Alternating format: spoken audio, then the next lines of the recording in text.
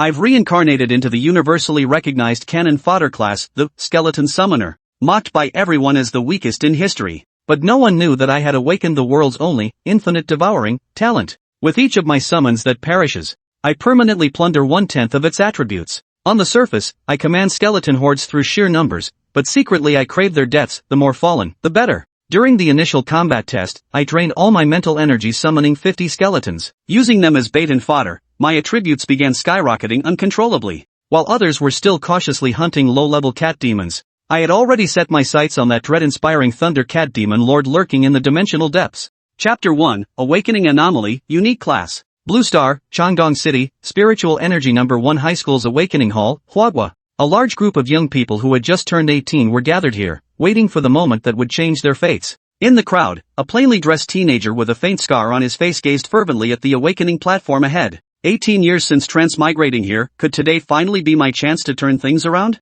His name was Lin Jie, a transmigrator who had been in this world for 18 years. He had initially thought this was a peaceful world. Though born in an orphanage, he believed he could carve out a fresh life through hard work. However, when he was 3 years old, the world underwent a tremendous change. A mysterious gate suddenly appeared in the city, followed by countless monsters and demonic beasts. Ordinary firearms proved ineffective, and countless lives were lost in an instant. Lin Jie's orphanage was no exception. At such a young age, his 3-year-old body was utterly powerless to resist, nearly getting devoured alive by the monstrous beast. Fortunately, someone rescued him and brought him to a safe place. Thinking of this, Lin Jie touched the scar on his face. If I can't awaken as a hunter, I might as well be dead. Now Lin Jie only wants to awaken and grow stronger. After the disaster, he lost everything and survived on government assistance. If he awakens as a hunter, he can travel to other planes to kill enemies and earn merits, or obtain valuable materials to make money. After that disaster, becoming stronger is the only way to survive, so there's no need to live in constant fear every day. And now, the awakening platform before him is his chance to turn his life around.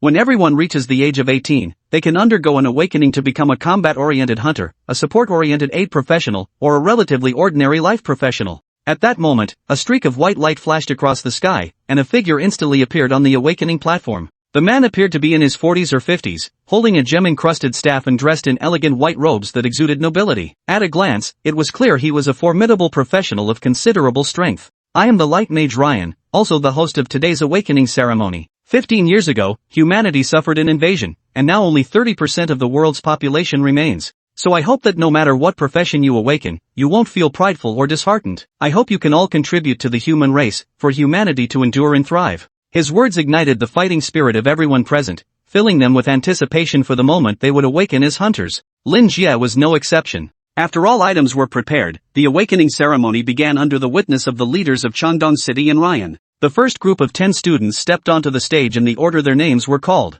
Zhang Er, awakened with the life profession of blacksmith. Li Lei, awakened with the life profession of carpenter. Li Nini, awakened as the life class cook. The first group of classmates were without exception all life professions. The atmosphere at the scene instantly grew slightly quiet. Ryan stepped out to calm the crowd. Don't be discouraged, support classes are decent too. Blacksmiths can forge equipment to provide support for teammates from the rear. After offering some words of encouragement, the ceremony proceeded. Jiang Ruoxuan. The emergence of this name instantly drew countless gazes, for she was the campus belle of Lingnan First High School. Slender snow-white legs, pale blue long hair, and ice-blue eyes, like an ice and snow princess. After stepping onto the stage, she glanced in Lin Jie's direction and flashed a meaningful smile, as if challenging him. She and Lin Jie were once known as the twin stars of number 1 high school, with Lin Jie consistently surpassing her in academic performance. The young lady from a prestigious aristocratic family couldn't accept being academically outperformed by a poor boy who survived on government subsidies. Their relationship at school was like that of both friends and enemies.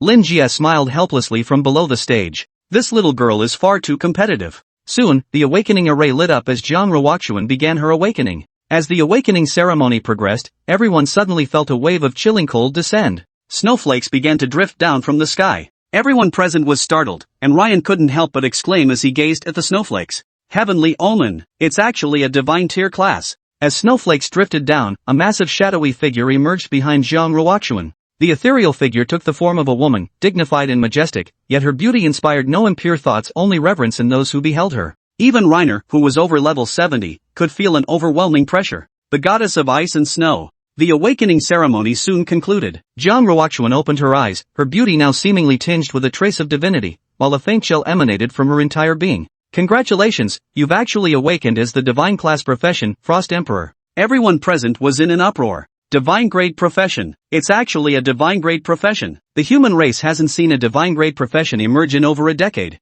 Jiang Ruoxuan stepped down from the stage, and a crowd of people surged forward. Miss Jiang, would you consider collaborating with us? All equipment will be unconditionally provided by our Jiangbei Arms Company. As long as you agree, Miss Jiang, our company's potions are yours to use freely, you just have to let others know they're from our company. However, Jiang Ruoxuan's gaze passed over the crowd and landed on Lin Jie. Lin Jie, how about that? Now there's no way you can surpass me anymore. Lin Jie was about to answer when the next moment his name came through the broadcast. Maybe not necessarily? After saying these words, Lin Jie stepped onto the platform, and the staff member beside him instructed him to simply close his eyes. Closing his eyes, Lin Jie felt countless energies rushing into his body, followed by darkness before his eyes, revealing a desolate land filled with smoke and flames, the sky burning crimson as if on fire. Countless skeletons filled this space, their forms varied, some towering tens of meters tall like giants, and even skeletal dragons soaring high in the sky. Yet, the moment Lin Jie appeared, all the skeletons bowed and knelt before him. Is this my class? Little did Lin Jie know, chaos was erupting outside at that very moment, its origin rooted in his newly awakened class.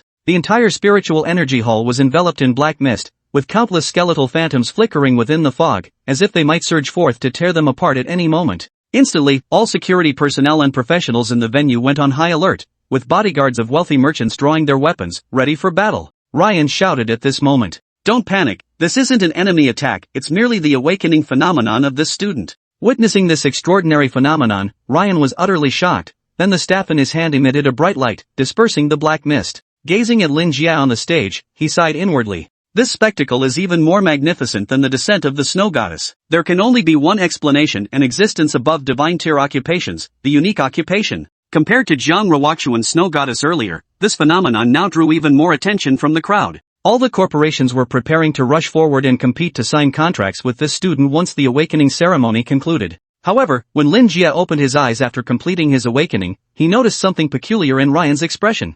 Classmate, congratulations on awakening as the unique combat class skeleton summoner. Not just Ryan, Lin Jie noticed that everyone present seemed to have rather peculiar expressions. Chapter 2, the cannon fodder profession, historically the weakest. Necromantic professions are, as their name suggests, mostly extremely formidable vocations. Take for example the Death Chanter, capable of cursing multiple targets, locking onto numerous enemies on the front line from the rear and raining down curses from above. There's also the Annihilation Knight, surrounded by a curse aura where any enemy approaching suffers continuous damage that ignores defense. A top-tier melee class. Why does it seem like my skeleton summoner isn't very well regarded? Ryan also seemed to notice Lin Jie's confusion and patiently explained to him. Unique classes are superior to divine tier classes. Divine tier classes are those granted by divine favor, whereas unique classes are those that only exist as a single instance unless the previous holder dies. At this point, Ryan paused briefly before continuing. If I'm not mistaken, classmate, none of your 4 attributes have reached above 10 yet. Upon hearing Ryan's explanation, Lin Jie checked his own attribute panel.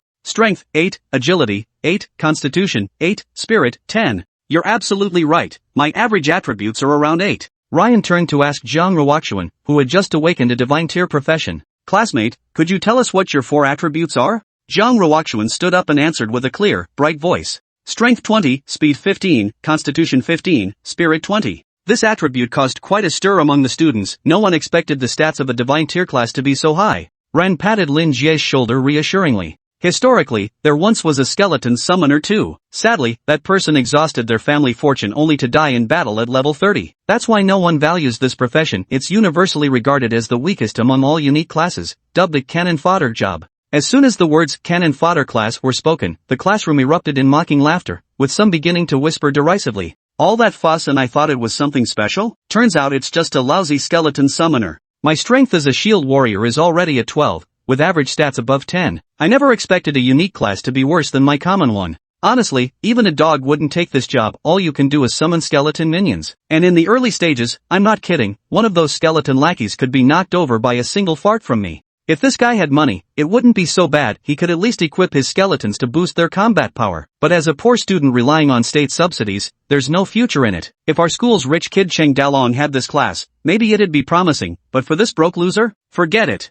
Ha. So what if it's a unique class? Still just cannon fodder. Do you think the campus belle would still fancy this poor loser now? The sarcastic remarks reached Lin Jie's ears clearly, yet he remained expressionless, thanking Ruiyan before returning to his seat. Along the way, most people looked at him with mocking eyes, and because of his relationship with Jiang Ruoxuan, the teenage boys regarded him as an enemy. Jiang Ruoxuan even tilted her little face proudly to look at him over the crowd. As fellow individuals who awakened to extraordinary professions, Lin Jie's situation appeared far more pitiable compared to Jiang Ruoxuan's. Not a single company or organization approached him to discuss potential collaborations. "Hey buddy, I'm from the crematorium. Your profession seems perfect for carrying coffins, care to consider it?" The laughter erupting around him only highlighted the stark contrast more vividly. "No, thank you." Returning to his seat while the awakening ceremony continued, Lin Jie opened his attribute panel to study it carefully. Name, Lin Jie. Level, LV1. Unique profession, Soul Devourer.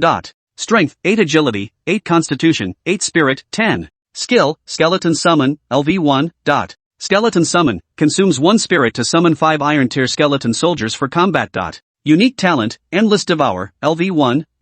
Infinite Devouring, upon the death of your summoned skeletons, you permanently gain 1/10 of their attributes. Seeing his unique talent, Lin Jie froze for a moment, his heartbeat instantly accelerating. Wait, how is this different from the skeleton summoner Ryan mentioned? Each person's attribute panel can only be seen by themselves, so Lin Jie wasn't the least bit worried about others seeing his talent. He raised his head in bewilderment, watching the crowd still undergoing awakening on the stage. Could the awakening ceremony have gone wrong? After much deliberation, Lin Jie decided to temporarily conceal his true circumstances. Beyond dimensional enemies, god-tier classes and unique classes, the kind that attract public attention, seem particularly prone to becoming targets. Enemies aren't limited to external threats like dimensional invaders. Nowadays, cults run rampant all over the world. With no one to rely on, standing out too much could make me a target. I need time to grow. Right now, Lin Jie had only one thought in mind, to lay low and survive until his attributes were strong enough. The awakening ceremony soon concluded, and some who had awakened as non-combat life class individuals had already left, as they were unsuited for fighting.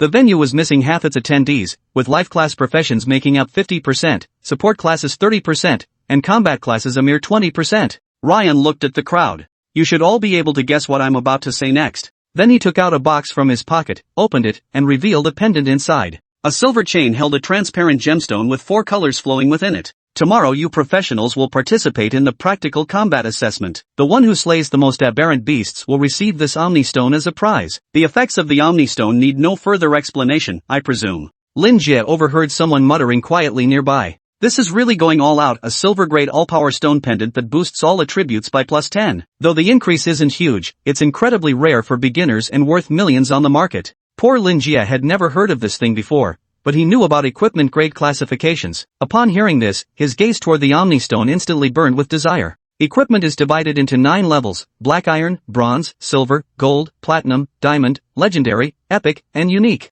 The competition prize is actually a silver tier equipment with +10 to all attributes. This is incredibly useful for me. Of course, it's not just Lin Jie. 80% of the students here can't afford this single Omni Stone. Instantly, all eyes were drawn to it. At this moment, the principal took the microphone and continued speaking. The top 3 in this competition will be guaranteed admission to Jingzhou Hunter Academy. Everyone was instantly startled. The Jingzhou Hunter Academy is currently the top hunter institution. They say there's a level 90 expert serving as an instructor there. The academy helps students fully develop their potential in every aspect. It's literally everyone's dream school. Legend has it that Jingzhou Hunter Academy can help individuals unlock their maximum potential. Even ordinary warrior professions trained at this academy have the opportunity to break through to level 90 in the future. Ryan smiled slightly. Very well, assemble at the teleportation square tomorrow morning at 8 o'clock sharp. At last, the awakening ceremony was over, and Lin Jie could finally go home. Yet a figure stood blocking his path. Stay away from Jiang Ruoxuan from now on, know your place, you're just cannon fodder. This person is none other than Cheng Dalong, who awakened as a high-tier warrior-class dragon blood warrior, a suitor of Jiang Ruoxuan, and the only son of the wealthiest family in Shandong City. Lin Jie cast him a brief glance, then walked past him, tossing out a single remark. Damn it! Watching Lin Jie walk away, Cheng Dalong instantly flushed with anger. Damn it, how dare a mere cannon fodder be so arrogant? If I run into you during tomorrow's combat test, you're gonna have a real bad time. Chapter 3, The Soul Talent, Endless Devouring. All the leaders of Chang'an City, both high and low, gathered at the teleportation plaza awaiting the test. The practical combat assessment was the most crucial event of the year. Yesterday, they merely showcased their professions. Today, their combat prowess would be put to the test. Light Mage Ryan reappeared on the plaza. He first greeted all the officials, then turned his gaze toward the bustling crowd of students filling the square. Today's attendees included not only students from Spirit Energy High School No. 1, but also those from No. 3 and No. 11 high schools. Among them, Principal Gao of Spirit Energy High School was the most proud. Once Ryan saw all the students had gathered, he addressed them directly. Students, today you will engage in your first battle. The plane you will be transported to is the F-rank Cat Demon plane. Though it is F-rank, do not underestimate it. The Demon Beast Lord is an 8th rank Thunder Cat Demon. Exercise extreme caution. Once the Demon Beast Lord is slain, the plane will collapse, and you will be able to exit. As Lin Jie listened, staff members began distributing wristwatch-like devices. This is a compact teleportation device. It constantly monitors your status. Should danger arise, you may shatter it to be teleported back immediately, though your mission results will be voided. Ryan opened the box beside him, revealing the all-purpose stone pendant inside. The prize awaits here, earn it with your battle achievements. Spots at Jingzhou Hunting Academy are also up for grabs. Talent? Class? None of that matters. If you can slay foes, that's the ultimate profession. Seeing the students' fighting spirit ignited by his words, Ryan's staff flared brightly. A black gate slowly materialized in the sky. Everyone, prepare yourselves. The teleportation is beginning. The gate shimmered with intricate patterns before bursting open. Instantly, all the students vanished, transported entirely through the portal. Ryan walked to the monitoring room in the plaza. The devices they had just worn allowed observation of their physical conditions and level progression. Mr. Ryan, hello. The mayor and others rose to greet Ryan upon seeing him. Such was the treatment afforded to high-level combat professionals. Congratulations, Mayor.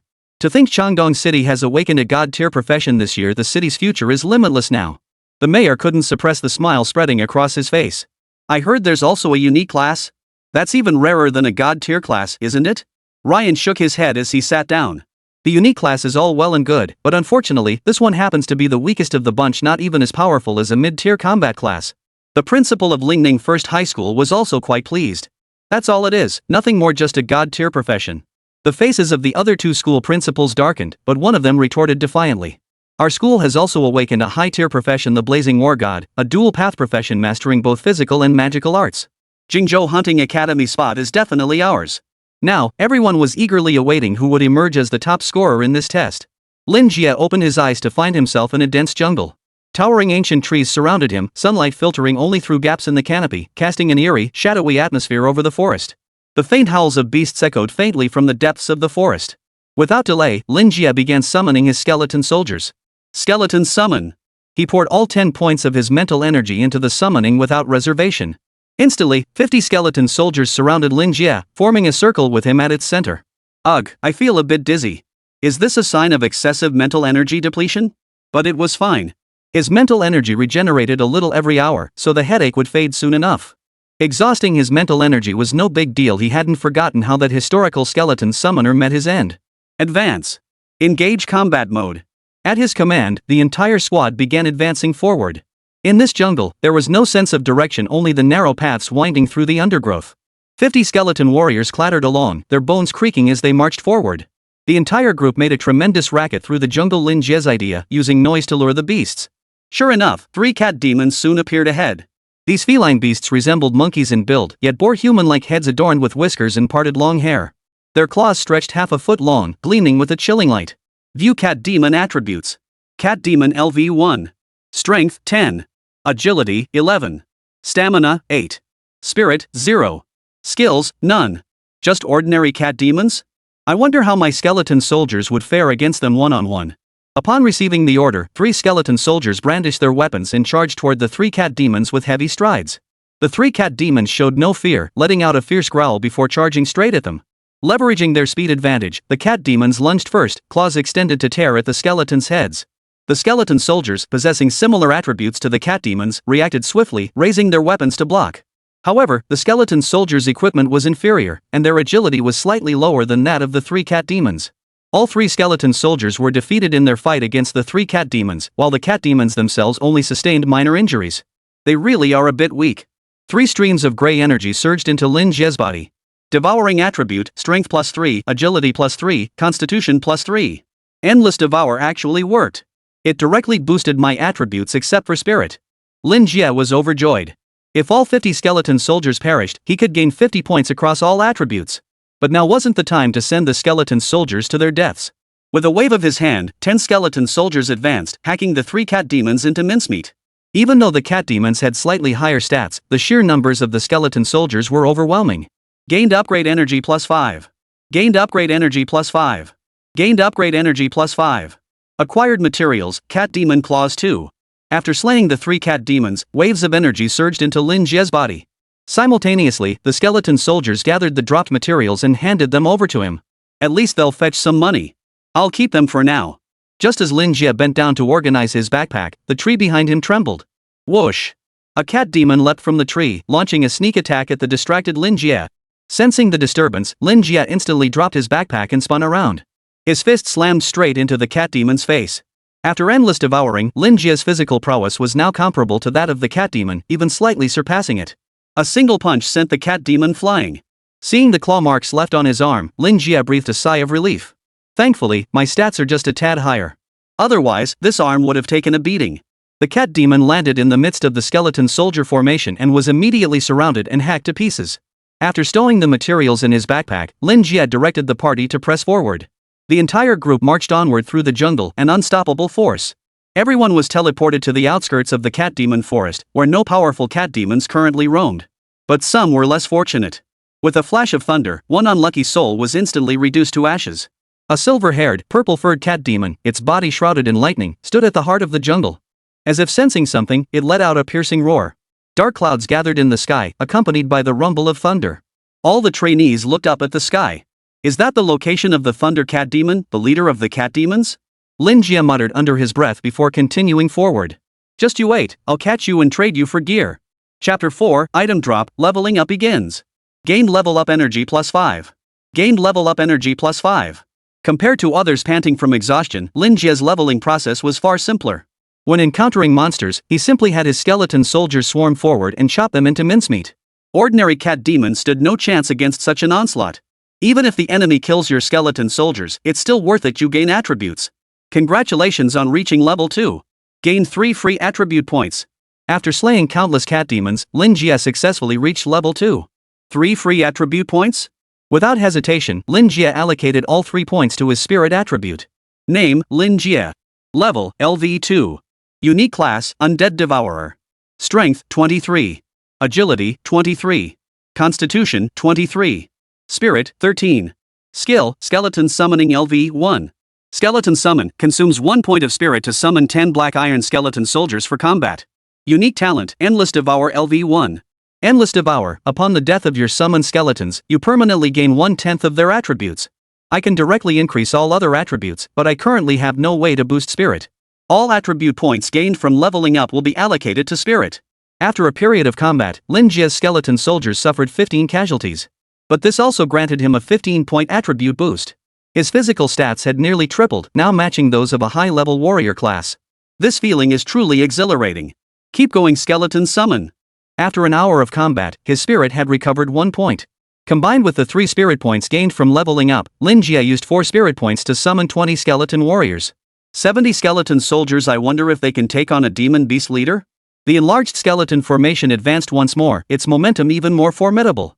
Mid-march, Lin Jie suddenly felt 2 streams of gray energy surge into his body. Strength +2, agility +2, constitution +2. Suddenly, 2 skeleton soldiers fell in battle. Lin Jie couldn't see where the enemy was. Swish! A crimson flying blade streaked toward Lin Jie's face. Unable to dodge in time, Lin Jie raised his arms to brace the blow. The crimson blade exploded upon impact, shredding the fabric of his sleeves. Lowering his arms, he found only faint scratches. The ambush had succeeded, but he remained unharmed. Shaking off the pain in his arms, Lin Jie glanced toward the direction the blade had come from and gave a cold snort. Poof! An enemy relying on ranged attacks? He summoned 3 or 5 skeletons to stand before him. The next instant, another blood blade flew in, claiming the life of yet another skeleton soldier. I've pinpointed the direction: the southwest jungle. All of you, advance and wipe that jungle clean. All skeleton soldiers received the order, clattering toward the southwest jungle with their weapons. The low-lying jungle seemed to harbor numerous demonic beasts. As the skeleton soldiers charged in, the number of blood blades surged dramatically. 4 or 5 blades instantly sliced through the front ranks of skeleton soldiers, instantly costing Lin Jie another 4 or 5 casualties. Such attacks cannot withstand my undead army. Charge! The sheer numbers of skeleton soldiers far outnumbered the monsters within the jungle. Finally, the thicket was cleared by a hail of short blades and long swords. 5 cat demons scrambled out in panic. Unlike the previous cat demons, these were entirely blood red, appearing to be a mutated breed. Bloodthirsty Cat Demon LV3. Strength, 15. Agility, 13. Stamina, 10. Spirit, 6. Skill, blood-stained flying blades. Lin Jie quickly assessed the attributes of these monsters. Level 3 bloodthirsty cat demons? A mutated breed, huh? Looks like I'm heading in the right direction. The beasts I'm encountering have leveled up, with stats slightly higher than my skeleton soldiers. Lin Jie didn't let it bother him, though. He preemptively commanded a group of skeleton soldiers to flank from behind, instantly forming a massive encirclement. These 3 beasts seemed considerably smarter. Facing the encirclement, they formed a tight circle back-to-back, snarling incessantly. Their high constitution values indicate formidable defense. But even with strong defenses, how many attacks can you withstand? Physical constitution only represented the overall strength of their bodies. But they were still flesh and blood. A body with high constitution could withstand several attacks, but as long as the gap wasn't too great and the number of attacks was sufficient, they would eventually be injured. Lin Jie coldly observed the bloodthirsty cat demons besieging his men. You beasts even ambush from the shadows. Ordinary people would be doomed if they encountered you. Form ranks. Attack. The skeleton soldiers raised their weapons, gradually closing the encircling formation. The cat demons unleashed another volley of blood blades, felling several soldiers at the front. I'll see just how long your meager spiritual energy lasts. Any skill requires mental energy to sustain. Even if these beasts had low skill costs, they couldn't maintain them for long. Just as Lin Jie predicted, the bloodthirsty cat demon's spiritual energy depleted, and the soldiers closed in faster. Once close combat commenced, the bloodthirsty cat demon's superior stats allowed them to hold their own in the melee.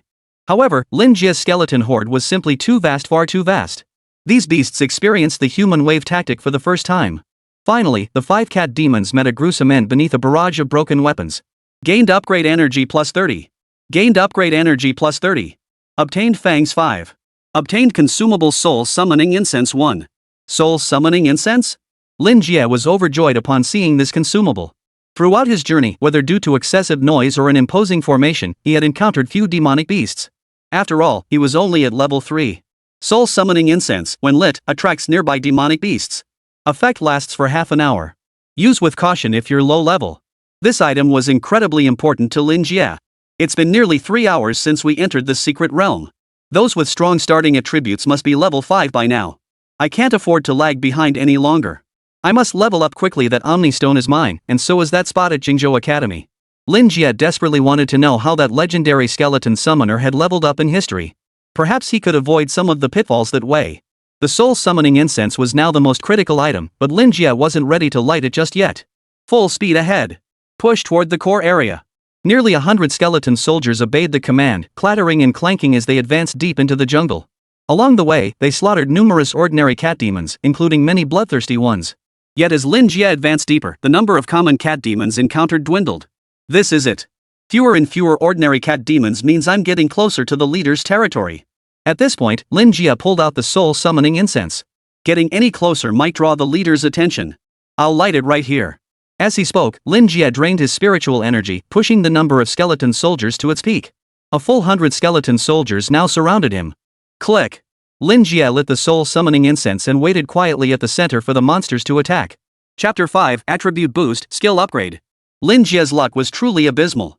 His location had the fewest demonic beasts, which explained why his leveling progress was so painfully slow.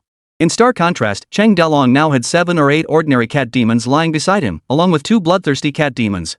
He had already successfully reached level 4. His armor began to show cracks, and his stamina was nearly depleted. The support class in his party immediately stepped in to heal him and restore his stamina. This combat situation is far tougher than I imagined. My armor boosts my strength by 5%, yet even with that, fighting these cat demons is still quite taxing. Cheng Dalong sighed as he searched through the spoils of war. Even a high-level warrior like himself found it so taxing how much harder it must be for ordinary professions.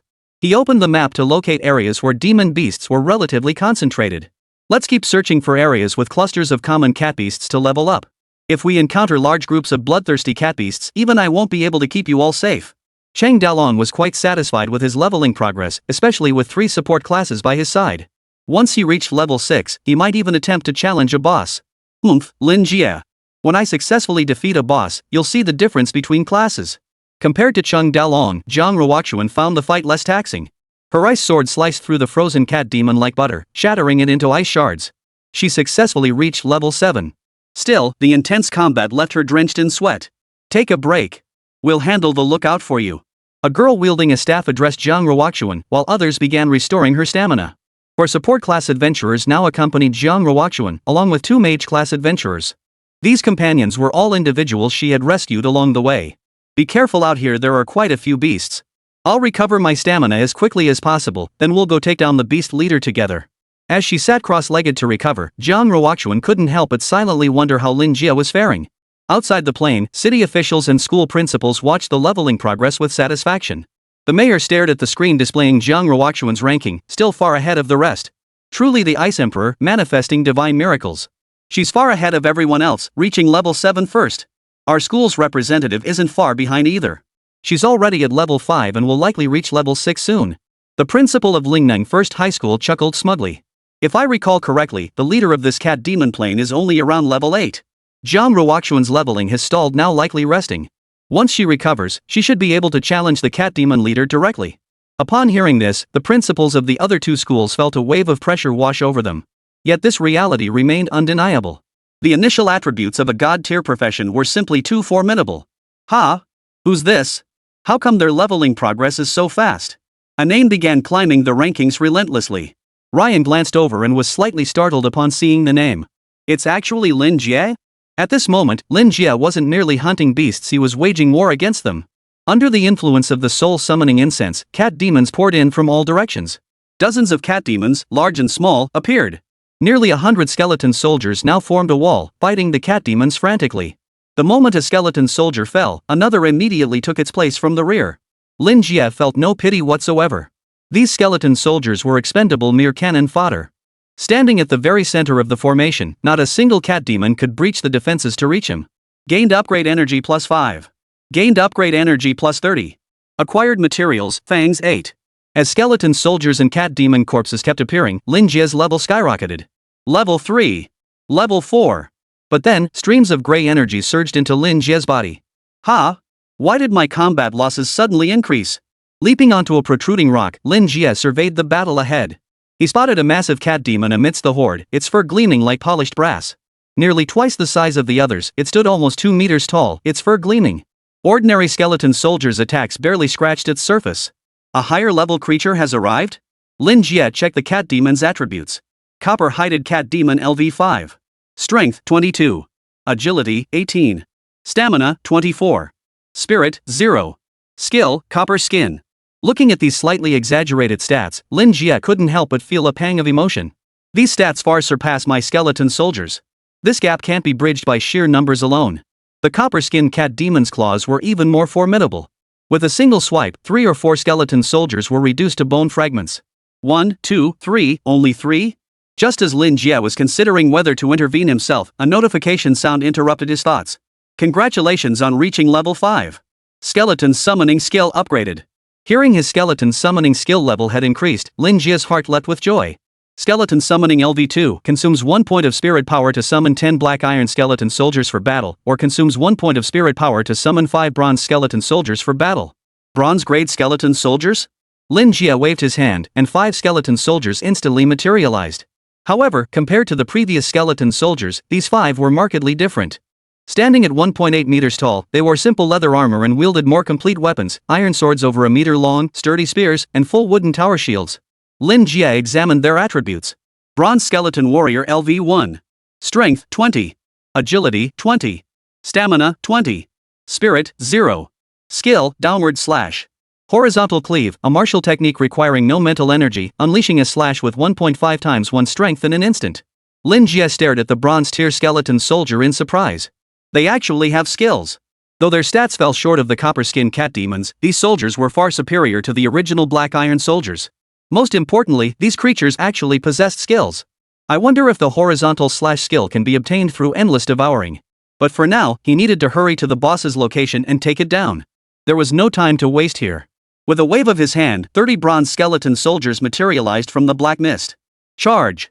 A brief command issued, and 20 towering bronze skeleton soldiers weaved through the enemy ranks, swiftly closing in on the copper-skinned cat demon. The iron swords flashed faintly as they swung toward the copper-skinned cat demon. The besieged copper-skinned cat demon remained unconcerned, even using its arm to block the attack. It believed its hardened skin could withstand the blows, but a sharp crack echoed. The copper-skinned cat demon's arm snapped clean off, bending at an unnatural angle. A piercing scream erupted. Though it had withstood the great sword strike, its bones were shattered, a fate worse than being cleaved clean through. In an instant, the tide of battle shifted. Countless iron blades hacked into the copper-skinned cat demon, shattering its bones until it met a gruesome end. Gained upgrade energy plus 120. Obtained material, hard leather 2.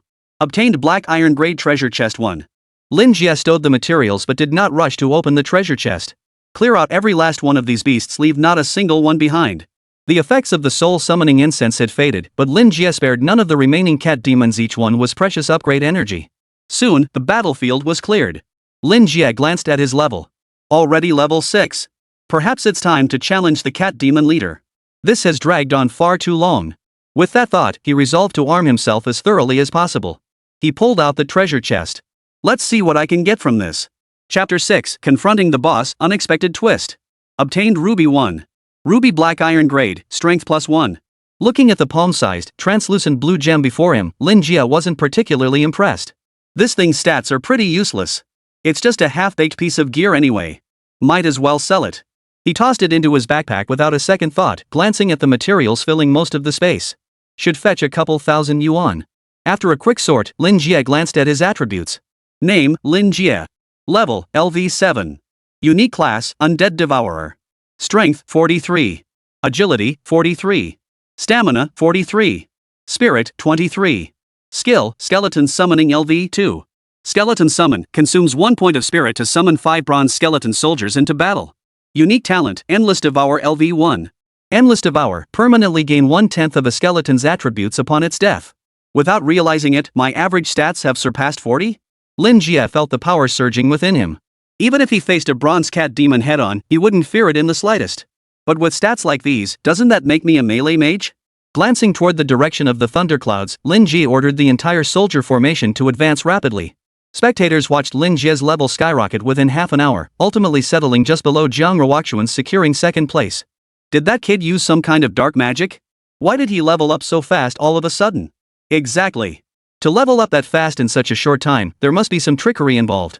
The crowd grew increasingly suspicious of Lin Jie's rapid leveling. At that moment, Ryan spoke up. It's not entirely implausible. Skeleton Summoner is a solid early game class. He's been inactive for so long, he must have found a secluded spot to amass a huge wave of skeleton soldiers. That explains the rapid leveling. Hearing Ryan's explanation, the others nodded in sudden understanding. But his class lacks the capability to challenge demon beast lords. His leveling will stop here. Everyone nodded in agreement. Principal Lingning of First High School felt immense pride.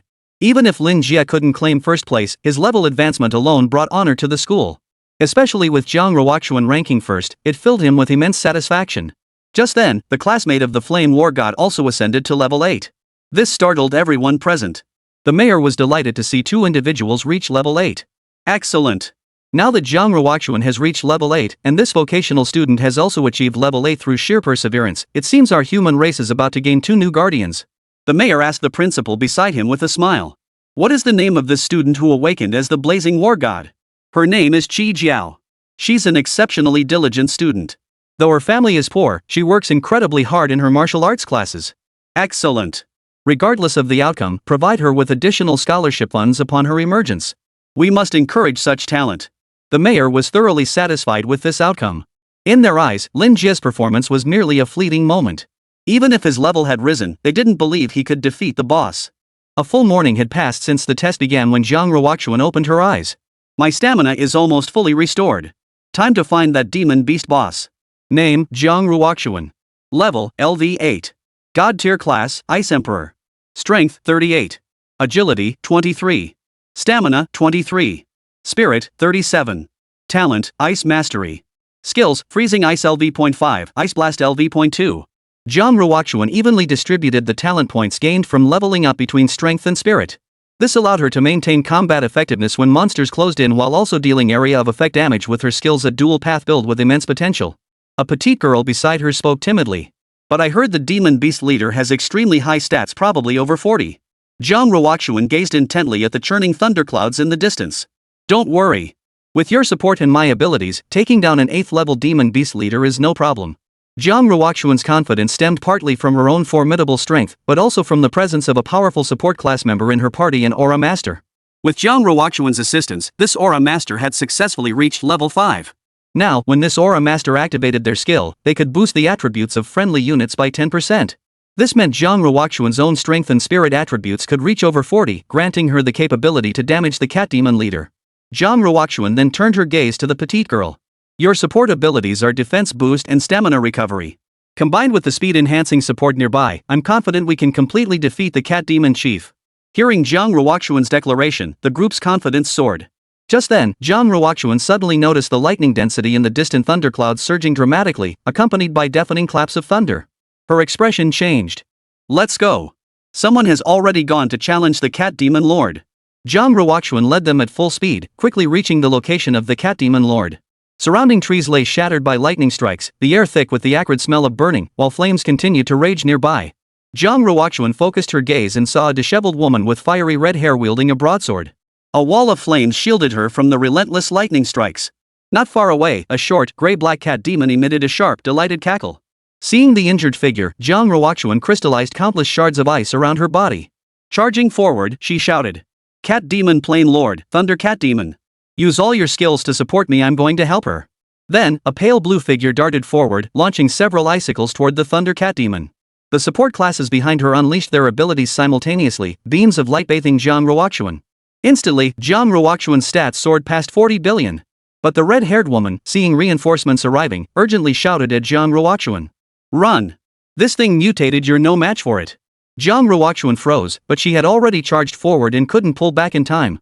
The thunder cat demon, sensing reinforcements, pointed its claw toward the sky. Countless bolts of lightning, thick as water barrels, crashed down with brutal force. Zhang Ruoxuan could only summon a thin layer of ice to defend herself. Boom! An explosion echoed, sending the pale blue figure flying backward. Blazing explosion. The red-haired woman let out a fierce cry as a fireball several meters in diameter exploded in the air, forcing the thunder cat demon to retreat. He hurried to Zhang Ruoxuan's side and helped her up. Her eyes were filled with confusion. What's going on? How did this leader suddenly get stronger? My name is Qi Jiao. I'm a student at Lingning No. 2 High School. Someone from the beast cult infiltrated us and fed this leader a rage potion. Its stats have increased by nearly 20%. Instantly, a flicker of fear crossed Zhang Ruoxuan's eyes. Does that mean its stats will surpass 50? Qi Jiao nodded solemnly. Exactly. It'll be tough for us to escape. Soon, the figure of the thunder cat demon emerged from the flames. Its eyes, reddened with fury, fixed intently on the group. To it, these people were nothing but prey. Thunderous roars echoed from the storm clouds overhead. Zhang Ruoxuan and Qi Jiao rose to their feet. If we can't escape, we'll fight to the death and slaughter this beast. Qi Jiao flung her fiery red hair back and let out a hearty laugh. That's exactly what I was thinking. Frost and flame intertwined as they charged toward the thunder cat demon. Chapter 7, Demon Beast Cult, executed on the spot. Lin Jie knew the cat demon leader had begun the fight as he watched the thunderclouds churn violently in the sky. His pace quickened involuntarily. As he neared the cat demon leader's territory, Lin Jie heard the sounds of combat ahead. With a wave of his hand, the skeleton army halted. Leaping onto a tree, Lin Jie crept forward stealthily. He soon discovered that both sides involved in the fight were students. Are students from other schools fighting each other? Below, the battle between the two groups seemed to be nearing its end. One side lay scattered on the ground, with only one person still standing. The other side had only 3 members left, seemingly unscathed. Who the hell are you? You're not students at all. Why are you hurting my friends? The voice sounded familiar. Upon closer inspection, he recognized the figure below as his old acquaintance, Chang Dalong. Ha? What's going on here? A dispute over monster hunting? Chang Dalong now stood with his armor torn to shreds, clutching only his long sword and shield. The 3 opponents sneered with disdain. Is this what you call high-tier professions?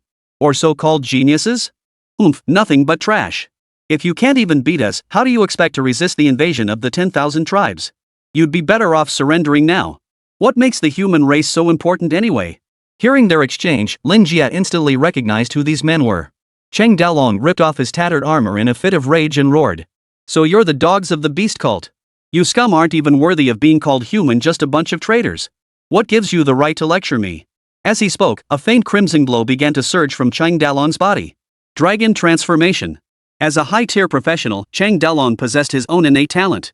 However, his current level was too low, and dragon transformation could only enhance his right arm. Strange. Why isn't he running away? Before he could finish pondering, Chang Dalong had already charged forward. But those 3 moved with blinding speed. Though his strength had increased after dragon transformation, they seemed to rely primarily on agility, making it impossible for Chang Dalong to land a single blow. What a joke of a high-tier profession. The trio dodged his attacks while hurling scornful taunts. As long as we can hold you off, our people can kill the demon beast leader and escape. Chang Dalong faced death with resolve, determined to protect the safety of those behind him at all costs. Oomph, I know. Even with your god-tier Ice Empress class, she'd probably struggle to save herself now. Chang Dalong's expression darkened. He roared and charged forward, only to be knocked down in a single move. A black dagger appeared in the attacker's hand, thrusting directly toward Chang Dalong's throat as he lay on the ground. Chang Dalong stared at the pitch-black blade in utter despair, his heart gripped by terror. He was utterly unprepared for death. The next instant, a hand clamped down on the dagger, halting it inches from Chang Dalong's face. Friend of the beast cult, no need to kill him, right? Hearing the voice, all eyes turned toward its source. Lin Jie. Chang Dalong cried out in astonishment, utterly shocked that Lin Jie would appear here. The dagger-wielding man flinched, straining with all his might to pull the blade back, but it wouldn't budge an inch. With no other choice, he abandoned the dagger and retreated. Lin Jie tucked the dagger into his backpack and coldly stared at the three men across from him. How did you sneak in? One of them sneered with disdain. Oh, Lin Jie. I've heard of you, the kid who awakened the weakest class among the unique professions. Just cannon fodder, huh? Where's your cannon fodder squad? Did they all die on the way? The three men bore a striking resemblance to one another, appearing almost like brothers. Chang Dalong struggled to his feet and approached Lin Jie. Hurry up and leave. You can't beat them. There's something wrong with the demon beast leader. You can go help Jiang Ruoxuan. Kill the leader, and we can get out of here. Though Chang Dalong considered himself Lin Jie's romantic rival, he still urged Lin Jie to flee in this critical moment. Lin Jie glanced back at the fallen comrades and asked in confusion. Didn't everyone receive a teleportation device before entering the plane? Why aren't you using it? Chang Dalong pointed at one of the fallen figures. The backpack behind him is blocking the teleportation effect. All the teleportation devices are useless now. Lin Jie narrowed his eyes. The enemy clearly intended to wipe out everyone here. The distant thunder grew louder, indicating fierce fighting was also raging over there. Jiang Ruoxuan wasn't having an easy time either.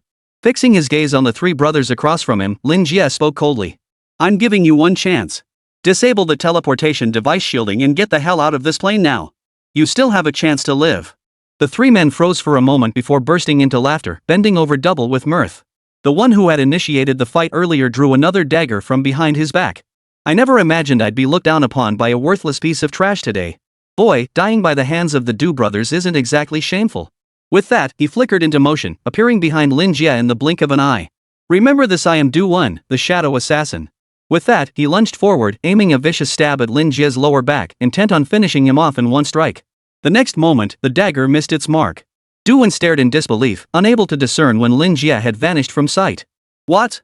Are you that fast? Lin Jie's cold voice echoed from behind him, instantly sending a chill of sweat across Du Wen's body. My speed is over 30. How did he do that? Without turning his head, he thrust the dagger downward again. Snap. The sound of shattering bone echoed as Lin Jie snapped Du Wen's arm clean off. Another sharp crack followed as Lin Jie kicked Du Wen's leg, shattering it. Du Wen lay motionless on the ground, writhing in agony. No one present had time to react. This sole professional fighter had been dismissed as a useless, and no one had taken him seriously. Who would have thought he could cripple Du Wen in the blink of an eye? Big brother. The second brother, Du Wu, instantly panicked. Two shadows materialized behind him, and all three figures lunged toward Lin Jie simultaneously. Perfect. Let's see how these daggers feel in my hands. The two daggers snatched from Du Wen's hands appeared in his grasp. A flash of black light erupted as both clones were instantly sliced apart. With explosive force and speed, he leapt forward, plunging the dagger into Du Wu's chest. His eyes widened as he stared at Lin Jie before collapsing lifelessly to the ground. Tossing Du Wu's corpse aside, Lin Jie coldly fixed his gaze on the last remaining man. I was wrong. I'll activate the teleportation now, please spare me. The sole survivor immediately began begging for mercy. But Lin Jie gave him no chance to speak further, charging forward at full speed to finish him off. I gave you a chance. Boom. A cloud of smoke exploded instantly, obscuring Lin Jie's vision. By the time the smoke cleared, the man's figure had vanished. TSK. One got away? Lin Jie frowned, but there was no time to dwell on it. He bound the unconscious Du Wen and tossed him to Chang Dalong. The teleportation device should be operational now. Get out. Explain the situation here clearly. You're in no condition to fight the demon beast leader. Chang Dalong immediately activated the unconscious classmate's teleportation device, sending them both out of the plane. Glancing at Lin Jie, Chang Dalong gathered his courage and spoke. Sorry I treated you like an enemy before. Lin Jie smiled indifferently. What's the big deal? Your feelings for Jiang Ruoxuan are none of my concern. Just focus on doing your part. Rescued by Lin Jie, Cheng Dalong felt deeply guilty. You're right. I was being too petty. Lin Jie waved his hand dismissively. Enough talk. Let's go. I need to deal with the demon beast leader. Cheng Dalong nodded and led Du Wen and Du Wu away from the cat demon realm. Wait, how did he become so powerful? Cheng Dalong didn't get a chance to ask before leaving. Lin Jie, armed with 2 daggers and leading his skeleton army, advanced toward the location of the Thunder Cat Demon. Chapter 8, Thunder Cat Demon, One-Hit Kill. Jiang Ruoxuan and Qi Jiao were now in a sorry state, covered in a mix of sweat and dust, their stamina nearly depleted. Ruoxuan, let's retreat. We can't sustain our skills much longer. The aura mage behind them shouted urgently. Even the support classes were struggling to hold on, their mental energy nearly depleted. We can't leave. My classmate isn't rescued yet. Qi Jiao cried out in desperation. Behind the cat demon leader were several iron cages holding unconscious students, guarded by copper-skinned cat demons and poison-mist cat demons. These awakened humans were prime nourishment for the demon beasts. The aura master was furious. Your classmates are none of our business. Ruoxuan, let's get out of here, we can't win against them. Jiang Ruoxuan's ice sword shattered and reformed in her hand. She was furious. We can't leave. We can't abandon our comrades to the beasts. If you must go, go ahead. Though she spoke defiantly, she could no longer even form her ice sword. The aura master, both helpless and furious, ultimately decided to leave. Sorry, I can't accompany you to your death. With that, she activated the device and departed via teleportation. Seeing this, the other students activated their devices one after another. Sorry, Ruoxuan, I'm not ready to die yet. Ruoxuan, I've truly exhausted my mental energy. I've got nothing left. Support specialists departed one after another. Without their buffs, Qi Jiao and Jiang Ruoxuan instantly felt their bodies grow heavier with exhaustion. In the distance, the Thunder Cat Demon, fueled by the effects of the Rage Potion, showed no signs of fatigue whatsoever. Terrifying lightning coalesced in its claws, as if preparing to wipe out the two with a single strike. Damn it, no way am I letting that beast get the upper hand. Qi Jiao roared in fury, lunging forward only to stumble and collapse. Jiang Ruoxuan helped her up. I'll fight you to the bitter end. The human race won't abandon a single comrade. But the two of them were utterly drained of strength. Well said. Who'd have thought the usually aloof Miss Jiang would show such resolve when facing the enemy? Hearing that voice, Jiang Ruoxuan's eyes lit up instantly. Lin Jie. Qi Jiao glanced back at the man behind her in surprise. Who are you? What do you want? But before they could respond, the Thunder Cat Demon had already channeled lightning to strike. In an instant, countless skeleton soldiers materialized, forming ranks to block the trio's path. In the blink of an eye, over 100 skeleton soldiers were reduced to dust, but the lightning bolt itself was also completely exhausted. The trio was still reeling from the shock, never expecting Lin Jie to have blocked that bolt of lightning. Jiang Ruoxuan's eyes lit up with joy, but her brows quickly furrowed. Lin Jie, let's go. None of us are his match. It's enough that you blocked this attack. Qi Jiao suddenly understood something. You're the only professional at Lingnung First High? The weakest cannon fodder class in the world, right? Lin Jie nodded. That's right. But I can't leave now. We're here to save people, aren't we? You two don't have the stamina, get out of here. Leave this to me. Hearing Lin Jie's words, Jiang Ruoxuan immediately grew anxious. But? No buts about it. Get far away. Lin Jie had already drawn his twin daggers and charged forward with fury. Qi Jiao watched Lin Jie charge forward and froze in shock. Damn it, is this guy crazy? How can a summoner just charge in like that? Jiang Ruoxuan gritted her teeth and followed suit. Damn it, you're all crazier than me. Qi Jiao charged forward, wielding a broadsword as tall as a person. The Thunder Cat Demon's eyes turned bloodshot, and it too froze momentarily at the sight of Lin Jie charging forward. He hadn't expected this human to dare charge directly at him. Though channeling lightning had drained his stamina, a piercing howl erupted from his pack. Copper-skinned cat demons surged toward Lin Jie from behind. Facing the charging copper-skinned cat demons, Lin Jie showed no fear. His dagger flashed like a storm, weaving through the swarm. Remarkably, not a single blow landed on him. In the blink of an eye, 7 or 8 copper-skinned cat demons had their throats slit. Is that all? Lin Jie didn't pause, continuing his charge toward the Thunder Cat Demon. Qi Jiao and Jiang Ruoxuan stopped in their tracks, staring in disbelief at the corpses littering the ground. Is this really something a summoner can do? I don't know either. The two looked utterly bewildered. They too had fought the copper-skinned cat demons and knew firsthand how incredibly tough their hides were to deal with. Yet these creatures had been effortlessly slit across the throat by Lin Jie. While the two stood frozen in shock, Lin Jie had already charged toward the Thunder Cat Demon's face. His blinding speed left the Thunder Cat Demon no time to dodge. In its panic, a bolt of thunder crashed down from the sky. The blinding light made it impossible for the two to open their eyes. What happened? As the light faded, Shi Jiao looked around at the smoke-filled scene, feeling a bit at a loss. Zhang Ruoxuan waved her hand, and the smoke dispersed, revealing a figure gradually taking shape. Lin Jia held the Thunder Cat Demon's severed head in his hand, his clothes torn and tattered, revealing a well-defined, muscular physique. The sight made both girls blush. You two are still here? Noticing them, Lin Jia casually pulled a trench coat from his backpack and slipped it on. We came to rescue someone, so naturally we haven't left. Shi Jiao stepped forward to open the iron cage, preparing to activate her teammate's teleportation device. A shattering roar echoed from the sky as Zhang Ruoxuan watched the heavens begin to crack apart. The Lord is dead. The plane is collapsing. We can leave now. She glanced sideways at Lin Jia, who was currently extracting a crystal from the Thunder Cat Demon's skull with his dagger. How could he possess such power? To actually withstand a lightning attack head-on? A crimson figure burst into view. Thanks for your help. Leave me your contact info. I'll make sure to properly thank you later. Shi Jiao proactively handed over a business card, which Lin Jia accepted without much fanfare. No problem. The leader is something everyone competes to kill anyway. Ha, that's got character. I like it.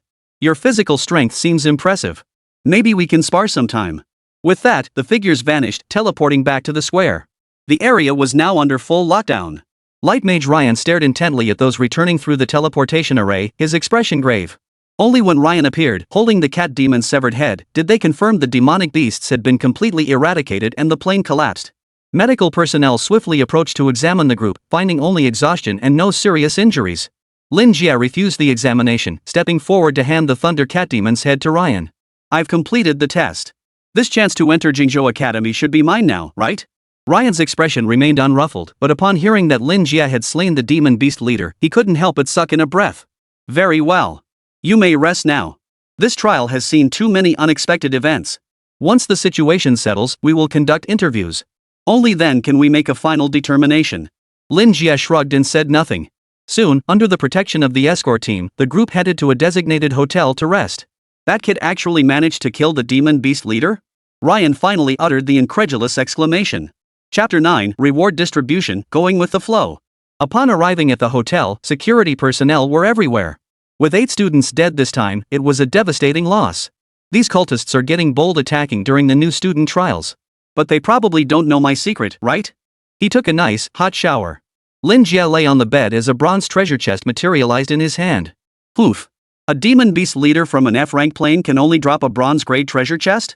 Without a moment's hesitation, he opened the chest. Acquired bronze equipment, speed boots. Speed boots, movement speed increased by 3%. Guess it's somewhat useful. Setting the boots aside, Lin Jia pulled out 2 jet black daggers, the ones he'd snatched from duel. Nightshade daggers bronze, strength +5, speed +8, sharpness +5. The stats on these daggers were quite decent. No wonder Chang Dalong couldn't beat him. With these daggers, Duwen's strength and speed stats could increase by over 10 points. Even starting from 20, he could match Lin Jia's baseline. However, the daggers felt awkward in Lin Jia's hands. Next, he pulled out a pale purple crystal stone, extracted from the Thunder Cat Demon's skull. Thunder Crystal Core, forging material that can imbue weapons with lightning attributes. This thing's pretty mediocre, but selling it for cash is a solid option. Name, Lin Jia. Level, LV10. Unique class, Undead Devourer. Strength, 143. Agility, 143. Constitution, 143. Spirit, 20. Skill, Skeleton Summoning LV2. Skeleton Summon, consumes 1 point of spirit to summon 5 bronze skeleton soldiers into battle. Skill, Cleave LV1. Swinging Chop, activated when wielding swords, axes, or blades, unleashing an instant attack with 1.5 times normal strength. Unique talent, Endless Devour LV2. Endless Devour, permanently gain 210 of a summoned skeleton's attributes upon its death. Seeing all his stats surpass 100, Lin Jia felt this was his greatest gain. In the final battle against the Thunder Cat Demon, he destroyed 100 of my skeleton warriors with a single strike. Endless Devour activated instantly, absorbing the attributes of those 100 skeletons. His stats instantly surged to their peak. Strength, agility, and constitution all broke through the 100-point barrier. This gave him the confidence to withstand the Thunder Cat Demon's lightning attacks head-on. Now, among peers of equal level, Lin Jia could say he had no equal. A single punch he threw sent a whistling sound tearing through the air. So this is what it feels like to be truly powerful. He glanced at his skills once more. The skill Split Strike now lay prominently in his skill bar. The skill of a bronze skeleton soldier has actually been absorbed into me through Endless Devour. Lin Jia couldn't help but re-evaluate his Endless Devour skill. I thought it only granted 1/10 of the attributes. Never imagined it could also acquire the skeleton warrior's skills. Now, this class information was becoming increasingly crucial. If he could summon other types of skeletons in the future like mages or archers, wouldn't he gain all their skills as well? Instantly, Lin Jie found himself eagerly anticipating the skeletons he might summon in the future. The gains from this battle were nothing short of explosive. The exhilaration of his first battle left him feeling invigorated, though a day of combat had taken its toll mentally. He collapsed onto his bed and soon drifted into a deep sleep. Early the next morning, Lin Jie opened his eyes to bright sunshine. After washing up, he prepared to go out for something to eat, but his thoughts were interrupted by a knock on the door. He dressed and opened the door to find a member of the security guard team standing there. "Mr. Lin Jie, Mr. Ryan and the mayor request your presence for a meeting." "Alright, I'll be right there." Though he hadn't eaten yet, the prospect of that omnipotent stone necklace compelled him to go on an empty stomach. Following the guard to the conference room, he found a buffet breakfast already laid out, with several familiar faces present. Cheng Dalon, Zhang Ruoxuan, the striking redhead Qi Jiao, 3 high school principals, Mr. Ryan, and the mayor. "Don't be shy, grab a seat. Calling you all this early means you probably haven't eaten yet. Let's sit down and chat over breakfast." Qi Jiao had already loaded 2 large plates full of meat and was digging in without hesitation. Zhang Ruoxuan and Cheng Dalong, each harboring their own thoughts, watched Lin Jie.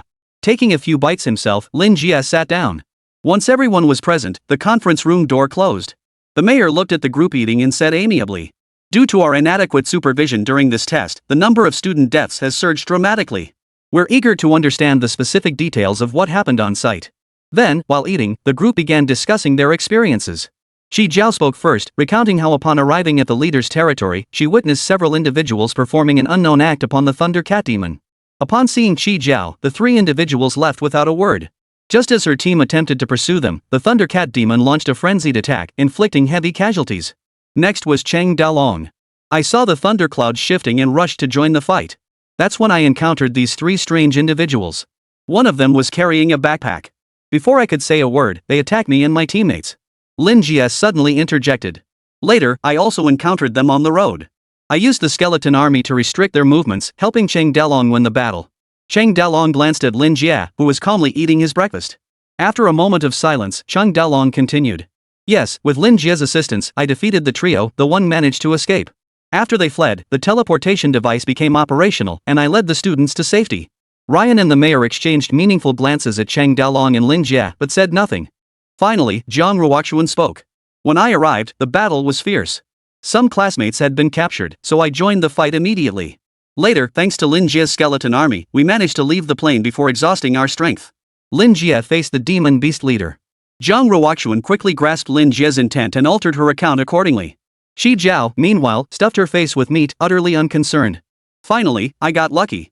The Thundercat demon had no strength left to defend against my attack, so I finished it off." The story sounded flawless, seamless. Ryan and the mayor exchanged glances, offering no doubt. "We had planned to schedule another test run, but after hearing your account, it seems unnecessary," the mayor said with a smile.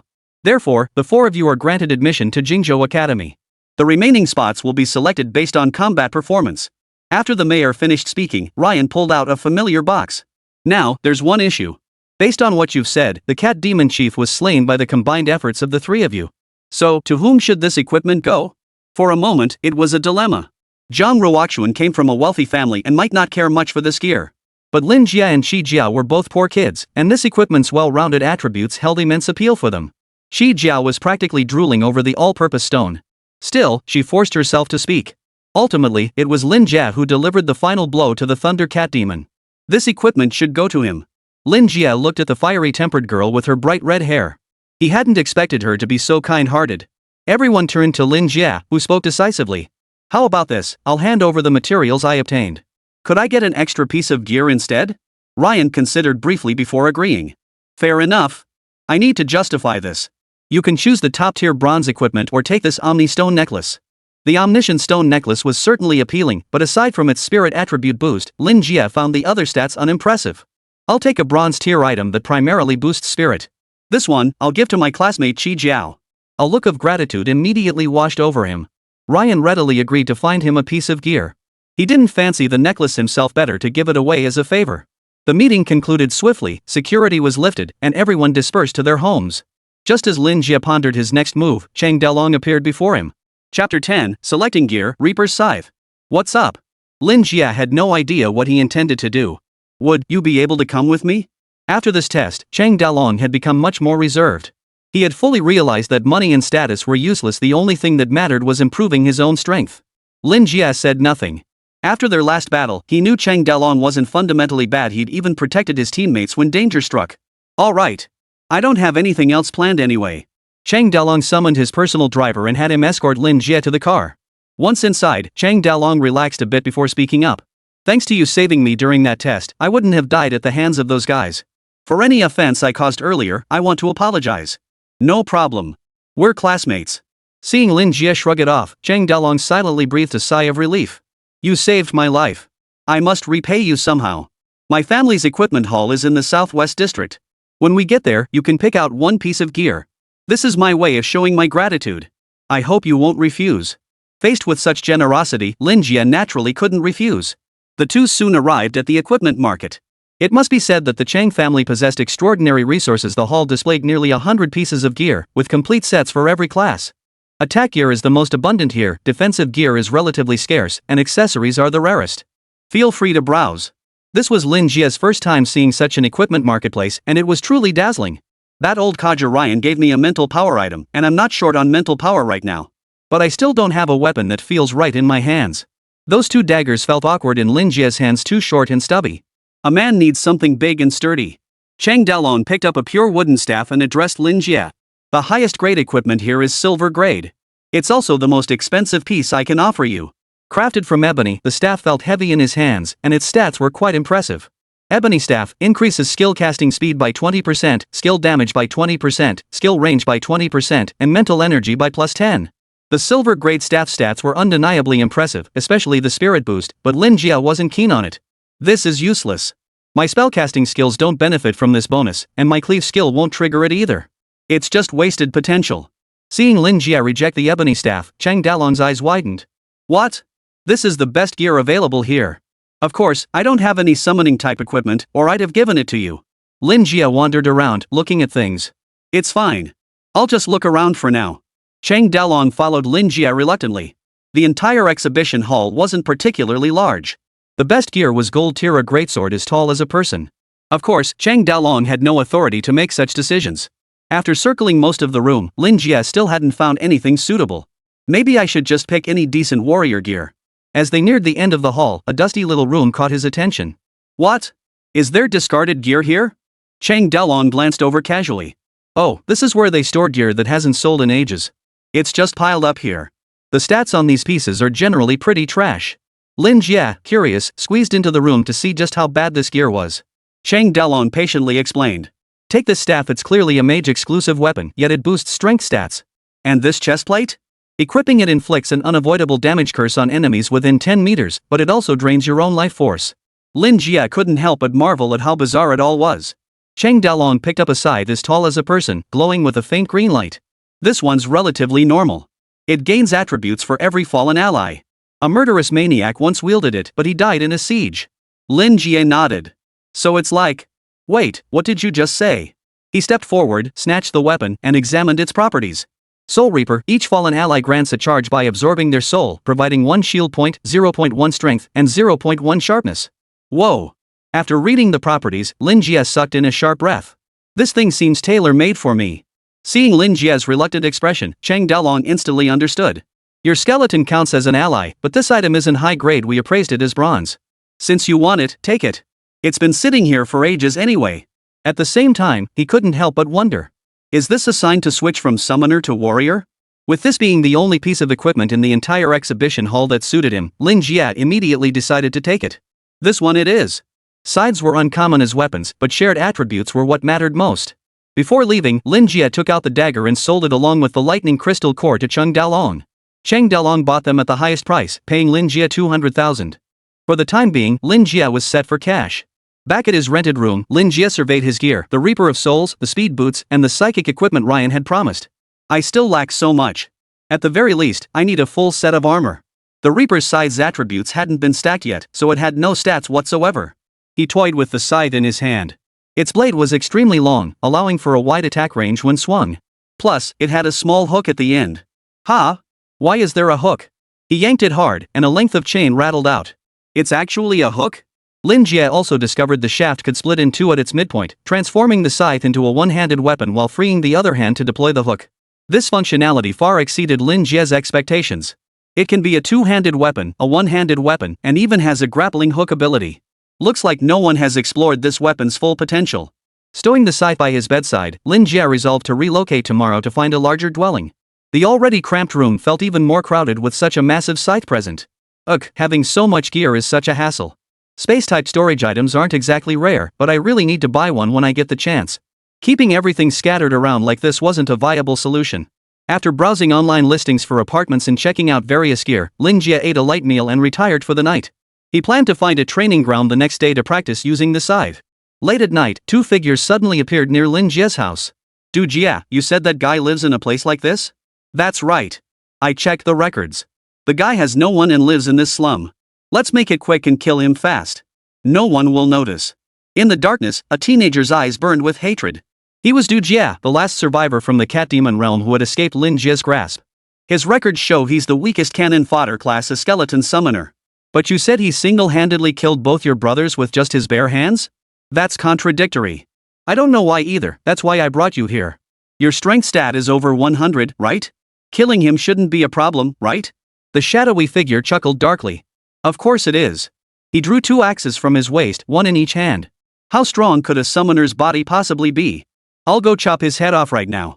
Du Jia activated a device he retrieved from behind him. Alright, this area is now soundproofed, but it'll only last 3 minutes. Hurry up. Watch this. The axe-wielding man leapt up, smashing through the window and crashing into Lin Jie's shabby hut. Chapter 11, Midnight Raid, No Danger, Counterkill. Under the moonlight, the room wasn't entirely dark. The axe-wielding man aimed for the bed and swung his axe down. The small bed instantly split into two pieces. Ha! The axe-wielding man clearly felt something was off. He yanked back the blanket to find nothing beneath it. Hey, isn't it a bit rude for a burly guy to barge into someone's house in the middle of the night and start hacking their bed to pieces? A faint voice drifted from the adjacent seat. The axe-wielding man startled, then darted to the window, using the moonlight to peer toward the doorway. Lin Jie now stood at the doorway, wielding that enormous scythe. Kid, you've got some sense after all. He hadn't expected his midnight ambush to completely miss its mark. Lin Jie appraised the axe-wielding man before speaking calmly. That outfit of yours confirms you're from the beast cult. After that guy escaped, I knew you'd come for revenge. You moved fast. The axe-wielding man gave a faint smile, then charged forward without another word, axe raised. With a clatter, Lin Jie's scythe split into two, a grappling hook in his left hand, a scythe in his right. The two clashed fiercely within the cramped space. The room barely allowed both men to swing their weapons freely, and in an instant, all the furniture shattered into fragments. Soon, Lin Jie found himself at a disadvantage. His martial arts training wasn't bad, but it was ultimately classroom learning. Moreover, his weapon wasn't a conventional sword or knife, making it quite inconvenient to use. The axe-wielding man, however, possessed immense combat experience, completely outclassing Lin Jie in fighting technique. Finally, a moment of carelessness cost Lin Jie dearly. His left arm was slashed open. Clutching the wound, he stumbled backward. Just as I suspected. You're surprisingly strong, kid. Though I can't fathom how a summoner could possess such power. Too bad you're about to die. Lin Jie's expression betrayed fear as he clutched his wound. Before I die, may I ask one question? What is it? How many members does your beast cult have? Is it too late to join now? Hearing this, the axe-wielding man roared with laughter. Our beast cult has thousands of followers devoted to peaceful coexistence with all races. Yet you humans, ignorant of your own good fortune, regard all races as enemies. Our doctrine is to wipe out scum like you, and we don't want cowards who fear death. Lin Jie sighed at his reply. And I thought it might be something else. Just a bunch of idiots forming a cult, talking about peaceful coexistence? Anyone who says that should go be a forum moderator for the mentally challenged. Though he didn't grasp the meaning of the last remark, the axe-wielding man knew he was being insulted. He roared and charged forward, swinging both axes viciously toward Lin Jie's head. The next moment, both arms were seized in an iron grip, leaving him utterly immobilized. Lin Jie showed no trace of fear as he spoke calmly. If you reveal the location of the Changdong City Beast Cult stronghold, I might intercede with the guards for a lighter sentence. The axe-wielding man froze, stunned that he'd been subdued. Power boost.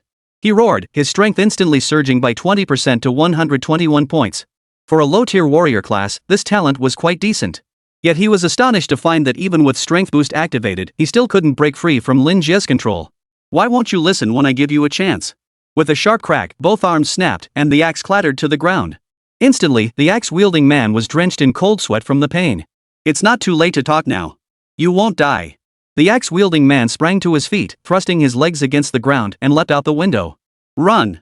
He shouted, only to be struck by excruciating pain in his legs the next instant. Lin Jie stood on the upper floor, his grappling hook piercing the axeman's calf. The barbed hook dug deep into the muscle, the chain held firmly in Lin Jie's hand. Any accomplices? Hearing the shout, Lin Jie scanned the area but found no sign of another figure. With a flick of his thoughts, 10 skeleton warriors materialized from the black mist, scattering to search for signs of the enemy. Why do you keep running? Next time, be more careful. Muttering to himself, he stood on the second floor, slowly reeling in the chain, hauling the axe-wielding man who was wailing in agony up from below. The barbed hooks tore into his flesh as he was hoisted inch by inch from the first floor to the second. With each inch upward, the hooks tore through more flesh and muscle. His cries of agony gradually faded. By the time he was pulled up, the axeman was deathly pale and unable to make a sound. Speak! Who are your accomplices? Where is your hideout? The axeman had bled out most of his blood and now lay on the floor, utterly weakened. You don't understand our doctrine. It is our ideal. Oomph! Where was your ideal when you slaughtered the beasts of all races? The axe-wielding man remained silent. All the skeleton soldiers returned to their positions, bringing no news. Alarms sounded throughout the area, and Lin Jie's phone rang. Lin Jie, it's you. Are you in danger? The caller was Ryan. It turned out that nearby residents, terrified by the sight of the skeletons, had immediately alerted the authorities. The report had been escalated, quickly drawing the attention of higher-ups. If an alien race had opened a portal within the city, the situation was extremely serious. Ryan hadn't even had time to rest before learning of the situation. Skeletons and the slums. His mind immediately jumped to that one, utterly useless professional. Yeah, it's me. I was attacked just now, so I activated my skill. Hearing the reply, Ryan breathed a sigh of relief. Stay put. We'll be there soon. Putting away his phone, Lin Jie looked down at the motionless axe-wielding man on the ground. You're lucky at least you're alive. I'm done with you now. Wait for your trial. Ryan and the others arrived within minutes, accompanied by a security guard in police uniform whose shoulder insignia indicated a high rank. A glance at the devastated room and the man lying on the floor, barely breathing, told them everything. This is serious. This is Colonel Lee, the police officer in charge of security. Ryan sighed, his gaze toward Lin Jie carrying a hint of something unusual. Ah, hello. The suspect is right here. Officer Lee pulled out a small flashlight and stepped forward to examine the man's face. It's actually Class C fugitive Zhang Meng. Hearing this, Ryan's expression grew even more complex. Mr. Lin Jie, we'd appreciate it if you could come with us. My pleasure. The group arrived at the police station, where Lin Jie was taken in for questioning. How did you manage to apprehend that man? Would you believe me if I said he fell on his own? Ryan waved the others out, leaving him and Lin Jie alone. He placed a box on the table.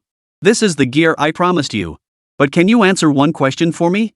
Lin Jie glanced at the box and smiled indifferently. No, because that gear was mine to begin with.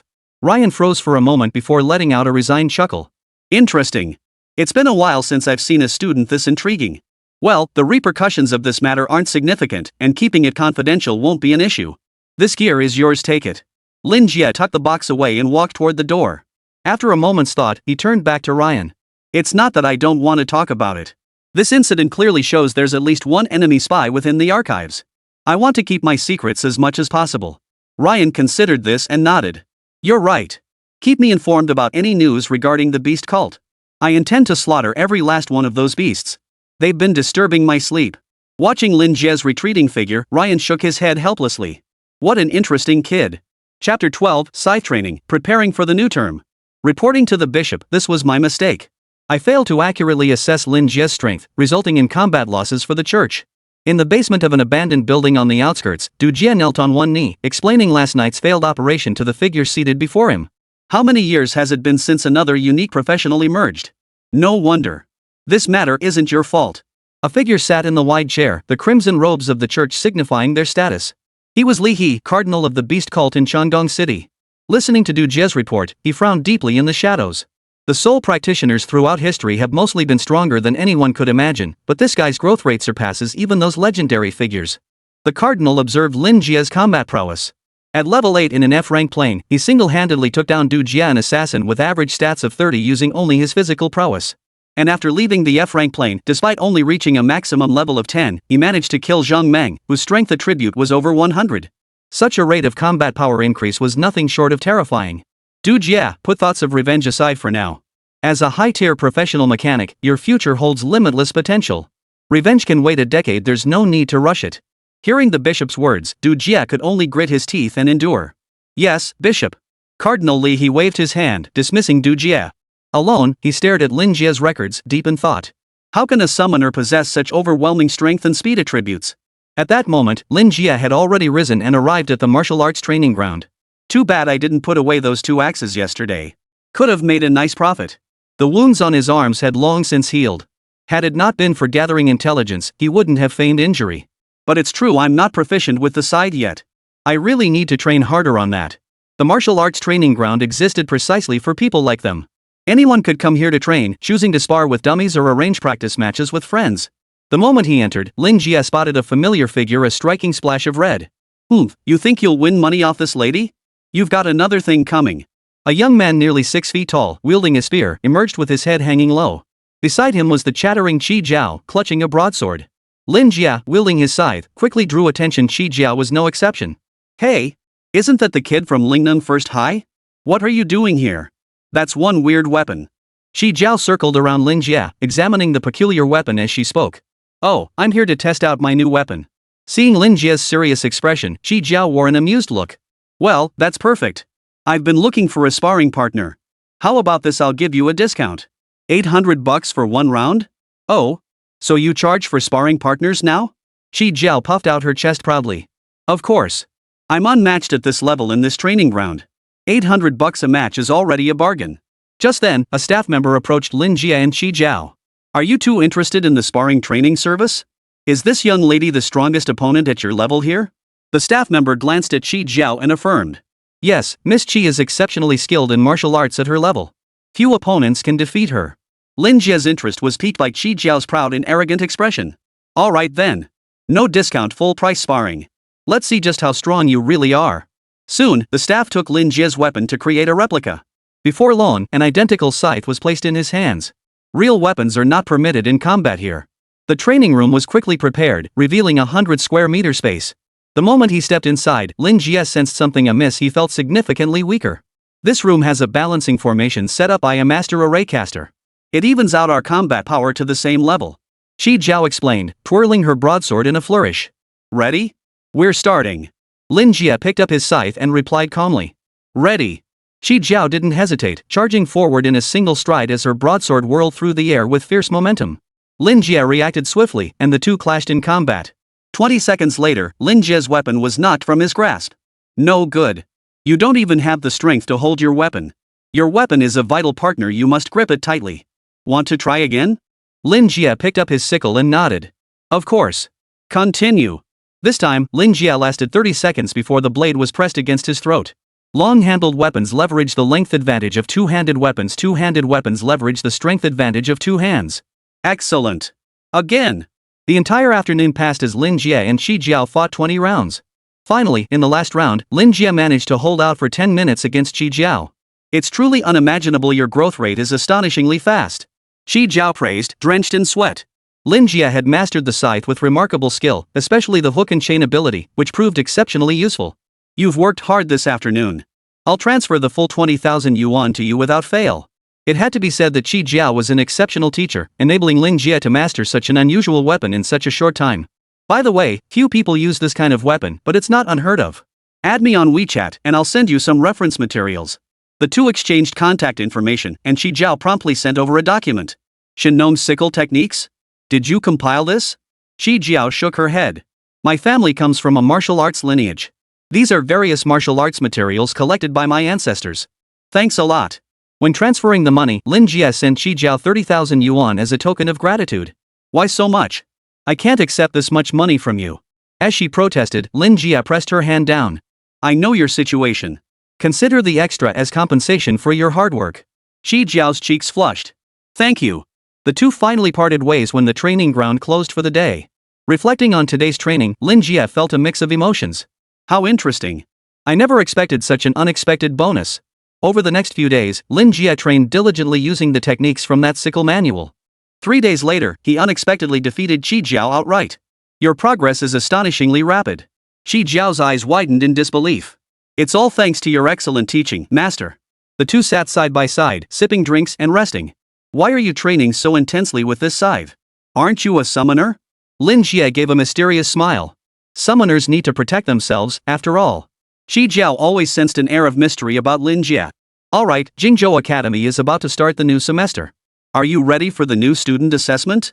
Lin Jie stood up and stretched his body. When the enemy comes, meet them head on. When water comes, block it with earth. Just fight. Shi Jiao gazed at the muscular Lin Jie, her heart suddenly racing. You're right, just fight. The next 2 days passed without incident, and Lin Jie successfully arrived in Jingzhou. Chapter 13, The Entrance Exam, Breaking the Mold. Gazing at the majestic gates before him, the golden characters Jingzhou Academy shimmered in the light. Lin Jie couldn't help but marvel at the architecture before him. Truly, it lived up to its reputation as Hua Nation's premier academy. Behind him, familiar and unfamiliar faces began to appear one after another. Cheng Dalong, Zhang Ruoxuan, Qi Zhao, and students from other regions. Nearly 100 students had gathered in total. Strange, why isn't the gate opening? Cheng Dalong asked curiously. Lin Jie, however, stared at the gate in silence, seemingly deep in thought. No one spoke, they were all waiting here for the school to open. Why isn't it open? Did I get the date wrong? Yeah, it's definitely today. What's going on? Did the school shut down? What are we supposed to do? The school's phone lines are down, and they never notified us about any change in the start date. The notice said if we couldn't enter campus to register within the specified time, our admission would be revoked. Time ticked by as everyone present scrambled for solutions. Some made calls, others scrambled to reach their connections, while a few, overcome with panic, shouted loudly, desperate to find someone to open the gate. Just then, Lin Jie stepped forward, staring at the wide, heavy gate, and tried to push it. But whatever material this gate was made of, Lin Jie's strength gradually increased until he exerted all his might yet still couldn't budge it. Interesting. Black mist swirled as 10 bronze skeleton warriors materialized. At Lin Jie's command, they began pushing the door. Everyone was stunned, utterly baffled by Lin Jie's actions. You're crazy. In the city, unless you're in danger, using skills without authorization is punishable. Stay away from this lunatic. If Jingzhou University punishes him, don't drag me into it. Lin Jie paid no heed to their warnings. Zhang Ruoxuan, Cheng Dalong, and the others exchanged bewildered glances. Shi Jiao seemed to grasp something. Ha! I get it now. To get into Jingzhou University, you have to push open the gates yourself. Saying this, she stepped forward to help Lin Jie push the door. Cheng Dalong seemed to catch on and strained with all his might to push the door open for Lin Jie. I'll help too. Zhang Ruoxuan watched them step forward and naturally didn't want to be left behind. But even with several people joining in, the gate still showed no sign of budging. Isn't that enough? Lin Jie stared at the immovable door before him. Black mist rose once more, this time in 2 separate swirls. A ring on his finger glowed faintly. More and more skeleton warriors joined the effort to push the door. Ultimately, a full 150 skeleton warriors appeared. Lin Jie's mental power has risen again. Not only that, but his speed in summoning skeletons is increasing too. Cheng Dalong and the others felt a jolt of alarm. They knew Lin Jie's strength had surged once more. Lin Jie's mental power now reached 30 points. And his summoning speed had increased. All thanks to the equipment Ryan had selected for him, specifically, the ring on his finger. Mithril Ring Silver Grade, mental power plus 10. When casting skills, it can trigger an additional effect at the same mental power cost. Ryan had carefully selected this ring, recognizing that Lin Jie's potential was entirely different from that of ordinary skeleton summoners. Therefore, he specifically selected this exceptionally effective piece of equipment from the arsenal, significantly boosting Lin Jie's skeleton summoning speed. 150 skeletons advanced, each possessing 20 strength points. Combined with the strength of Cheng Dalong and the others, over 3,000 strength points were now concentrated on the gate. Meanwhile, some students, driven by a spirit of experimentation, joined the effort to push the gate. Still, some students hesitated to attempt it. Using power without cause in this city was a serious offense. The deadline for reporting grew ever closer as time ticked away. Finally, through the collective effort, the gate emitted a dull thud, began to slide, and gradually opened. Once the doors swung open, the crowd was startled to see several elders of various appearances standing beyond them. Their ages varied, men and women alike, the oldest appearing well over 70, the youngest still in their 30s. Seeing the gate open, the crowd regarded them with varied expressions. The eldest among them, dressed in a sea blue ceremonial robe, spoke with a smile. Excellent, excellent. To think of breaking the rules first, to dare to challenge them, such flexible and adaptable thinking. You're a clever one. Hearing the praise, the student who had pushed the door instantly knew he had done the right thing. Meanwhile, the students behind them who hadn't pushed the door realized this was an entrance test testing whether they dared to break the rules. Suddenly filled with regret, they tried to join the ranks of those who had pushed the door. Poof! A dark-robed man nearby snorted coldly, sending a gust of wind that blew the hesitant students away. You lot have been eliminated. While there's still time, go find another academy. One student stood up, visibly upset, and shouted angrily. Why? We were just following the city's laws. Why are we being eliminated? The dark-robed man stared at him coldly, his piercing gaze forcing the student to stumble backward. Why? If you won't even fight for your own interests, how can you protect the people's? You're just one door away from your goal, yet you won't break the mold. On the battlefield, where situations shift in an instant, do you expect everything to follow the rules? The two sentences left the student speechless. Facing the man's relentless pressure, he could only sigh and walk away in resignation. This initial screening alone eliminated nearly 1/10 of the students. Lin Jie watched the departing figures and thought to himself, this Jingzhou Academy is truly intriguing. The remaining students felt fortunate to have participated in the door-pushing test, otherwise, they too would have been eliminated. The man in black robes seemed to exchange words with the elder, who nodded in response. The robed man then stepped before the crowd. His expression remained cold as he spoke in a detached tone. Congratulations on passing the first test. I am Long Yang. These individuals are teachers of Jingzhou Academy and also the examiners for this new student assessment. The official new student test will now commence. The group gasped inwardly, realizing the actual test hadn't even started yet. After scanning the group, Long Yang continued. Those who opened the doors first, step forward. Lin Jie stepped forward calmly, followed by Qi Jiao, Chang Dalong, and Jiang Ruoxuan. They were the first wave to open the doors. Lang Yang nodded at the four of them. Very well. You four, prepare yourselves. The test is about to begin. One of the instructors clapped his hands, and the surrounding scene instantly transformed into a vast, open plain. Long Yang continued. You have 3 minutes to prepare. After 3 minutes, the four of you will face an assault from all the remaining new recruits. What? Cheng Dalong and the others gasped in shock. Lin Jie remained silent, rapidly formulating a strategy. Chapter 14, the official test 60 against 4. What the hell is this? First day of school and we get this? Shouldn't we have a tour of the campus, an orientation party, and then start classes? Cheng Dalong grumbled incessantly, yet he still shed his cumbersome coat and slipped into loose-fitting battle attire. Jingzhou Academy truly lives up to its reputation. They say the teaching here never sticks to rigid conventions, and today I see it's absolutely true. Jiang Ruoxuan was naturally preparing as well. She seemed to have anticipated this day. All three eyes turned to Lin Jie. Since the last incident, his standing among them had soared, and he was now tacitly regarded as their leader. Lin Jie, how should we handle this? Time was running out. All eyes turned to Lin Jie. Cheng Dalong, as the main attacker, I'll have the undead army coordinate with you to unleash their full power immediately and draw the enemy's assault. With their high attack and defense stats, Dragon Blood warriors were perfectly suited for the role of main attacker, and he readily agreed to the plan. Qi Jiao, Jiang Ruoxuan, you two will unleash large-scale spells to inflict heavy casualties on the enemy. Though both excelled in close combat, their defenses were weak. Facing warriors from other regions' elite student corps, they'd be at a significant disadvantage. The opposing 60-plus members were likewise strategizing. For their first coordinated effort, they needed at least a basic understanding of each other's capabilities. 3 minutes passed quickly. Lang Yang glanced at the time. Get ready. The battle is about to begin. You can unleash your full power without worry. We've set up a life protection array and a sanctuary array here. If you suffer a fatal wound, they will protect and heal you immediately.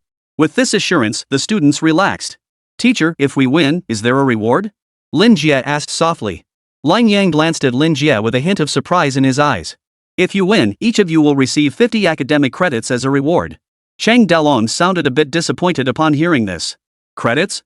Are those things even useful? The moment those words left his mouth, all eyes instantly turned toward him.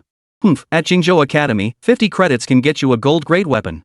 The words came from someone across the room, and the 50 credits were something they coveted deeply. Lang Yang gave the students across from him a cool glance. If you win, 10 credits each.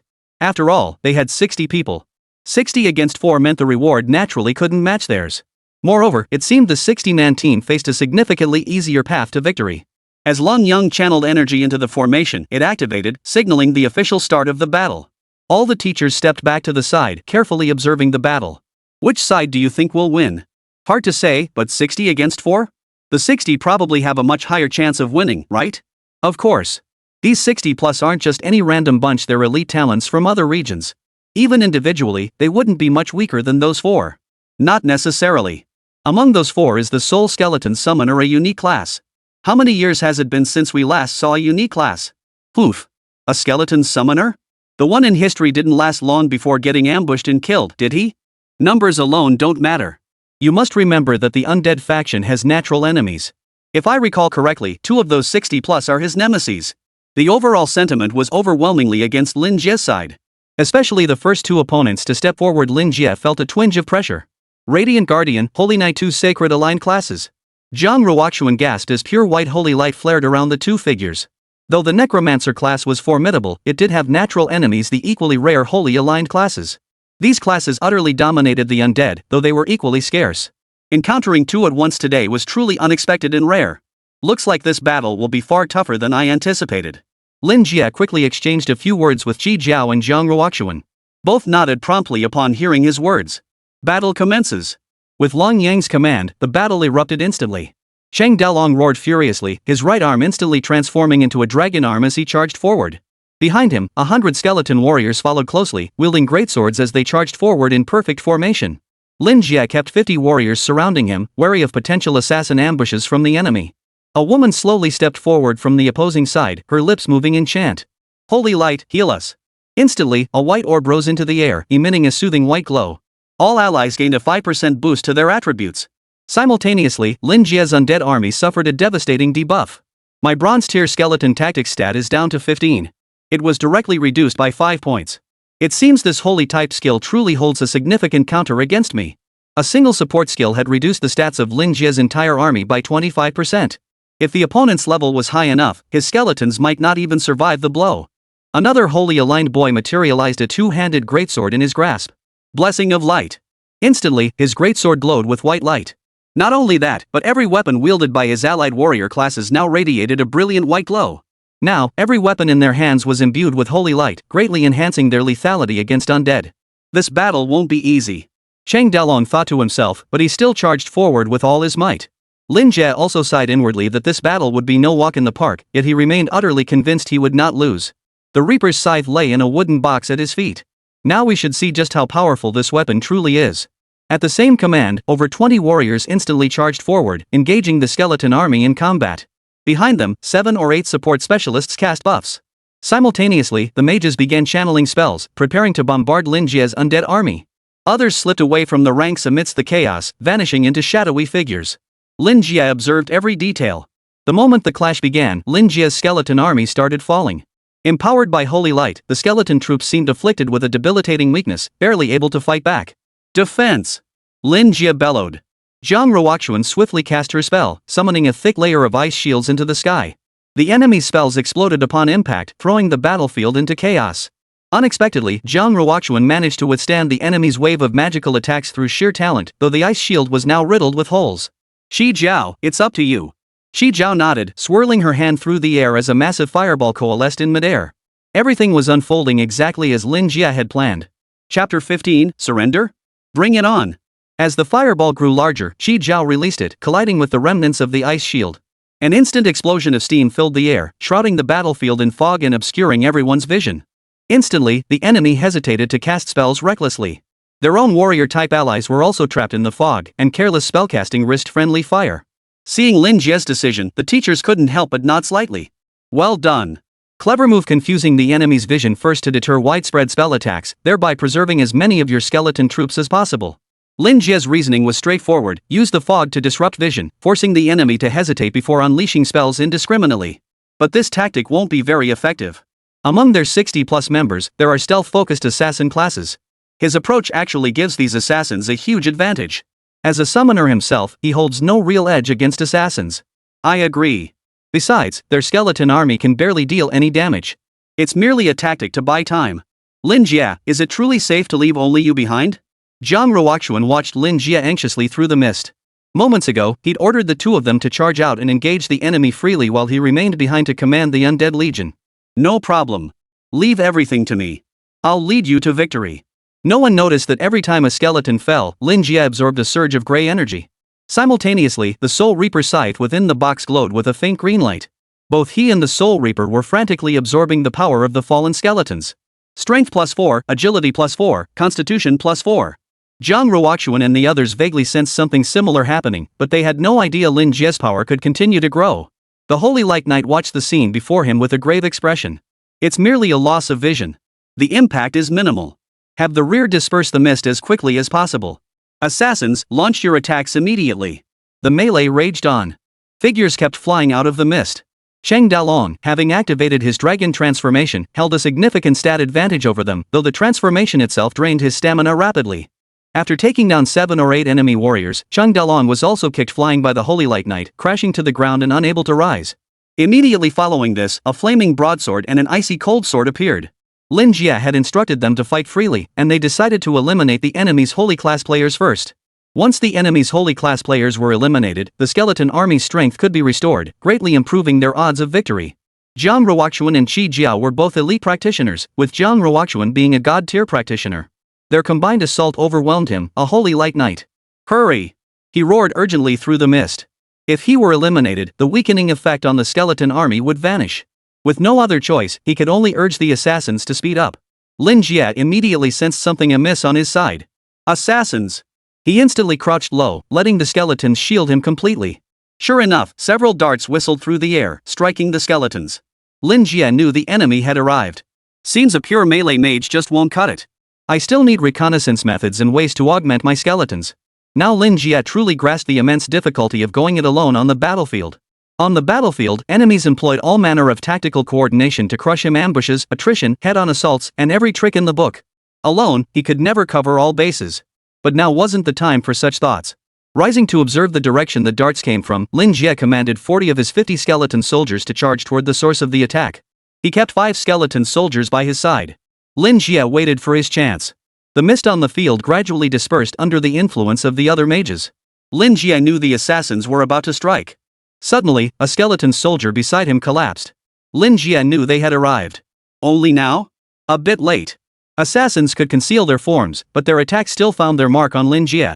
Lin Jie suddenly felt a slight movement at the back of his neck. A transparent dagger slashed at Lin Jie's throat, but the assassin was shocked to find the blade couldn't pierce his defenses at all. Impossible. My strength is 30, and this dagger's sharpness is 20. How could it not cut through? Before he could recover from his shock, a powerful punch slammed into his abdomen, sending his body flying backward uncontrollably. The immense force made his vision go black, knocking him unconscious instantly. He was eliminated on the spot.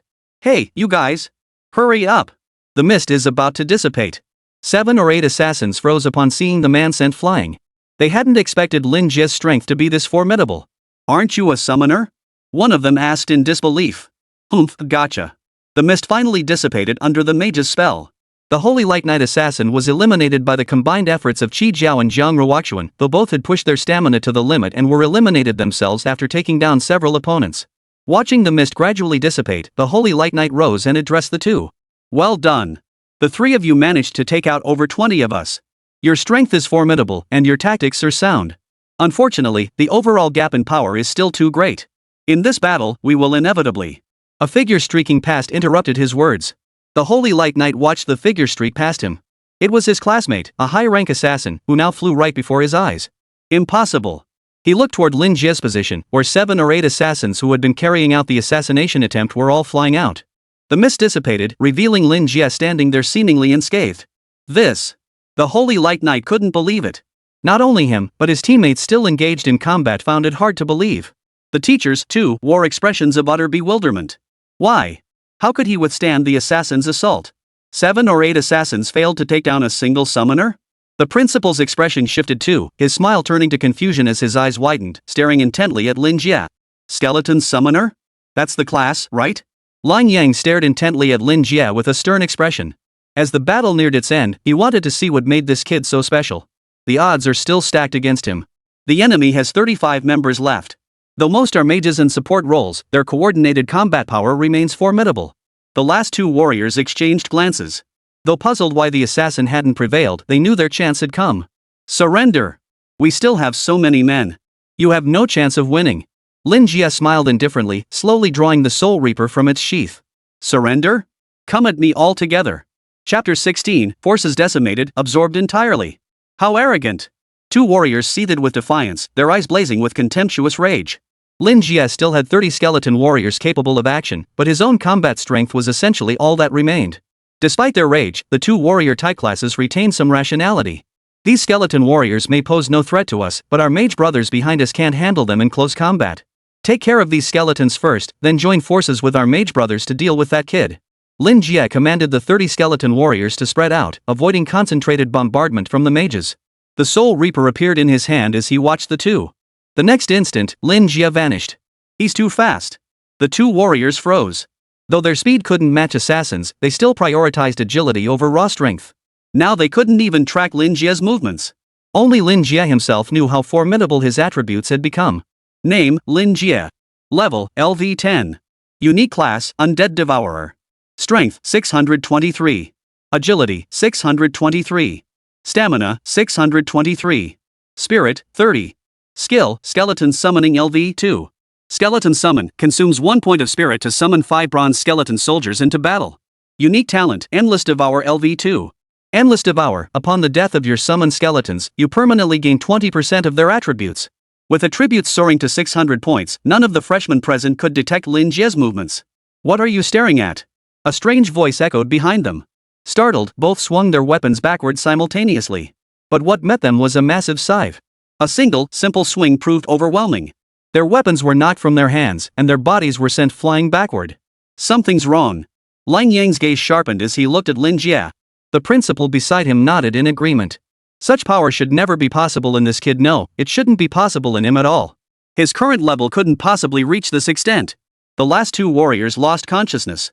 None of the freshmen present understood what had just happened. They only saw a blurred shadow appear behind the two, then with a light swing of the scythe, both were sent flying. Brother Jie's power seems to have grown even stronger. Cheng Daolong rose with the erase healing effects, watching Lin Jie's performance with profound emotion. But now, the greatest fear lay with the mages. Without the warriors' protection, they were like lambs awaiting slaughter. Whirlwind Slash. Someone suddenly launched a spell, attempting to ambush Lin Jie. The moment the curved wind blade made contact, a faint green transparent shield flared around Lin Jie's body. The whirlwind blade was absorbed directly by the shield. A shield. He actually has a shield? The advantage of a shield is its ability to regenerate, though it's quite fragile. It absorbs 100% of incoming damage, but its regeneration is slow, making it prone to shattering. It cannot regenerate while under attack. Trying to ambush me? Lin Jie sneered dismissively. With a sweeping gesture, the remaining 30 skeleton soldiers charged from all directions. Stay calm. Those with faster casting speeds lead the charge. Mages in the rear focus on channeling powerful spells and target densely packed areas. The Holy Light Knight had been eliminated, but the female Radiant Guardian remained. Her face was slightly pale. Sustaining the Holy Light for so long had pushed her stamina to its limits. Yet she remained composed, directing the battle with unwavering calm. She glanced at Lin Jie. He seemed remarkably composed, standing there watching the skeleton soldiers advance. Why doesn't he feel pain at the loss of his troops? Does he have other resources besides these skeleton soldiers? But she smiled inwardly. Don't think you're the only one with hidden cards, we have them too. Of course, this was precisely what Lin Jie had considered. With so many talented individuals present, it was entirely possible that the enemy had someone else waiting in the wings, ready to strike. 30 skeleton soldiers were too few. With a single spell cast by the enemy, most of them were wiped out. The skeleton army is still too weak. Why is that? Is there any way to strengthen them? Once the entire skeleton army was annihilated, the Radiant Guardian finally withdrew her abilities. She simply couldn't sustain it any longer. Now it's 30 against 1. Do you still think you stand a chance? The Radiant Guardian asked Lin Jie in a calm tone. Poof. Do you really think you can stop me? Finally, the power of all 150 skeletons was fully absorbed. Lin Jie's strength and agility surged by another 60 points. His average attributes reached nearly 700 points.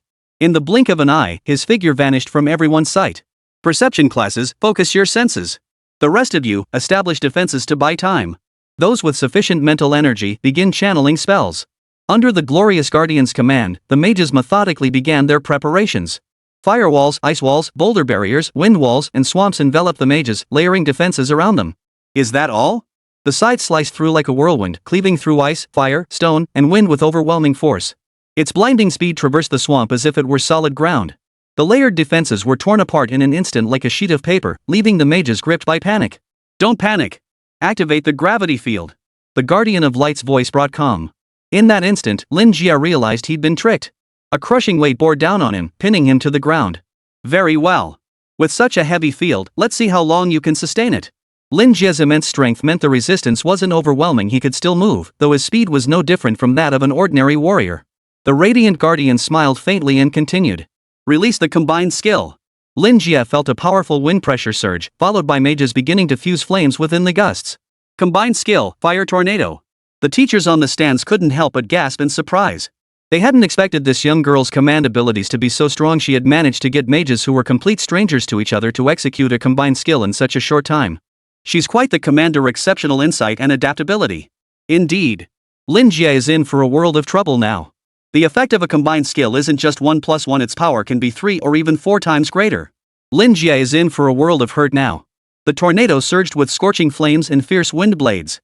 The green light surrounding Lin Jie shattered instantly, his shield holding for less than 2 seconds. Flames instantly engulfed Lin Jie's figure, completely enveloped by the tornado. Jiang Ruoxuan watched the blazing fire tornado with growing concern. Even at full strength, she wouldn't dare face such a devastating skill head-on. She wondered if Lin Jie could withstand it. Don't worry, he'll be fine. Cheng Dalon was the first to step forward in support of Lin Jie. Shi Jiao then declared with pride. This guy's strength and talent far surpass anyone I've ever seen. Rest assured, he won't let us down. The Holy Light Knight snorted coldly at this. Childish. The intense fire tornado raged on for nearly a minute, draining the mage's power to the brink. Should the headmaster intervene? Long Yang asked softly. No, it's unnecessary. This boy surpasses both your and my expectations. The flames gradually dispersed, revealing a figure. Not bad. Much more comfortable than a hot bath. Lin Jie stood before them clad only in a pair of boxer shorts, his well-defined muscles rippling as he shouldered his side. Chapter 17, Successful Enrollment, Dormitory 1. Seeing Lin Jie emerge unscathed from the fiery whirlwind, everyone present wore expressions of shock. Holy, brother Jie is insane. He took the damage head-on and isn't even scratched. Cheng Dalon was utterly captivated by Lin Jie's strength, transforming into an enthusiastic fanboy who cheered wildly. Shi Jiao's eyes flickered with confusion mixed with excitement. Unbelievably strong. I've never seen such a formidable opponent among peers. How did he manage that? Jiang Ruoxuan's anxious heart finally settled. Seeing Lin Jie unharmed put her mind at ease. The Holy Light Knight beside them watched the scene, grinding his teeth in frustration. Moments ago, he had been utterly confident that sheer strength alone would secure victory. Now, he realized that even at full power, he wouldn't stand a chance against Lin Jie. The principal's smile vanished completely at the sight, his eyes filling with solemnity. This kid is no ordinary talent. His strength far exceeds anything I imagined. Lang Yang nodded in agreement beside him. Exactly. Even a level 20 defensive warrior couldn't withstand a combined spell like that from multiple mages. Lin Jie is the same level as them, yet he managed to endure such an attack with his bare body. There must be something special about him. The headmaster gave a slight nod. The unique class. Could this be the hidden power of the unique class? The survivors watched Lin Jie, despair welling up inside them. Nothing can hurt him? What kind of monster is this? The Radiant Guardian's face was equally grim with despair. The fiery tornado had been her final trump card. If even that proved useless, then her group of mages, drained of mental energy, were nothing but lambs led to slaughter. After a moment's thought, she finally voiced her decision. We surrender. Lin Jie swung his scythe and smiled faintly. Very well. That saves us a lot of trouble. He then turned to Lang Yang. Teacher, please announce the results. At the principal's gesture, Lang Yang stepped forward and addressed the assembled students. Congratulations to all of you. Every single one of you has been accepted into Jingzhou Academy. We are very satisfied with your outstanding performance. Now, we will distribute your rewards. Lang Yang looked at Lin Jie and the others. You four achieved the ultimate victory. As previously discussed, each of you will receive 50 academic credits as a reward. The group rejoiced inwardly. 50 credits was a fortune, especially considering Jingzhou Academy's abundant treasures. Exchanging 50 credits for a single gold-grade equipment piece would be an incredible bargain. Gold-grade equipment was practically priceless in their small hometown of Chandong City. The prospect of obtaining one for free was utterly exhilarating. Brother Jie, thank you. Cheng Dalong expressed his deep gratitude to Lin Jie, who was putting on a trench coat as he replied. No need to thank me. It's what I should do. Lang Yang glanced at the other 60 students. They had been defeated by just 4 people working together, and now they looked rather dejected. After all, they were all prodigies from various regions. Being defeated so effortlessly was a crushing blow.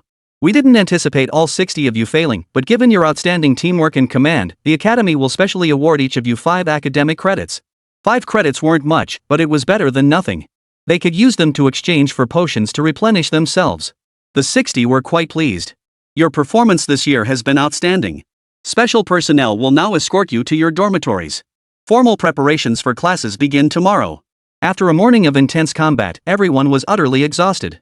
Staff members arrived in small vehicles to transport them all away. The dormitory area was vast and spacious, with each person assigned a 100 square meter single room. Student, we've arrived at your dorm. Looking up, Lin Jie discovered his dorm number was actually number 1. Number 1? Am I the first one enrolled? The staff member beside him smiled and explained. The room numbers here are assigned based on the strength demonstrated in the new student assessment. Being number 1 means you ranked first in that assessment. After helping Lin Jie carry his luggage into the dorm, the staff member departed. The room was spacious and comfortable, with a minimalist yet sophisticated decor. It was fully equipped with a kitchen and bathroom. However, it also included a 50 square meter training room. The living room was fully equipped, including a computer. Lin Jie turned on the computer. Besides internet access, it featured 2 main interfaces. One was the mission interface, and the other was the points redemption interface. A mission? We actually have to go on a mission? But upon reflection, it made sense. With things so chaotic now, it was only natural for some missions to pop up. Opening the mission list revealed that tasks were categorized into official and private commissions, each offering different rewards. Official quests primarily involved exterminating large exotic beasts surviving in the wild. These beasts were left behind when the dimensional gate opened those that weren't exterminated and escaped into the wilderness. Since there weren't many people in the wilderness anyway, they were left there for students to practice hunting. Rewards are in credits, with quests graded by monster strength. They range from F rank to S rank difficulty, with higher difficulty yielding more credits. An S-level mission could reward over 10,000 credits, while an F-level mission offered a maximum of 10 credits. Interesting. So credits are earned through missions. That explains it. It's a way to motivate the students, I suppose. Personal quests are tasks posted by individuals, such as searching for lost relatives in the wilderness or capturing rare materials from exotic beasts to craft weapons or potions. Rewards for these tasks are mostly monetary, or potions and common equipment. They've thought this through quite thoroughly. These tasks also accommodate students from less fortunate backgrounds. After closing the quest interface, Lin Jie opened the point exchange screen. Similar to Chung Dalong's home, it was filled with an array of dazzling equipment. Unique equipment? Lin Jie was stunned. He never expected unique equipment to exist within Jingzhou Academy. Opening the interface, he found only 2 items listed. Nightblade Axe increases the user's strength by 1000%, agility by 800%, and constitution by 1000%. Sharpness equals 50% of the user's strength. Special effect, Radiant Night Slash. Triggered in darkness, this effect unleashes a multi-directional slash against enemies in the shadows. Seeing these stats, Lin Jie was stunned. A pure warrior's weapon. It multiplies the user's strength tenfold. A pure stat monster. Why isn't anyone using such an amazing weapon? Lin Jie noticed a line of red text below. Usage requirement, the wielder must possess strength exceeding 500,000 to even lift this axe. No wonder no one uses it. As far as Lin Jie knew, even the strongest power users in history only reached around 30,000 strength. So no one could lift this axe. Lin Jie suddenly felt a glimmer of hope that he might one day wield this weapon, though he had no idea how long it would take. I'll have to take on more quests from now on. It seems only I can wield this battle axe. The second unique equipment item caught Lin Jie's attention. Chapter 18, Learning concluded, Power accumulated. Infinite Ring of Souls, what an intriguing name. It can endlessly absorb the souls of the fallen on the battlefield. With each death, the ring stores a fragment of their soul. Eventually, it unleashes a special effect, Soul Explosion. The Soul Explosion unleashes a massive, all-directional blast, with damage determined by the number of souls absorbed. Seeing this item, Lin Jie's eyes lit up. This item seems perfectly suited for me too. Or rather, most people could use this ring. Why is it still here? Sure enough, there was a small inscription beneath the ring. Requires the rightful owner to activate its special effect. 2 heroes in history wielded this ring to save humanity from peril. Let us remember them forever. Reading this, Lin Jie felt a surge of respect. Not just anyone could withstand such an explosion. Looks like it was meant as a last resort to take enemies down with it. These 2 unique items didn't require points to exchange. Instead, once the usage conditions were met, one could apply to the academy for them. Lin Jie briefly scanned the rest of the page before closing it. It seems the war against other races still has a long way to go. He currently held 50 points, but hadn't found any truly suitable gear yet. After a night's rest, a message arrived the next morning instructing Lin Jie to attend class at a designated location. Upon arriving at the classroom, he found unfamiliar faces present. Chang Dalong and Jiang Ruoquan seemed absent. Then a teacher dressed in a long skirt walked in. She addressed the group. Are you all the summoning department students enrolled this year? My name is Wang Shui, and I'll be your instructor and 88th level summoning practitioner. The teachers at Jingzhou Academy were truly extraordinary. Even a basic instructor like this was already at the 88th level. Teacher Wang Shui lectured all morning, explaining methods for summoners to strengthen their summoned creatures. During the lunch break, Jiang Ruoquan and the others messaged her to meet for a meal in the cafeteria. After getting their food, the group sat together and began discussing today's lecture content. I'm a pure-blooded warrior, nothing special to say. After the teacher learned I'm a dragon blood warrior, he ramped up my training even more. He told me that the power boost after dragon transformation builds on my existing foundation, so I have to train without any equipment. It's killing me. Chang Dalong abandoned his chopsticks, trembling as he scooped rice with his spoon. Qi Jiao and Zhang Ruoxuan were assigned to the same class, studying elemental manipulation. Lin Jia, what are you studying? The others turned to Lin Jia, who was calmly eating his meal. Just some theory figuring out how to make my summons stronger. He addressed Chang Dalong, who was shoveling food into his mouth. Dalong, do you know about aura-type equipment? Chang Dalong looked up and swallowed his mouthful. Aura-type equipment? Yeah, I know about them. But these items are super expensive, and most aura gear only offers limited enhancements. Generally, few people bother buying them unless the aura effect is really special. Qi Jiao suddenly remembered and said. Exactly. Your skeleton army could benefit from a significant overall boost by pairing with aura-type gear. That would greatly enhance your overall strength. The group's discussion convinced Lin Jie to use his points to exchange for an aura-type equipment piece. The afternoon was devoted to theoretical lessons, where historical battles were shown to everyone. They learned to identify enemy races and how humans could coordinate with each other. After a full day of classes, Lin Jie felt thoroughly engaged. The curriculum closely mirrored real combat scenarios, giving him a clear understanding of his own role. As dusk fell, Lin Jie practiced wielding his scythe and grappling hook in the training hall. Then came two crisp, forceful knocks on the door. That sound tells me this isn't just anyone. Opening the door, he found it was Lang Yang, the instructor who had presided over yesterday's new recruit assessment. Instructor Lang, what brings you here so late? Lang Yang looked at Lin Jie, who appeared unchanged. Did I disturb you? If not, I'd like to have a chat with you. With the teacher paying a visit, Lin Jie naturally had no reason to refuse. He rose and invited Lang Yang inside. As the sole practitioner of your profession, you seem quite different from the historical skeleton summoner. Could it be you're harboring some secret? Lang Yang sat down without preamble and got straight to the point. After hearing this, Lin Jie felt conflicted. Whether to reveal his unique talent to others was something he hesitated over. Revealing his secrets rashly could easily invite trouble, and for a moment, he hesitated. Noting his hesitation, Lang Yang cut straight to the point. If it's too difficult, don't elaborate. We've been speculating that your power keeps growing stronger. Can you tell us if that's correct or not? After a moment's thought, Lin Jie answered. Correct. Is it related to the skeleton? Yes. After two questions, Lang Yang paused thoughtfully. I see. I won't ask any more questions then. As Lang Yang rose to leave, Lin Jie suddenly spoke up. Teacher, I wish to apply for that unique equipment, the Ring of Infinity. Lang Yang turned back, looking slightly surprised. You want that piece of equipment? Lin Jie nodded. That piece of equipment couldn't be more suited for him. Not yet. While its attributes suit you, you've only been here a short time. I cannot confirm you're capable of handling it.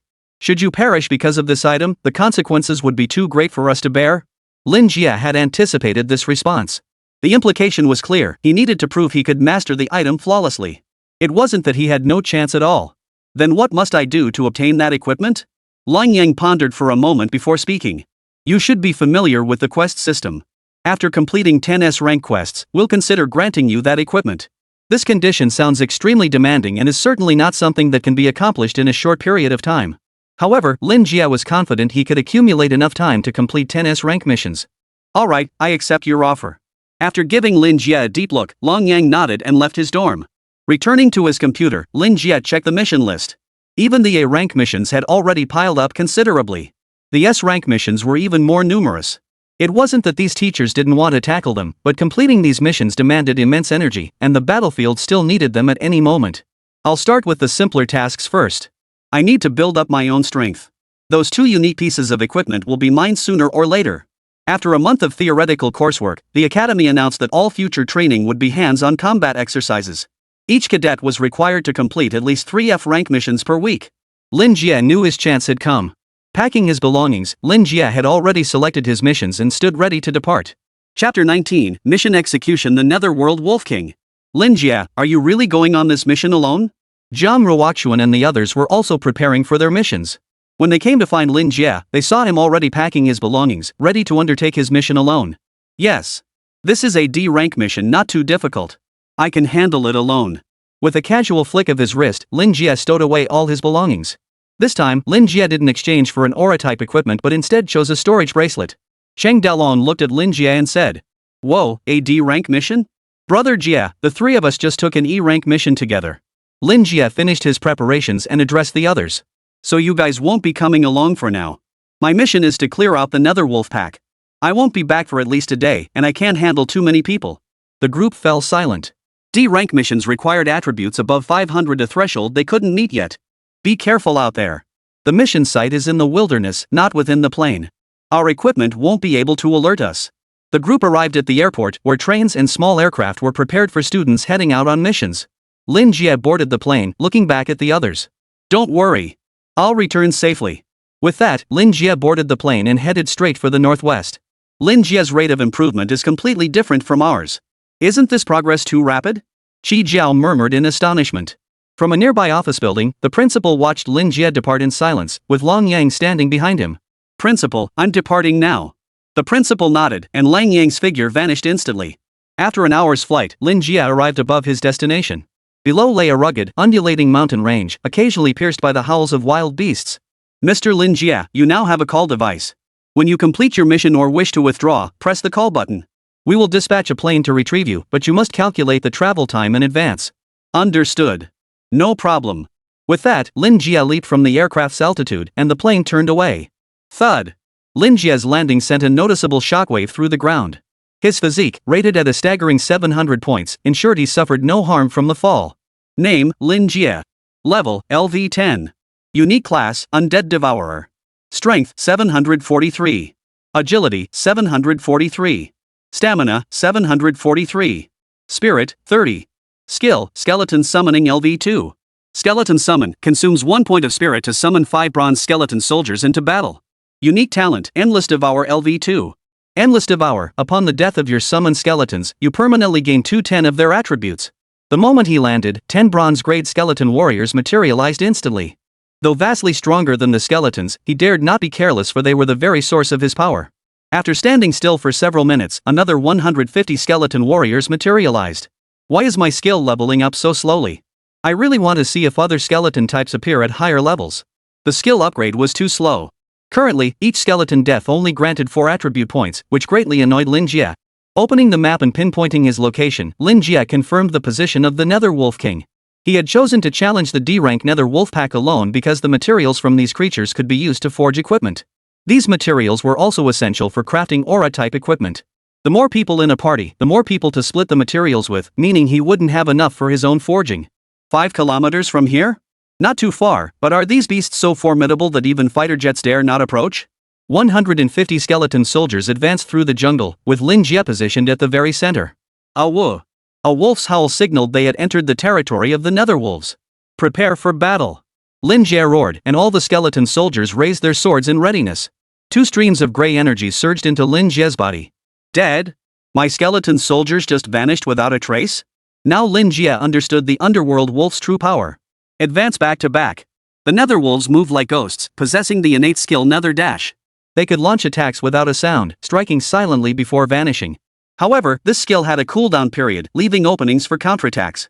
Sure enough, after moving back to back, no more skeleton soldiers died. But this also slowed Lin Jie's movement to a crawl. This won't do. I can't keep going like this. At this rate, it'll take 3 days just to deal with the Wolf King. Lin Jie leapt out from the skeleton ranks, swinging his scythe in a wide arc that flattened surrounding trees. The chains extended, expanding the side's reach until it swept through the rotating blades. Instantly, creatures lurking behind the trees were exposed. One by one, massive wolves with jet black fur appeared within Lin Jie's field of vision. Netherwolf LV11. Strength, 28. Agility, 30. Stamina, 18. Spirit, 5. Skill, Shadow Dash. Charge. The shadow wolves had nowhere to hide, immediately drawing a swarm of skeleton warriors to attack. But these creatures were formidable foes, surpassing bronze-tier skeleton warriors in every attribute. Combined with their innate abilities, 2 or 3 skeleton warriors were no match for a single shadow wolf. It took 4 or 5 skeletons to barely suppress one. Though his skeleton warriors kept falling, Lin Jie felt no regret. My own strength far surpasses this tier, but my skeleton soldiers still fall short. No wonder this class is called cannon fodder. The true power of endless devouring was now evident. Too slow. Lin Jie sighed before taking action. Seizing the moment when a Netherwolf flashed into a cooldown, he flung his grappling hook, piercing the creature clean through. The chain jerked, pulling the corpse back. With a swipe of his scythe, a segment of gray bone appeared. He picked it up and rinsed it clean with water. This was the material Lin Jie needed to craft equipment. Aura-type gear should be crafted better. These skeletons have such low base stats, the aura boost has to be significantly higher. Ordinary gold tier aura equipment only provided around a 20% boost. When applied to these skeletons, the increase barely reached 4 points. Lin Jie was far from satisfied. If the materials are sufficiently rare, the aura's effect can reach over 40%. This was the true reason Lin Jie had come to hunt the Netherwolf King. This mission was issued by the government, with the ultimate reward being money, and they didn't even require the Wolf King's materials. It couldn't be more perfect. The nearby Netherwolves were swiftly dealt with. Fixing his gaze on the direction of the Wolf King, Lin Jie ordered a rapid advance. Chapter 20, Strange Phenomena Abound, Self-Created Martial Arts.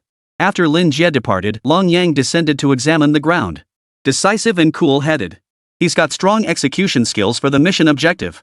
The corpses of the Netherwolves on the ground had been stripped clean of any useful materials. Gazing in the direction Lin Jie had departed, Long Yang muttered to himself. But kid, things around here aren't as simple as you think. Reaching the top of the valley, he found it rugged and barren, with few plants remaining. Lin Jie's skeleton army had suffered heavy losses, with only about 100 remaining. The Wolf King should be in the cave up on the mountain, but it's strangely quiet here. Surrounded by stone, the fur of the Netherwolves didn't blend in with the rocks. It should have been easy to spot them. Higher-tier demon beasts possess greater intelligence. Could the Wolf King have realized it couldn't defeat me and is waiting inside the cave for a final showdown? Clatter. The surrounding rocks began to shift. Lin Jie immediately ordered his skeleton warriors to stand guard. The clattering grew denser and denser. These stones had come to life, transforming into stone golems. Stone armor monsters? Why are these beasts here? Lin Jie was utterly astonished. He had come to hunt the Wolf King, yet here were so many stone armor monsters. They appeared densely packed, numbering in the dozens. Stone armor monster LV-12. Strength 32. Agility 18. Stamina 40. Spirit 5. Skill rock solid defense. What formidable stats. Even my skeleton soldiers can't break through its defense. The iron sword wielded by the bronze tier skeleton warrior offers no attribute bonuses, only a slight edge in sharpness. Though clumsy, stone armor monsters possess exceptionally high defense, requiring immense strength to shatter their outer stone armor. The skeleton warrior's iron sword could only leave faint cracks on the stone armor. Soon, Lin Jie's forces suffered heavy casualties. Why are these beasts here? Lin Jie swiftly drew his soul-reaping scythe. Looks like I'll have to handle this battle alone. Bronze-tier skeleton warriors were being knocked down one by one with a single punch from the stone-armored beasts, utterly unable to fight back. Lin Jie leapt forward, his left fist smashing one stone armor monster to smithereens. Once I get back, I need to figure out how to level up my skills faster. Otherwise, these skeleton soldiers will only slow me down. As he pondered, 4 or 5 stone armor monsters closed in on him. These creatures fed on all kinds of blood, with a particular taste for human blood. Records stated they enjoyed hoisting their victims overhead, tearing them in half, and bathing themselves in the spilled blood. Having discovered the lack of blood from the slain skeleton soldiers, they grew even more enraged, charging recklessly toward Lin Jie. You're just in time. With a swift swing of his scythe, the 5 encircling stone armor monsters were instantly cleaved in two at the waist. Recalling their craving for blood, Lin Jie retrieved a wolf pelt from his ring. Traces of blood still clung to it, releasing a faint, lingering scent of blood into the air. The surrounding stone-armored monsters, sensing the scent, immediately abandoned the skeleton soldiers before them and charged toward Lin Jie. After all, these skeleton soldiers couldn't harm them anyway. Since you've all come this far, let's try my self-created whirlwind slash. Spinning on one foot like a top, Lin Jie whirled his scythe in a rapid circle, unleashing a flurry of high-speed slashes around him. The stone-armored monsters rushing toward him were instantly torn to shreds by countless slashes. Some stone-armored monsters in the rear, witnessing their comrades' deaths, sensed trouble and attempted to flee. Trying to escape? Too late. With a sharp snap, Lin Jie gripped the handle, and the chain instantly snapped out. Empowered by the chain, the whirlwind slash's range grew ever wider. These clumsy stone-armored monsters were now too late to escape. They couldn't break free from the immense reach of Lin Jie's chain. Meanwhile, Lin Jie ordered his skeleton soldiers to delay these creatures as much as possible. Phew! After letting out a long breath, all the stone-armored monsters were annihilated by Lin Jie's self-created skill. He pried a pale red gem from the chest area of one of them. Stone armor core, a material used to craft earth elemental equipment. Not expensive, but it'll fetch a decent price. Congratulations on leveling up. You have gained 3 free attribute points. Leveled up? Might as well put them all into spirit. After a long day of travel, Lin Jie felt a hint of fatigue.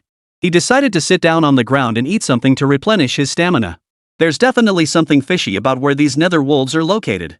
Why would 2 different types of demon beasts coexist here? Lin Jie sensed this mission wasn't as straightforward as he'd imagined. From a distance, Lang Yang watched Lin Jie's performance with satisfaction. Being able to coordinate your weapon to develop skills uniquely your own, while not a qualitative leap, the power is still impressive. But all this relies on your own formidable strength, doesn't it? Lin Jie's talent genuinely astonished Lin Yang. Even at his own age, he hadn't possessed such ability. Just as he was feeling pleased, a powerful aura suddenly emerged, originating from the very mountain peak where Lin Jie stood. What are those guys up to? After eating a little, Lin Jie scanned his surroundings and, finding nothing amiss, rose to his feet. I should reach the summit before nightfall.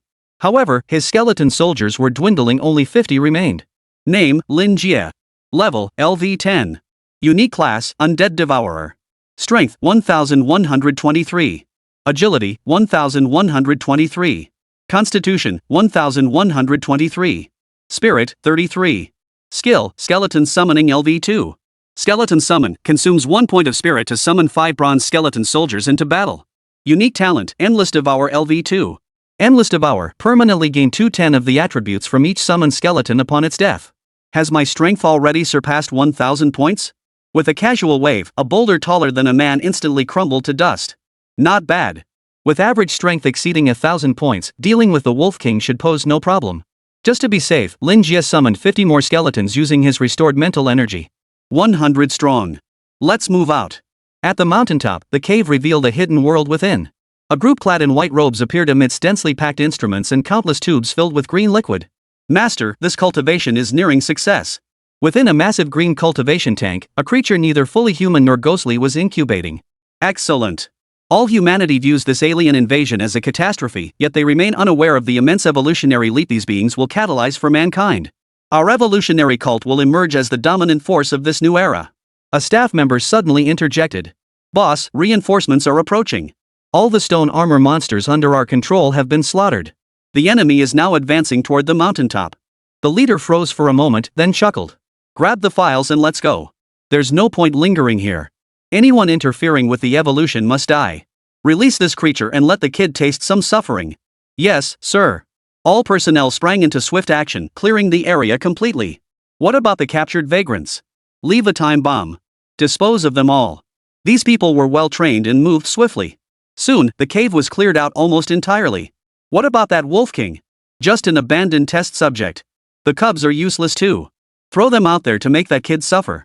Lin Jie hadn't expected to encounter such unusual things during this operation.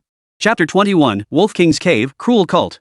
Lin Jie quickened his pace and finally reached the mountaintop before nightfall. Surveying the empty cavern before him, he snapped open several glow sticks and tossed them inside. Lin Jie found the place utterly barren, not even a trace of the Wolf King remained. This shouldn't be happening. Shouldn't the Wolf King be here? Why isn't there even a shadow of him now? With a wave of his hand, 10 skeleton soldiers were sent ahead to scout, guarding against a possible ambush by the Wolf King. Yet, the skeleton soldiers traveled a considerable distance without detecting any movement. This is strange. Lin Jie stepped inside, scythe in hand. With his physical constitution and the shield provided by the soul reaping scythe, Lin Jie was confident he could withstand even a surprise attack from the Wolf King. Soul Reaper, each time an ally dies, absorbs their soul to charge, granting 250 shield points, 25 strength, and 25 sharpness. The recently shattered skeleton soldier had just granted him an additional 100 shield points. Now, resisting a mage's spell was no problem at all. As he ventured deeper into the cave, Lin Jie noticed the space ahead was steadily expanding. Is this cave really this large? Accompanied by a flash of light, Lin Jie successfully reached the cave's true inner chamber. The first thing that caught his eye was an array of massive, immovable instruments. People actually lived here? But the mission intel said this area was overrun by wolves, even disrupting the daily lives of workers outside the city? The various jars contained all manner of bizarre substances. Human limbs and organs from strange beasts? This scene would have terrified an ordinary person long ago. The eerie scene made Lin Jie feel like skeletons were practically normal by comparison. As he scanned the jars, the creatures in the rear ones appeared increasingly complete. The last jar is empty. Instantly, Lin Jie's hair stood on end. Who knew what kind of monster lurked within? Alert! With a loud shout, all the skeleton soldiers went on high alert, patrolling the cave with their iron swords raised. Lin Jie, wielding the soul-reaping scythe, began his own inspection. The cave branched off into numerous smaller chambers, though most resembled rooms. Help! Hearing the cry, Lin Jie immediately rushed toward the source of the voice. Upon entering the small cavern, he was shocked to discover 5 or 6 living people trapped inside. Someone's here. Save us. Please get us out of here. I'll pay whatever it takes. There are bombs here. They're about to explode. Please get us out. Hearing their pleas, Lin Jie noticed that timed explosives were actually installed on the ceiling. Damn it! Now Lin Jie understood this was undoubtedly the work of a cult.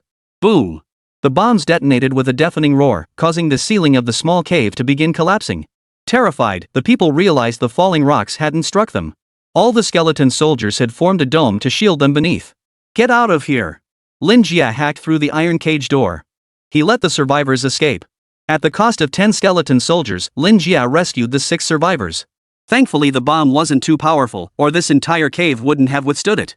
Lin Jie felt relieved, though the enemy's tactics were ruthlessly vicious. Are you a professional?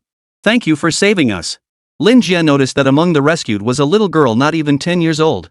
It was like seeing his helpless self during the beast siege all those years ago. Cultists. Always cultists. One day, I'll wipe every last one of you out. That cult didn't even spare children. This crossed Lin Jie's line. After distributing food and drink to calm the survivors, he began questioning them. Who captured you? What were they doing here? The sole surviving male replied in terror. We were stationed at the reclamation team outside the city. One day, a group of people wearing white robes suddenly attacked our camp. They killed our guards and took us all away. A woman nearby sobbed. They were brutal. They dragged my husband and son out and dismembered them. They died horribly. Another person added from the side. There were over 60 of us originally. Now only a few of us remain. These people had become numb from their confinement here. Losing parents, siblings, children and having to watch them being taken away, even dismembered, who wouldn't break down under such prolonged suffering? Beasts. Lin Jie's expression darkened with fury. But they're actually conducting experiments here using humans and beasts? They actually want to fuse humans and beasts together? Forget it. Abandon the mission. Get these people to safety first. With that decision made, Lin Jie activated his communicator, relaying his rescue mission and urging them to respond immediately. Just then, the skeleton soldiers detected movement. Lin Jie set the little girl down and ordered the skeleton soldiers to form layers of protection around them. This was also a cave, though larger than the one where the hostages were held. The pungent stench of blood permeated the air, causing Lin Jie to frown involuntarily. Woo! The roar of a beast caught Lin Jie's attention. Switching on his light, he saw a 2-meter-tall, 5-meter-long Netherwolf bound within the cave. A Netherwolf king? The Wolf King hung suspended by its limbs, its fur matted and disheveled. Dried blood had congealed on the ground beneath it.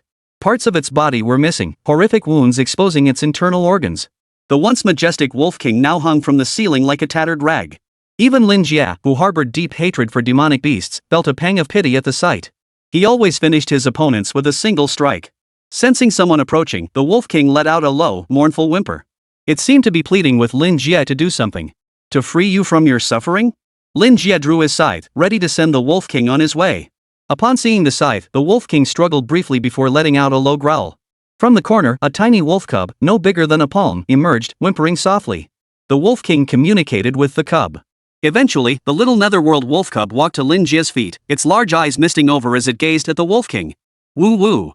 Seeming reluctant to part, the cub paced restlessly at Lin Jie's feet. Watching the cub, Lin Jie took a deep breath. Was this cub being entrusted to me?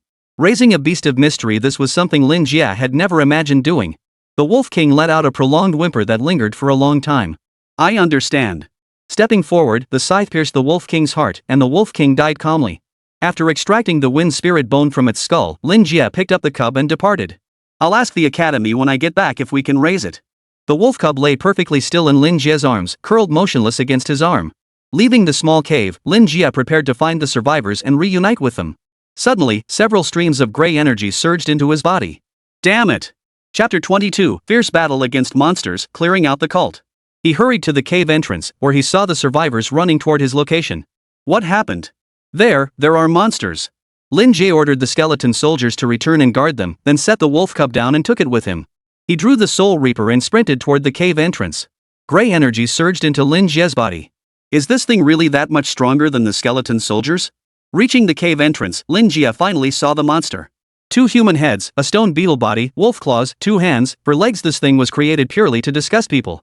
The creature was truly revolting, 2 blood-soaked human heads flanking its body, the rocky exoskeleton of a stone beetle, 2 pairs of arms, human hands below, wolf claws above and 4 legs formed from stone beetle segments. Monster LV? Strength 1032. Agility 1018. Stamina 1040. Spirit 100. Skills rock solid, shadow dash, shadow claw, howl. Seeing this creature's stats, Lin Jie's heart sank. This thing's stats are extraordinary. I never expected a monster of this caliber to be artificially created. Upon spotting Lin Jie, the creature's 2 heads emitted an unbearable wail. Instantly, Lin Jie felt dizzy and disoriented. Taking advantage of Lin Jie's disorientation, the monster's wolf claws flashed with 2 beams of light and shot straight toward him. A pale green shield instantly activated, deflecting the underworld wolf's claws. A psychic attack. Looks like the creators of this artificial monster were quite thorough in their design. Lin Jie pulled a pale blue vial from his robe and downed its contents. Small Chaos World Potion, grants immunity to control effects of level 20 or below for 3 minutes. Exchanging the storage bracelet cost 40 points, and another 5 points were spent on this immunity potion. Better to be fully prepared when fighting alone. Damn thing, come on! The Soul Reaper scythe in Lin Jie's hands flashed with icy light as he swung it. Facing the ferocious monster before him, he showed no fear. The scythe carved sharp trails through the air, clashing with the monster's attacks in a series of violent clangs. His attributes were comparable to this beast's, yet its hide was far tougher. Even when the Soul Reaper's scythe struck its body, it couldn't pierce through its defenses. Lin Jie moved with the agility of a cheetah, weaving through the battlefield. Each swing of the Soul Reaper seemed to carry the force of wind and thunder. Though massive in stature, the monster moved with surprising agility. It swung its arms, attempting to repel Lin Jie, yet its blows consistently missed his nimble form. As the battle progressed, Lin Jie's scythe gradually revealed its true sharpness. Each swing forced the monster to retreat, dodging the fierce slashes. Resolve and composure flashed in Lin Jie's eyes. He knew this battle wasn't a quick fight, but a long contest demanding skill and endurance. Weakness. I must find this creature's weakness, and that weakness is its head. For a moment, the clash between the Soul Reaper and the monster echoed like thunder across the mountains and seas. Sweat trickled down Lin Jie's forehead, yet he gripped the Soul Reaper tightly, each swing growing more precise and deadly than the last. Finally, the creature was cornered by Lin Jie. Split. Lin Jie unleashed his skill, his muscles swelling instantly as terrifying power surged into the scythe. The wolf claws attempting to block were severed cleanly. With a flick of the blade, a head was severed clean off. Arg! The creature suddenly let out a cry that was neither human nor beast. A ghostly figure flashed through the wall, escaping the blind spot, and immediately sprinted toward the exit. Trying to escape? The side split into 2 halves. With a mighty swing, the grappling hook shot straight toward the last remaining head. Fortunately, the monster possessed little rationality and failed to sense Lin Jie's attack from behind. Boom! The final head shattered into a mist of blood, and the creature was finally dealt with. Phew! The intense battle left Lin Jie drenched in sweat. This was the first time he'd faced an opponent truly his equal. It's safe now. Let them come out.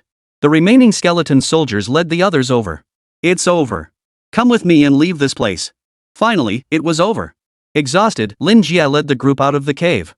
Outside, the skeleton soldiers surrounded them in a tight circle. Lin Jie sat on the ground, recovering his strength. Good work. A familiar voice echoed from above. Lin Jie snapped his head up to see Long Yang. What are you doing here?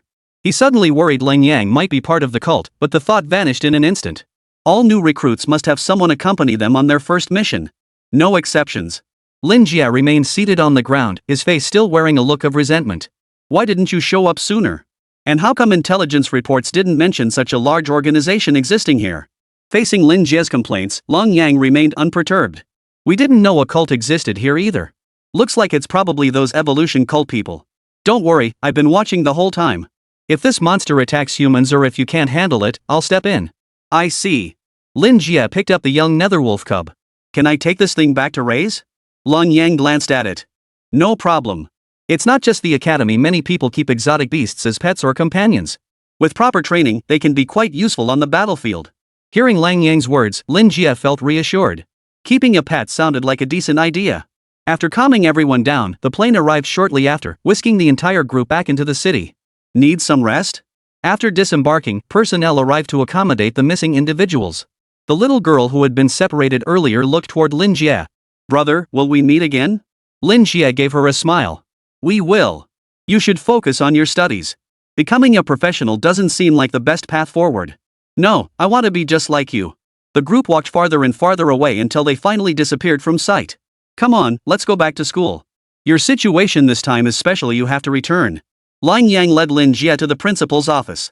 The principal listened to their report, his expression growing increasingly grave. Those evolution cult bastards are growing more brutal by the day, even more savage than the beasts themselves. Hearing this, even the principal couldn't help but curse under his breath. Principal, perhaps we should conduct a full-scale purge. Seeing Lin Jie's earnest question, the principal set aside his documents and pondered seriously. You have a point. I will issue a mission for you to purge the cult soon, but it requires time for investigation.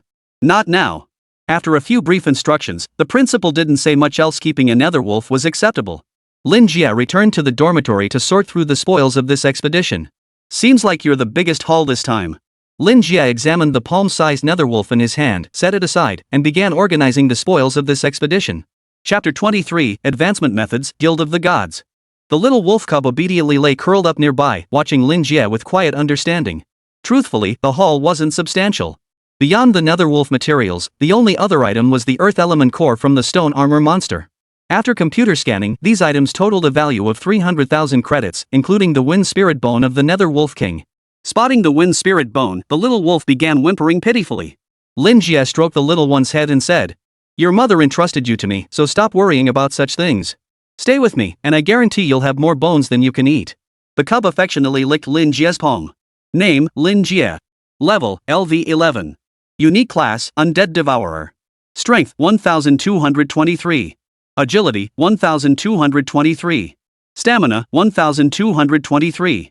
Spirit, 33. Skill, Skeleton Summoning LV2. Skeleton Summon, consumes 1 point of spirit to summon 5 bronze skeleton soldiers into battle. Unique talent, Endless Devour LV2. Endless Devour, upon the death of your summoned skeletons, you permanently gain 210 of their attributes.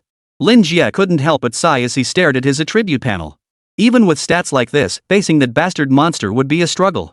Monsters really are everywhere these days. If others heard him say that, they'd probably be green with envy. For most people, strength gains came solely from gear. Reaching a few hundred base stats was already considered impressive. That's precisely why the equipment market is so massive. Of course, base stats could be further enhanced through other means, but that was a story for another time. After selling the stone armor monster's materials, Lin Jie earned 100,000 yuan. Combined with the 200,000 yuan quest reward, he had a total of 300,000 yuan this time. I recall points can be exchanged for cash, right? Lin Jie checked his computer and confirmed it was indeed possible, though the exchange rate was exorbitant. A single credit point cost 100,000 yuan. And non-students weren't even allowed to exchange them. Seeing this price, Lin Jie felt utterly incredulous. Forget it. There's nothing worth exchanging anyway. He still had 10 credits left. Food and lodging were free, so he basically had no major expenses. Besides the newly crafted aura equipment, I still need to level up my skills. Skeleton Summon truly lives up to its reputation as the weakest skill. Its attribute growth is painfully slow. His skeletons could no longer keep up with his monster killing pace. Even in D-rank quests, the common mobs were stronger than his skeletons. Besides aura-type enhancement skills, is there no other way to boost the skeleton's attributes? Moreover, the undead faction actually had a natural enemy within the holy faction. Though wholly aligned practitioners were rare, each one could affect Lin Jie. Even support-type wholly aligned classes could impact his skeleton army. Not to mention that among the myriad races of the cosmos, there are also wholly aligned species. This made Lin Jie realize he too faced limitations. The little wolf cub snuggled closer to Lin Jie, curled up, and fell asleep. Oh right, and then there's this little thing to raise. Future troubles are still plentiful. Early the next morning, Lin Jie sought out Wang Shui, the summoning system instructor. "Hello, Lin Jie. What brings you here?" Wang Shui graciously invited Lin Jie to sit down and gently inquired about his concerns. "Teacher, I was wondering, besides aura-type skills that benefit us beast masters, are there other ways to enhance our summons?"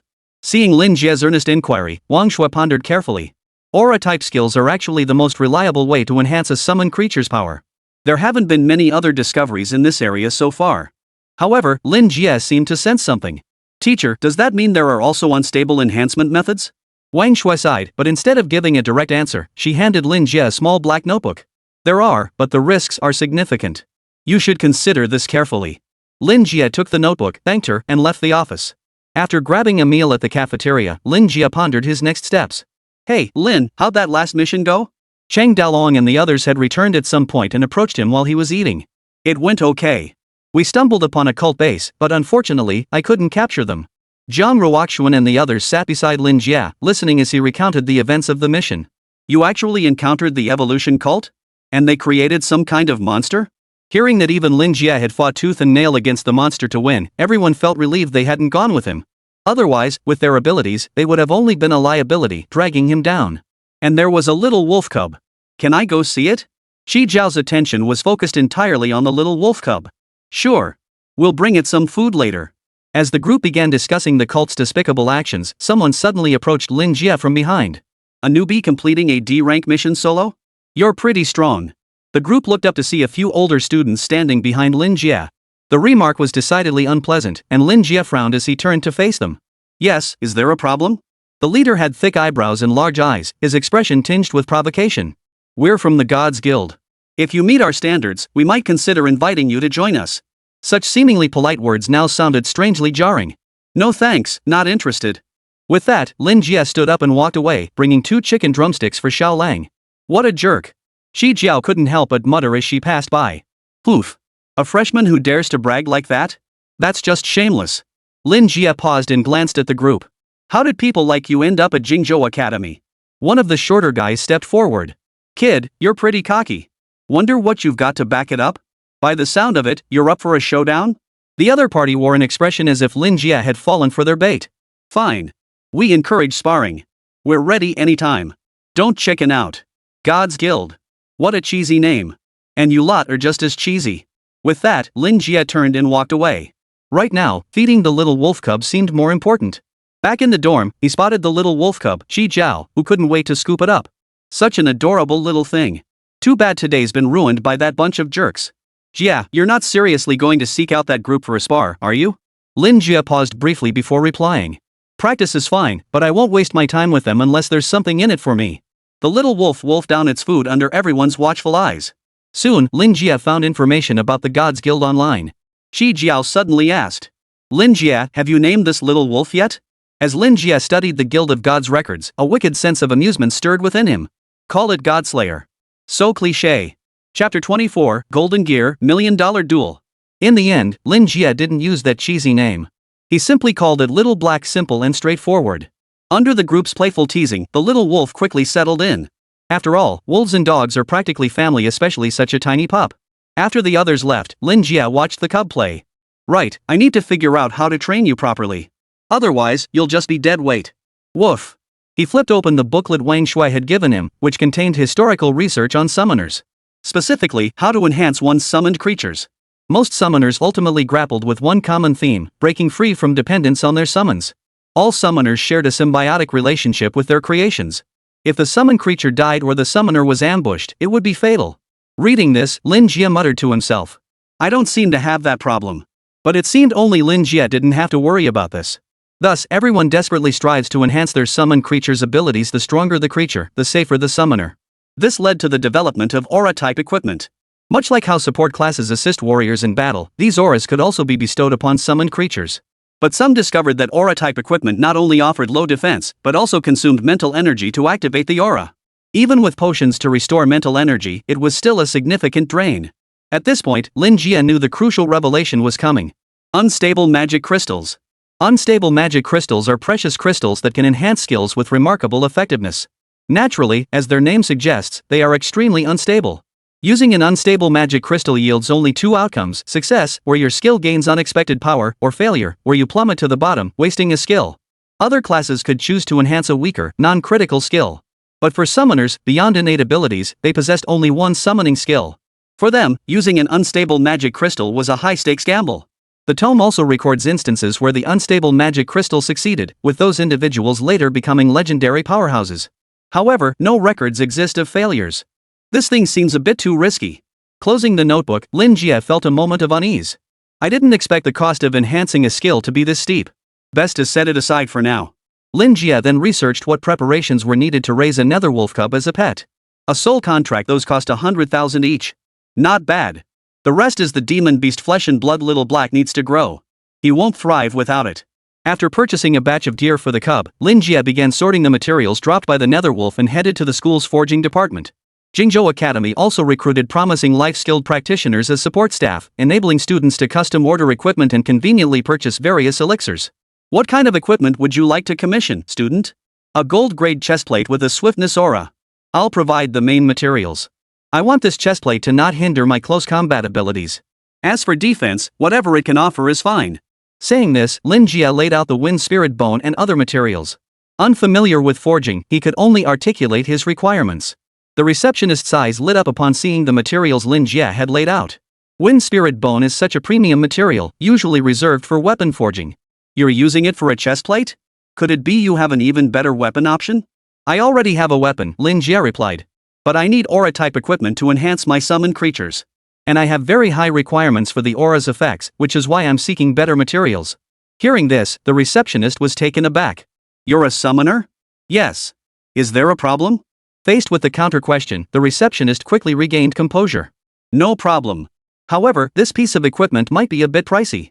But for our school students, we offered gear at cost price 70,000 will cover it. Can I pay 200,000 first? The receptionist replied with a broad smile. Of course. We also offer short-term credit terms up to 3 months interest-free. Never mind, I'll just pay the 200,000 now. I'll settle the rest once the gear is ready. No problem. Based on the production schedule, please come pick up the equipment in 3 days. Leaving the forging department, Lin Jie couldn't help but sigh inwardly. He hadn't expected becoming a professional would be so financially demanding. He could have borrowed money from Jiang Ruoxuan and the others, but he didn't want to bother them. Besides, seeing how affordable the gold grade gear was, they'd all ordered sets for themselves long ago and had no spare cash left. A group of figures suddenly caught his eye, and Lin Jie smiled at them. Money was coming. The new arrivals were members of the Gods Guild. By coincidence, they too had come to the forging department for some business. Colliding head-on with Lin Jie, there was no avoiding it. Kid, it's you again. The one who had taunted him that day spoke up again with insolence. I have a name. Is that the best your upbringing could teach you? Insulted by a freshman who had only recently enrolled, the man's face flushed red, but he was pulled back by someone beside him. Wang Song, no fighting on campus. Lin Jie finally learned the guy's name. Wang Song? Why not just call yourself Wang Coward? I've been waiting for you to issue your challenge. At that moment, Wang Song finally couldn't hold back. Kid, you think you're worthy of challenging me? Look at your own skills. I could beat you with one hand. The forging department was bustling with people, and soon a crowd gathered to watch the spectacle. Lin Jie glanced sideways at this so-called guild master of the gods. He showed no intention of stopping the altercation, instead adopting an attitude of watching the spectacle unfold. So Lin Jie continued to provoke him. You don't even know basic etiquette. Your education must have gone to the dogs. Besides, what's in it for me to spar with you? Oomph. You think you can beat me? If you win, I'll bet anything. Wang Song proved to be a man easily provoked. Seeing him respond like this, Lin Jie knew he'd taken the bait. 1 million, then. You wouldn't be unable to pay, would you? These upperclassmen, constantly scavenging dimensions for tasks, were all loaded. At the very least, they had something valuable to offer. Fine, 1 million. Name your time. Tomorrow. Wang Song froze. He'd assumed Lin Jie was just trying to get the upper hand verbally. Setting the time for tomorrow meant this kid was serious about sparring with him. I reviewed the rules yesterday. You're a year older than me, have better resources, superior gear, and a higher level. I'm requesting unarmed combat. You won't bully me just because you're bigger, right? Lin Jie continued to lure Wang Song into a trap, though his demand was reasonable. Now, surrounded by onlookers, Wang Song found himself in a bind. Lin Jie was right, his gear and level far surpassed the others. Unarmed combat seemed the fairest option. Fortunately, he was a warrior class. That thought eased his mind. Fine, bare-handed it is. Meet me at the arena tomorrow at 1 in the afternoon. Alright, go prepare your money then. Lin Jie spoke calmly before walking away from the crowd. That night, the entire forum exploded with discussions about freshman Lin Jie challenging the Gods Guild. Such a mismatched duel piqued the curiosity of every student on campus. Chapter 25, Stirring the Pot, One-Hit Knockout.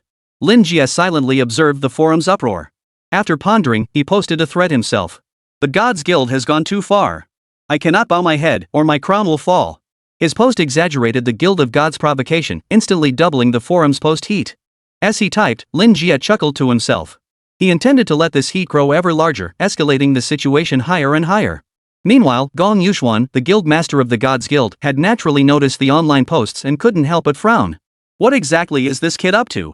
Wang Song, training behind him, paid it no mind. Looks like this kid's unhappy with our guild's methods and wants to use us as a stepping stone to make a name for himself. Gong Yuxuan pondered for a long time but couldn't fathom why Lin Jie would stir up such a huge fuss. Impossible. I checked Lin Jie's records. He genuinely completed a D-rank mission solo. There was a minor hiccup midway, though it seems he encountered members of the evolutionary god cult. Wang Song's eyes widened in realization. Oh, that explains it. The evolution cult always captures demon beast leaders for experiments, torturing them nearly to death. No wonder he succeeded. Learning that the evolution cult had also been involved in this mission, everyone understood why Lin Jie had succeeded. Of course, this was merely a coincidence, and the mission files made no mention of the monster that had emerged from the fusion. The files offered no guidance on how to document it, so it was temporarily set aside. This led people to believe Lin Jie's mission was heavily inflated. But where did that kid get such confidence? Gong Yuxuan sensed something was off, though he couldn't quite put his finger on it. 1,000,000 yuan, not an exorbitant sum, yet hardly insignificant either, was money they'd risked their lives to earn. Wang Song climbed down from the horizontal bar, drenched in sweat, and declared confidently. Oomph. Even without gear, my strength is over 300 and my agility is 200. How could I possibly lose to a mere summoner? As a martial fighter, Wang Song naturally looked down on Lin Jie. Better play it safe. Something about that kid just feels off. Relax, he won't last 3 moves against me. Lin Jie, meanwhile, had also inquired about the background of the Gods Guild. This group consisted of high achievers, both in their professions and in their dedication. Wang Song, among them, was already level 40, having traversed dozens of planes both large and small. His physical prowess was formidable, rumored to be around 300 points. Of course, that wasn't Lin Jie's primary concern. He wanted to know the benefits of establishing a guild. Soon, Lin Jie discovered that establishing a guild was supported by the school. Large guilds could purchase materials at higher buyout prices while acquiring potions and equipment at lower costs. Moreover, once a guild gained renown, major guilds even gained the right to negotiate terms with quest givers. So forming a guild has so many perks? But why is this guild so damn cool? Lost in thought, Lin Jie was interrupted by questions from Chang Dalong and the others. Brother Jie, I heard you bet 1,000,000 on a duel with someone from the Gods Guild? The Gods Guild seems to be made up of some seriously skilled players, and they're ranked around the top 30 nationally. It's bare-knuckle fighting. That Wang Song seems to be a martial fighter, especially skilled in close combat. Are you confident, Lin Jie? Chang Dalong, Zhang Ruoxuan, and Qi Jiao voiced their concerns in the group chat. Lin Jie simply replied with 5 words. Brute force overcomes all techniques. The trio. But why did you suddenly decide to challenge him to a duel? Need cash for gear. The 3. They had assumed Lin Jie had issued the challenge out of youthful recklessness, never expecting such a simple reason. Lin Jie continued. I checked this match should have betting odds. Lend me 1,000,000, bet on me to win, and just sit back to collect the payout. The 3. Chang Dalong spoke up. Brother Jie, it's not that we don't trust you. 1,000,000 isn't much for us either. We just want to see your skills and get our eyes opened. Lin Jie typed casually. Average stats, 1,000 points. Chang Dalong? Chang Dalong. Sure enough, the betting odds for Lin Jie versus Wang Song were posted online. Wang Song at 1.1 to 1, Lin Jie at 2 to 1. The exaggerated odds seemed to foreshadow the outcome of this fight. Do they really think so little of me? Lin Jie muttered under his breath. Of course, the oddsmaker had reviewed Lin Jie's records before setting these odds. Having seen the evolution cult appear in Lin Jie's mission, they concluded he had gained an advantage this time. The next day arrived all too quickly. Even while eating breakfast, Lin Jie could feel the occasional glances cast his way. Seems my goal has been achieved. Arriving at the arena, the once sparsely filled venue was now packed to capacity. Lin Jie even spotted teachers like Long Yang in the stands. Brother Jie, we covered your match deposit and I bet 200,000 on you winning. You better not lose. Cheng Dalong and the others had naturally come as well. Split the winnings with me if you win. Lin Jie walked onto the stage with calm composure. A referee teacher stepped onto the stage and announced. The magic suppression array will now be activated. Neither of you may use any skills. Understood? Both nodded. Lin Jie and Wang Song stood facing each other, the atmosphere heavy and tense. Wang Song stared at Lin Jie and challenged, come on. Lin Jie smiled faintly, a teasing expression crossing his face as if he didn't take it seriously. Enraged, Wang Song charged at Lin Jie with a roar, soaring into the air and swinging a powerful downward punch aimed squarely at Lin Jie's forehead. But Lin Jie was ready. He swiftly sidestepped, dodging the blow. Wang Song sneered coldly, his fists whirling like the wind, each strike precise and relentless. Lin Jie parried effortlessly with both hands, blocking Wang Song's attacks. Lin Jie dodged Wang Song's strikes with agile movements, calmly studying his techniques. Wang Song's moves often appeared ordinary, yet carried a fierce momentum that made them difficult to guard against. Lin Jie showed no haste in counterattacking, instead slowly adapting to his opponent's rhythm. As time passed, Lin Jie gradually deciphered Wang Song's true capabilities and discovered a way to counter his techniques. So your strength is nothing special after all. His consecutive missed strikes had already infuriated Wang Song, and this remark only fueled his rage. With a roar, his fists and feet lost all semblance of technique. In an instant, Lin Jie, poised and ready, locked onto his opponent's weakness. He met Wang Song's fist with half his strength. A dull thud echoed as Wang Song collapsed to the ground, his body motionless. One strike, instant kill. Boring. The crowd gasped at the sight. Wang Song had been relentlessly pressing the attack, and everyone had assumed he held the upper hand. Yet he couldn't even withstand a single punch. Gong Yuxuan, however, visibly relaxed. We've been tricked. Does this kid not rely on skills at all? Lang Yang inwardly scoffed at the sight. Ha ha ha, Brother Jie won. It's gotta be Brother Jie. Cheng Dalong was naturally thrilled to have won money, and thankfully Lin Jie wasn't petty, otherwise he'd probably have no idea how he ended up dead. While everyone was stunned, Lin Jie stood on the stage, gathering his breath as if about to say something. Chapter 26, Founding a Guild, Leveling Up begins. Everyone watched Lin Jie, unsure what he intended to say. Just then, Gong Yuxuan, the leader of the Gods Guild, suddenly stood up and declared loudly.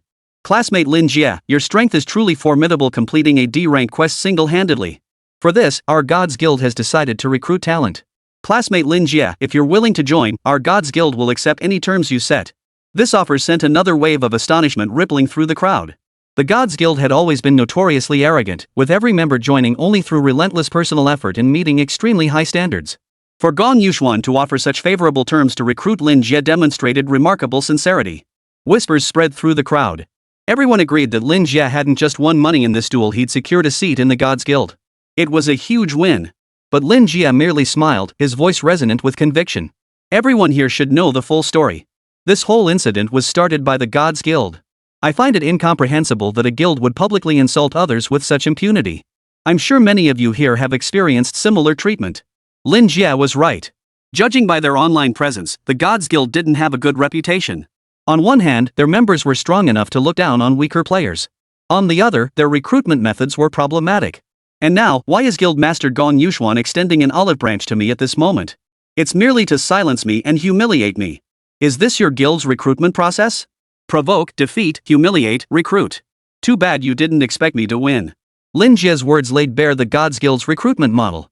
Gong Yuxuan employed this very pattern to ensure newly recruited members would obediently follow orders.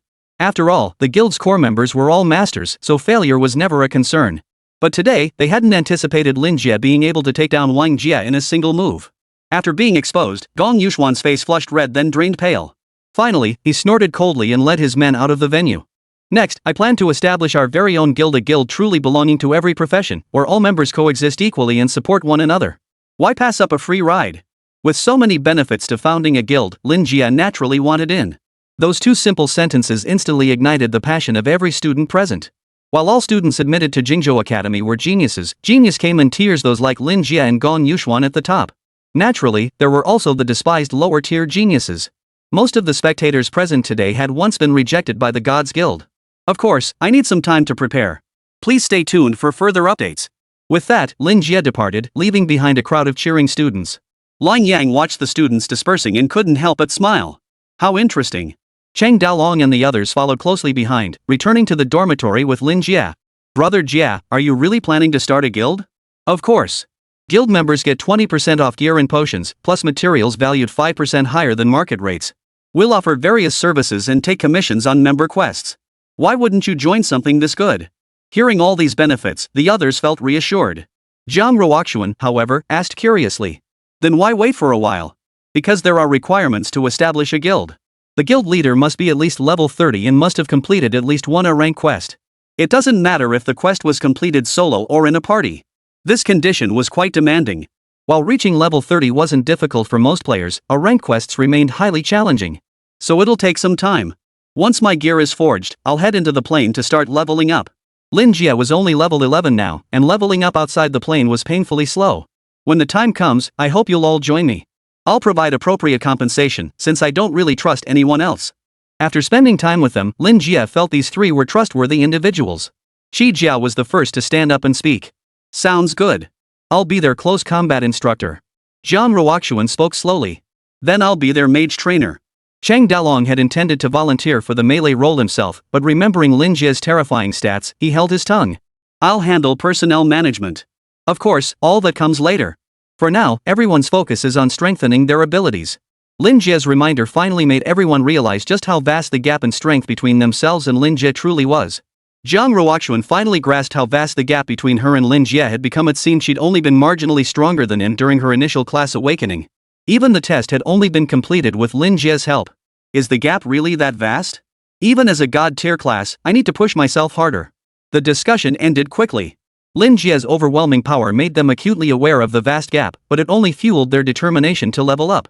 Lin Jie soon received Wang Song's payment, 1 million credits deposited into his account. Now I have enough for the chest armor. Soon, Lin Jie's name echoed throughout the entire campus. In no time, the entire forum was abuzz with discussions about him. This kid is truly unexpected. I wonder how his leadership skills will hold up. The principal naturally learned of the matter as well. It was impossible to overlook such a standout student. Long Yang remarked while sipping his tea. Let's see what else he has in store. He's already given us so many surprises in such a short time. The principal nodded in agreement. By the way, reassign some personnel to investigate the cult's activities immediately. These bastards are growing increasingly brazen. The National Guard alone won't suffice. Judging by this evolutionary cult incident, their research seems to have yielded some results. We must eradicate them swiftly. I'll gather personnel to handle these matters immediately. Go ahead. Long Yang responded with a nod and left the office. The only profession? He's far more interesting than his historical counterpart. However, an email on the computer caught the principal's attention. Upon opening it, the principal's expression darkened instantly. These guys, are they at it again? Lin Jie soon received his own chest armor. Sir, this is a leather armor crafted according to your specifications. We balanced mobility with maximum defense. The leather armor was crafted from a dark hide featuring faint patterns interwoven with bone-like veins embedded with the spirit bone of the Netherwolf King. Swift Wolf King leather armor gold grade grants the swiftness aura special effect. Reduces damage taken from spell-based skills by 10% and damage dealt by physical skills by 8%. Swiftness aura, when activated, increases the agility attribute of nearby allies by 40%. Lin Jie was quite satisfied with this effect. Thank you. After settling the final payment, Lin Jie promptly slipped the leather armor beneath his trench coat. Alright, time to get serious about leveling up. Chapter 27, D-Rank Dimension, Spider's Lair. You want to enter a D-Rank plane for cultivation? Wang Shui stared at Lin Jie in surprise. This student's actions never ceased to astonish him. That's right, teacher. I want to level up. You know I have plans to establish a guild, so I need to raise my level as quickly as possible. Wang Shui replied after a moment's thought. Actually, the school generally prohibits students from privately entering planes for leveling up because it's too dangerous. Your current focus should be on completing assigned missions, but... A glimmer of hope flickered. Lin Jie turned his gaze toward Wang Shui. Teacher, are you saying there are other ways to enter planes for leveling? Yes. For instance, if a planar gate suddenly opens in the city, all nearby practitioners have a duty to help rescue the citizens. Those with sufficient strength can enter the plane to defeat the boss and close the gate. But that explanation sounded practically useless. Even if a dimensional gate opened in the city, someone like Lin Jie wouldn't be the one tasked with killing the boss. What else? Another option is joining a party. Many factions or guilds in the city form groups to enter dungeons once they have enough members. They often have spots for newcomers, but you'll have to find one yourself. Lin Jie couldn't handle a ranked quests yet, so he'd have to level up first and raise his skeleton summoning skill. Got it, thanks, teacher. Back in his dorm, Lin Jie wasted no time. He immediately went online to search for party invites to enter the plane. There were specialized websites for this, but the entry requirements were extremely strict. You had to fill out a form detailing everything from age to occupation, including the exact classification of your profession. The site would also cross-check with the school to verify that the awakened profession matched. There was no room for falsification, but the upside was that he didn't have to input his own stats. After quickly completing the form, Lin Jie first posted a recruitment message for a party, then began browsing recruitment notices for E-rank and D-rank planes. Urgently recruiting 2 healers. D-rank dimension. Competitive pay, fair split. Apply now. Recruiting sub-tank. Team includes top-tier healers, safety guaranteed, price will satisfy you. Seeking main DPS. No magic-based classes, warrior type only. Long-term partnership with gear priority and negotiable split. This is getting as exaggerated as those flyer ads. Lin Jie browsed for a long time and even left a comment expressing his interest in joining, but not a single person responded. Forget it. I'll leave it here and go grab a bite. After browsing through the listings again, Lin Jie still hadn't received any messages. After returning from lunch, Lin Jie found someone had reached out to him. Hello, the Dea Guild invites you to join us as a new member for a mission. Please report to 4396 Red Flag Avenue. Someone actually contacted me. After packing his things, Lin Jie headed to the so-called 4396. A plain, unassuming building came into view, its signboard simply reading Dea Guild. Compared to the lavishly decorated other guilds, this small guild seemed a bit too plain. Upon entering, a woman in her 30s greeted him. Mr. Lin Jie, is that you? Please follow me. We'll meet with our guild leader first. In a plain office, a tall man was busy handling affairs. Hello. You must be the new skeleton summoner from the forums.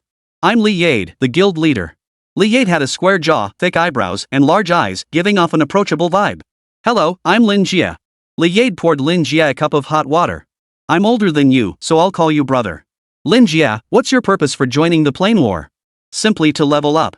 I need more experience. Li Yade nodded. No problem. But I should mention upfront there's no pay or share of spoils for joining our battles. I need you to confirm this. If you're okay with it, please sign this agreement. After a quick glance at the agreement, Lin Jie saw nothing amiss and promptly signed his name. Excellent. By the way, would you mind if I took a look at the attributes of your skeleton summoner's summons? Lin Jie didn't refuse. Black mist surged forth, and 5 bronze-tier skeleton soldiers materialized within the small office. No spirit attribute. All other attributes are 20 points. Li Yade examined them from all angles, and Lin Jie saw no reason to deceive him. How many can you summon at once? I can summon 165 in a short period. Hearing this number, Li Yade was slightly startled. Impressive. Excellent. They can also be used for reconnaissance. Welcome aboard for this mission. Lin Jie wasn't useless after all, which pleased Li Yade greatly. Meet here promptly at 10 a.m. tomorrow morning. We'll head to the teleportation hall together. On his way back, Lin Jie ran into Zhang Ruoxuan. Seeing him return from outside, she couldn't help but ask. Are you heading out on another mission? No, just heading out to find a guild to take me to another plane for leveling. Zhang Ruoxuan hadn't expected Lin Jie to be so obsessed with leveling up. He was either preparing for it or already on his way. Oomph. Don't worry, I'll definitely surpass you. I'm going to find a guild to join me in the plane battles these next few days. Lin Jie smiled. Zhang Ruoxuan always seemed determined to compete with him. Upon arriving at the Dea Guild for the second time, the place felt rather crowded. 8 people, both men and women, were gathered here.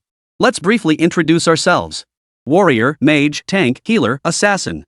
For efficiency during operations, just use your class code. Lin Jie exchanged brief greetings with each person before they boarded a vehicle bound for the teleportation hall. The teleportation hall was significantly larger than the teleportation plaza. People bustled in and out. Some teams entered the teleportation chambers with high spirits. Others emerged covered in blood, crying and screaming as they fled. Others emerged laden with loot, discussing where to celebrate their victory. Every kind of person imaginable filled the space. This is different from your graduation test, isn't it? Li Yade remarked beside him. Yeah, it's quite different. Exactly. Being a professional isn't all it's cracked up to be. It's just another job. High rewards come with immense risks. Here, Lin Jie seemed to glimpse the unconventional nature of the profession. 9 people total. Transfer fee, 450,000. Please conduct final equipment checks. Hearing the price, Lin Jie couldn't help but inwardly grumble. 50,000 per person for teleportation fees. No wonder so many were reluctant to take on newcomers. Even a D-ranked dimension might not yield much profit. Typically, you'd only make around 2 or 3 million at best. And with so many people splitting the earnings, plus deducting equipment where costs and potion expenses, there'd be barely anything left. Ready? The teleportation is about to begin. Li Yade led the 8 of them into the teleportation chamber to await the transfer. D-rank plane, Spider's Maze. Teleportation initiating. Chapter 28, Seamless Teamwork, Effortless Annihilation. The teleportation concluded, and the group was suddenly plunged into darkness.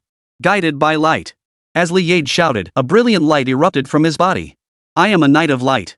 While not quite as potent as Holy Light, I lack the divine attributes. A Knight of Light at the very least a B-rank profession. Lin Jie hadn't expected the leader of this small guild to possess such formidable strength. The group surveyed their surroundings.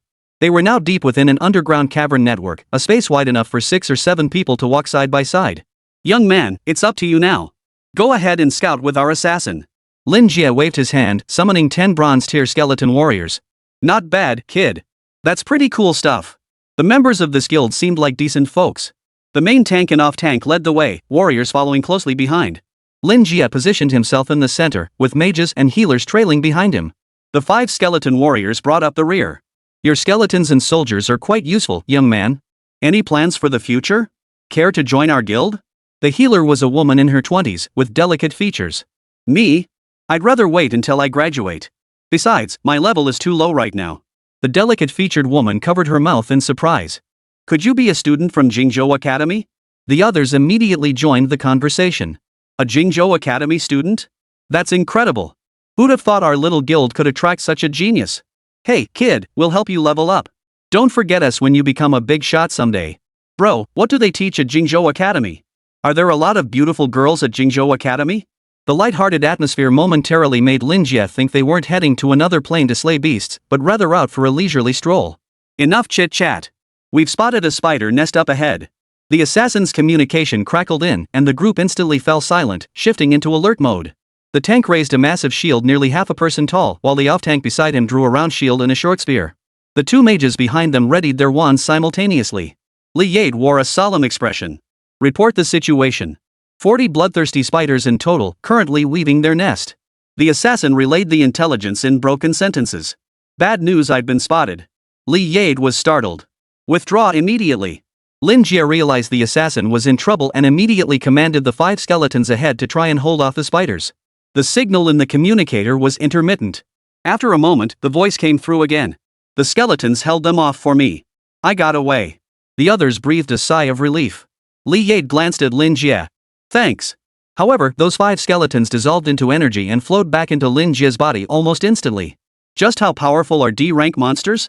My skeletons died without even putting up a fight. Just as Lin Jie raised his hand to summon more skeletons, Li Yade spoke up. Mages, prepare. The moment the assassin enters your line of sight, cast spells directly behind him. Behind him, 2 mages swiftly activated their wands. Air currents surged as countless wind blades began to coalesce. Another mage emitted an earthen blow, causing the surrounding terrain to shift into a narrower, elongated formation. Don't summon any more skeletons. It'll slow us down. Just stay put and don't move. The healer came over and put an arm around Lin Jie's shoulder, afraid he might cause trouble at this critical moment. This team is highly professional. Their coordination suggests they've been working together for a long time. Soon, the assassin's shadowy figure, clad entirely in black, appeared. Spotting the group, he accelerated, darting several times before reaching their side. They're all drawn in. Prepare for battle. With that, the assassin vanished into the shadows, preparing for battle. The assassin is actually handling reconnaissance and luring the monsters, and he even knows how to position himself to draw them in.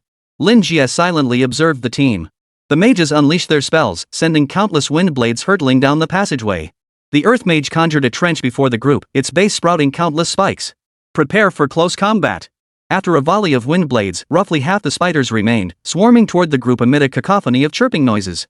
Only then did Lin Jie notice the creature's stats. Bloody Spider LV 25. Strength 83.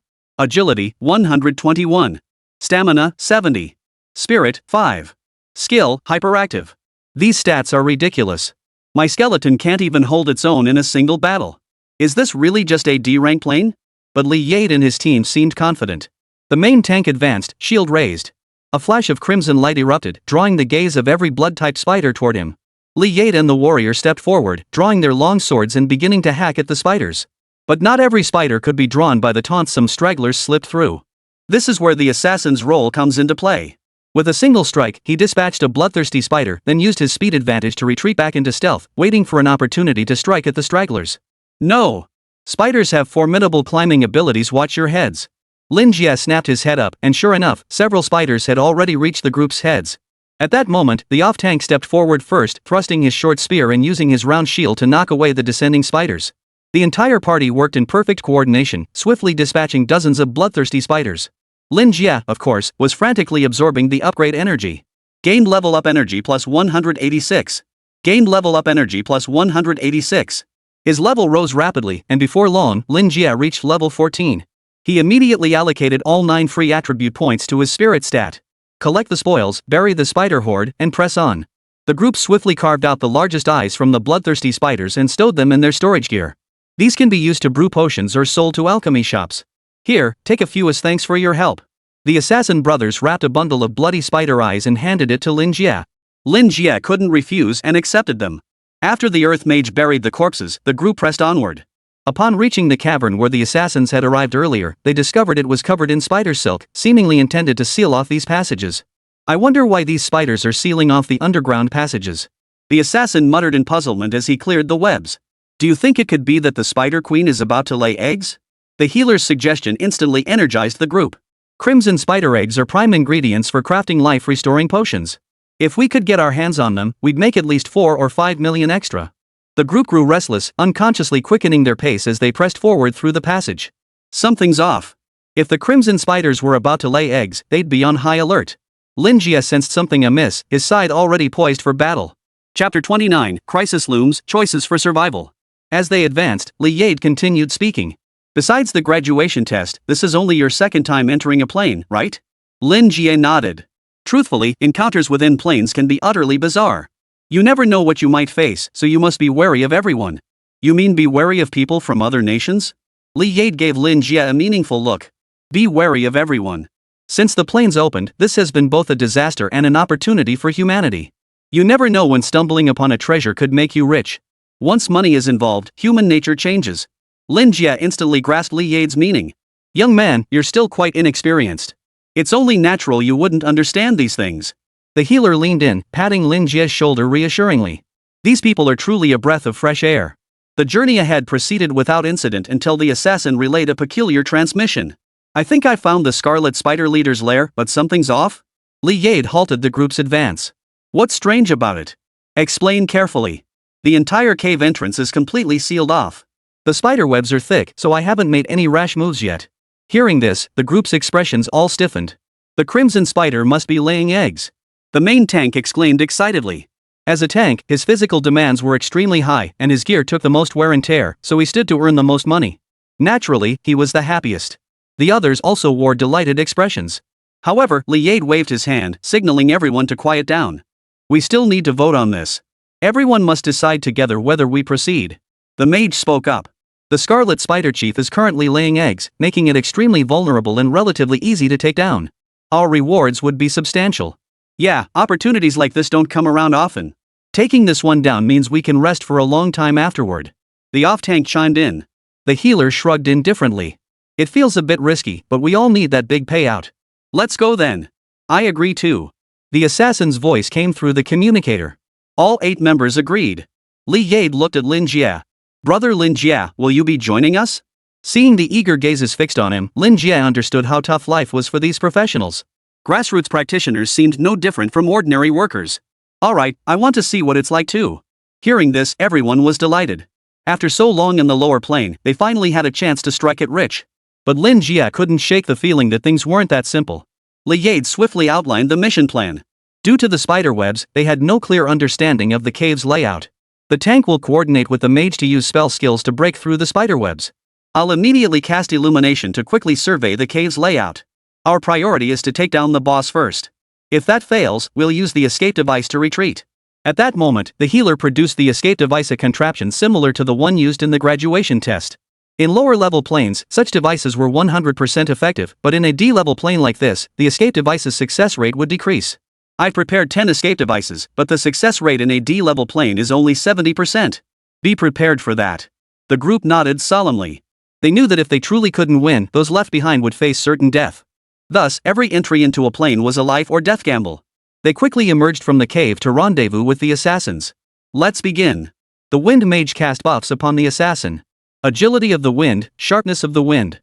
The assassin wielded a sharp, slender dagger. Empowered by the buff and his own skills, he slashed through the spider web. The web was instantly sliced open. The group prepared themselves as Li Yade activated his illumination spell once more. A glowing orb flew inside. This cavern was considerably larger than the previous one. Yet the moment the orb entered, the entire cavern was flooded with countless beams of light. Upon closer inspection, they discovered the floor was covered in fluorescent light. These are magic crystals? So many magic crystals? The healer gasped in astonishment. She had never seen such a vast quantity of magic crystals before. Countless pale blue, translucent magic crystals refracted the light sphere's rays, making the entire cave shimmer brilliantly. Lin Jie had learned about magic crystals in class high energy stones used to enhance physical attributes, craft equipment, concoct potions, and more.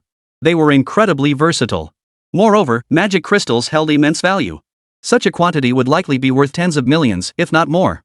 The sight of so many magic crystals dazzled the group, leaving them momentarily at a loss. No, wait. Let's get out of here. Lin Jie's sudden shout snapped them back to their senses. Why? Why run? Several of them almost instinctively asked why, clearly reluctant to part with so many magic crystals of fortune even greater than the crimson spider eggs. This many magic crystals, plus the fact that the crimson spider queen sealed herself away, it means she wasn't laying eggs, but preparing to evolve. Lin Jie's reminder instantly brought clarity to the group. Evolve. If the spider leader evolved, it would jump from D rank to C rank, a threat far beyond their current capabilities. Li Yade understood too, shouting at the healer. Quick! Activate the teleportation device. But it was already too late. As the spider webs tore apart, the Crimson Spider Chief had sensed their arrival. The entire cave began to stir, and countless spiders poured out en masse. Beneath the cobwebs throughout the cavern lay the usual spider beasts. Bloodthirsty spiders, wolf spiders, long-legged poisonous spiders. Spiders of every kind surged forth like an army. Fortunately, the group reacted swiftly, pulling back immediately. The Earth Mage instantly channeled his full power, casting spells to reshape the surrounding terrain. Seal off the rear exit. Retreat to a safe location and activate the escape device. Li Yade commanded loudly, his composure unshaken by the crisis. Behind them, the passageway began collapsing under the Earth Mage's command, blocking the spider's advance. The group quickly reached the cave they had just secured. Quick, use the escape devices and run. The healer immediately produced the escape devices. 9 people, 1 each, with 1 left over. Activate them all at once. Everyone counts. Li Yade's face turned ashen. He truly had no other choice. He could only blame his terrible luck for stumbling upon the moment the Lord was advancing in rank. The group exchanged glances before finally nodding in agreement. Together, they activated the escape devices. In an instant, several figures vanished. Some had ultimately failed to escape. Li Yade stared blankly at Lin Jie, muttering to himself. How could this happen? Lin Jie stared at the now useless escape device in his hand. This outcome had also exceeded his expectations. Now, only one of them could leave. It was a choice between 2. Chapter 30, Desperate Hour, Last Stand. Li Yade seemed to have anticipated this outcome. He placed the escape device into Lin Jie's hand. You go. I've reviewed your records. Your sole profession is still a student at Jingzhou Academy. Your future prospects far surpass mine. I'm over 40 and still haven't reached level 50. There's little hope for advancement from here. Rock fragments began falling from the surrounding walls and spider claws were already visible. Suddenly, Lin Jie remembered something. If the Crimson Spider Chief hasn't completed its advancement yet, then this is its weakest moment. Li Yade realized this upon being reminded. But isn't it too late now? And the enemy spider army is still intact. Can the 2 of us really get close enough to the Crimson Spider Chief? If there's no path, we'll fight our way through. Lin Jie drew the soul-reaping scythe in his hand, its blade flickering with a faint green glow. His eyes scanned the path they had just run along. Li Yade, sword in hand, was about to advance but was stopped by Lin Jie. Leave the front to me. You just guard the rear. Li Yade tried to protest, but Lin Jie's scythe had already sliced through the head of a spider that had just emerged. Facing these minions, Lin Jie had more than enough power to handle them. After all, his attributes far surpassed theirs. The passage the spiders had just cleared was barely wide enough for one person to squeeze through. Lin Jie abandoned his skeleton army, leaving them behind as bait, and led Li Yade through the narrow opening. His scythe flashed through the air, instantly chopping all the spiders into fragments. The passage filled with the stench of blood. Li Yade stared in horror at the youth before him, utterly bewildered by how effortlessly he handled the spiders. Perhaps this is the true strength of a dedicated profession. Little did he know this was merely a fraction of Lin Jie's true power. The full extent of his abilities remained unseen. In the narrow passageway, Lin Jie's soul-reaping scythe cut down every spider that charged forward. Finally, a sliver of light appeared ahead. Evolutionary energy flowed into him, steadily raising his level. Li Yade wisely used brute force to seal off the rear passage as much as possible. The 2 finally saw a vast expanse of dazzling light. They had returned to the scarlet spider nest. Lin Jie had now reached level 16. Li Yade panted, sweat pouring down his face. Thankfully their forces were scattered. Otherwise, the 2 of us might not have made it out alive. Lin Jie remained silent, his gaze fixed on the enormous spider web below. A faint crimson glow caught his attention. Look there. That must be the Crimson Spider leader. He's probably evolving right now. Li Yade followed Lin Jie's pointing finger and saw a massive cocoon pulsing with rhythmic red flashes. Scarlet Spider Leader LV30 evolving. Strength 2853. Agility 2065. Stamina 2503. Spirit 100. Skills Scarlet Web, Corrosive Crimson Venom. Talents Venom Immunity, Sharp Teeth and Claws, Hardened Carapace. What absurd stats, and it hasn't even fully evolved yet. Lin Jie sighed in awe. If it had been any later, even he might not have stood a chance. Are you confident you can take it down? Li Yade regretted asking the question. Lin Jie was only in his teens, while he himself, a level 40-something veteran, was relying on a kid to escape. Lin Jie shook his head silently. Perhaps not yet. The bronze-tier skeleton warriors had been nearly wiped out, granting Lin Jie an additional 800 points to his strength, agility, and constitution. Name, Lin Jie. Level, LV18. Unique class, Undead Devourer. Strength, 2023. Agility, 2023. Constitution, 2023. Spirit, 54. So, the attribute points granted by bronze-tier skeleton warriors are no longer sufficient? With only 10 points of mental energy restored, I could only summon 50 bronze-tier skeleton warriors. Each one granted a mere 4 attribute points. Even combined, they still couldn't match the stats of this demon beast leader. He turned to look at Li Yade. Can you restore my spirit power? Li Yade shook his head guiltily. Sorry, I used up all my mental energy potions during the last battle. After a moment's thought, Lin Jie made his decision. I can't hold back any longer. Let's just get started. Li Yade froze, unsure what Lin Jie was talking about. Lin Jie stepped onto the ground and began casting a spell. Instantly, a cloud of black mist surged forth. Skeleton Summoning LV3 consumes 1 point of mental energy to summon 5 silver grade skeleton soldiers for combat. Upon reaching level 16, Lin Jie's skeleton summoning skill upgraded again, reaching level 3. With 10 points of spirit power remaining, Lin Jie could now summon 50 silver grade skeleton warriors. The black mist churned, and a group of skeleton warriors materialized once more.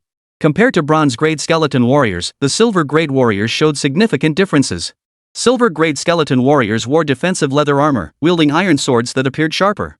Upon closer inspection, Lin Jie realized it wasn't just sharpness. Steel sword, strength plus 10, sharpness plus 20.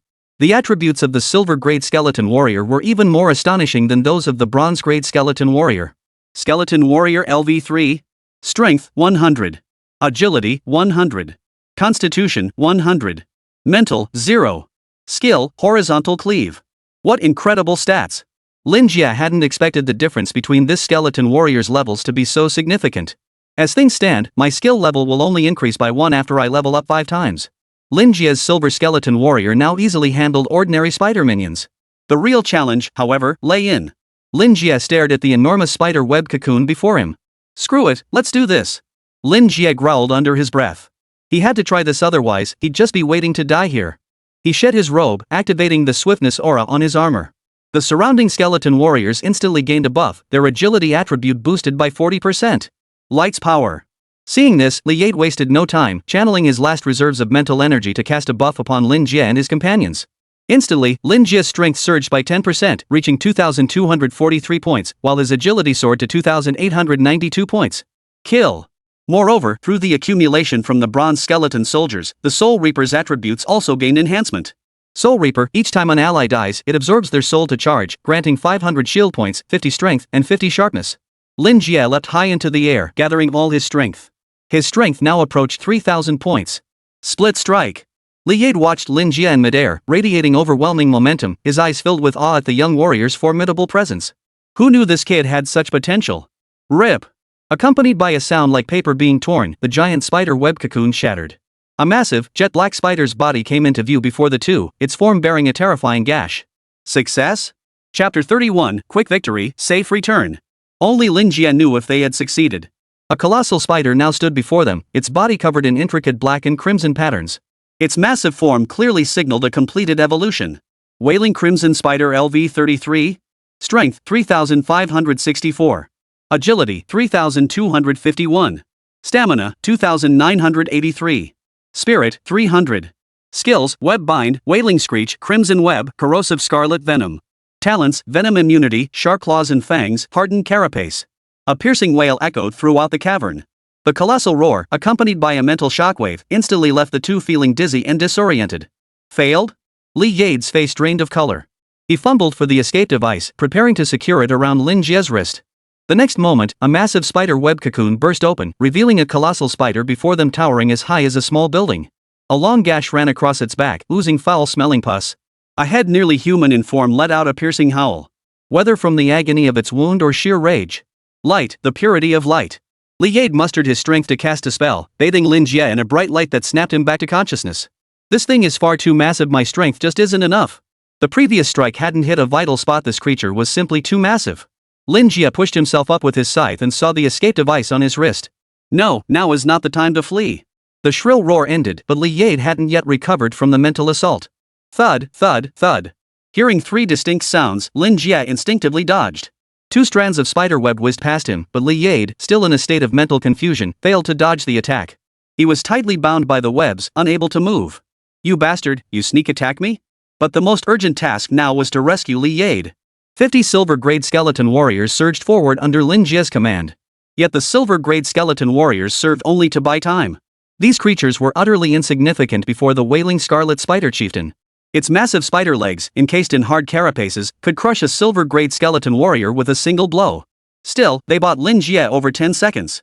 Darting to Li Yade's side, he found the man tightly wrapped in spiderwebs, struggling desperately. With a light flick of his scythe, Li Yade fell free from the web, collapsing onto the ground and gasping for breath.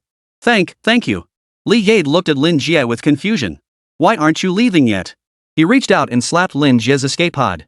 But after a few clicks, smoke began to billow from the device. Guess we don't need to argue about who's running anymore. Li Yade collapsed weakly onto the floor. I'm sorry. I'm the one who brought this upon you. I shouldn't have involved you in this planar operation. Lin Jie offered a faint smile as he silently felt the new energy surge into his body. What good does it do to say this now? Li Yade's eyes were vacant, his face ashen. I never thought my younger brother couldn't be saved before, and now even the new student can't be protected. As one silver-rank skeleton after another fell, Li Yade felt it was his own life taking away. Don't worry. We'll both make it out alive. Lin Jie, however, seemed surprisingly calm now, standing there quietly watching his summoned creatures fall one after another. Within seconds, all the newly summoned silver-grade skeleton warriors lay defeated. The 8 eyes of the wailing scarlet spider fixed on the two, as if it intended to devour them whole. Oh, right, grab some magic crystal ore. We can't let this operation run at a loss, can we? With that, Lin Jie hoisted his scythe and charged forward. The wailing scarlet spider never expected this human before it to dare charge forward, and another mournful howl echoed through the air. But with Li Yade's blessing, Lin Jie remained unflinching. His scythe glinted coldly as he planted his toes, his agile form drifting toward the spider. The scythe traced a sharp arc, aiming straight for the scarlet wailing spider's vital spot. Sensing danger, the spider's massive body twisted violently, dodging the first strike. Yet it couldn't evade the second blow that followed immediately. Like a reaper, the scythe severed one of the spider's legs. Enraged, the spider screeched, flailing its remaining 3 legs in a futile attempt to spray venom at Lin Jie. Lin Jie pressed forward relentlessly, his scythe dancing like fallen leaves in the wind, light and swift. Each swing stirred whirlwinds that kept the spider at bay. Venom sprayed onto Lin Jie's body, instantly forming a pale green shield. As the shield interacted with the venom, faint smoke rose. Finish it quickly. No time to waste. The newly evolved wailing scarlet spider hadn't yet reached peak strength, its carapace hadn't fully hardened. Its massive body bore numerous wounds, but these injuries only served to enrage the creature. Lin Jie's speed erupted suddenly as he charged head-on toward the 2 spider claws. He made no attempt to dodge the sharp, stabbing claws. Just as the wailing scarlet spider thought it had succeeded, it realized it had only struck a residual image left behind by Lin Jie. Finishing move. Lin Jie landed on the ground as the wailing scarlet spider's head flew high into the air.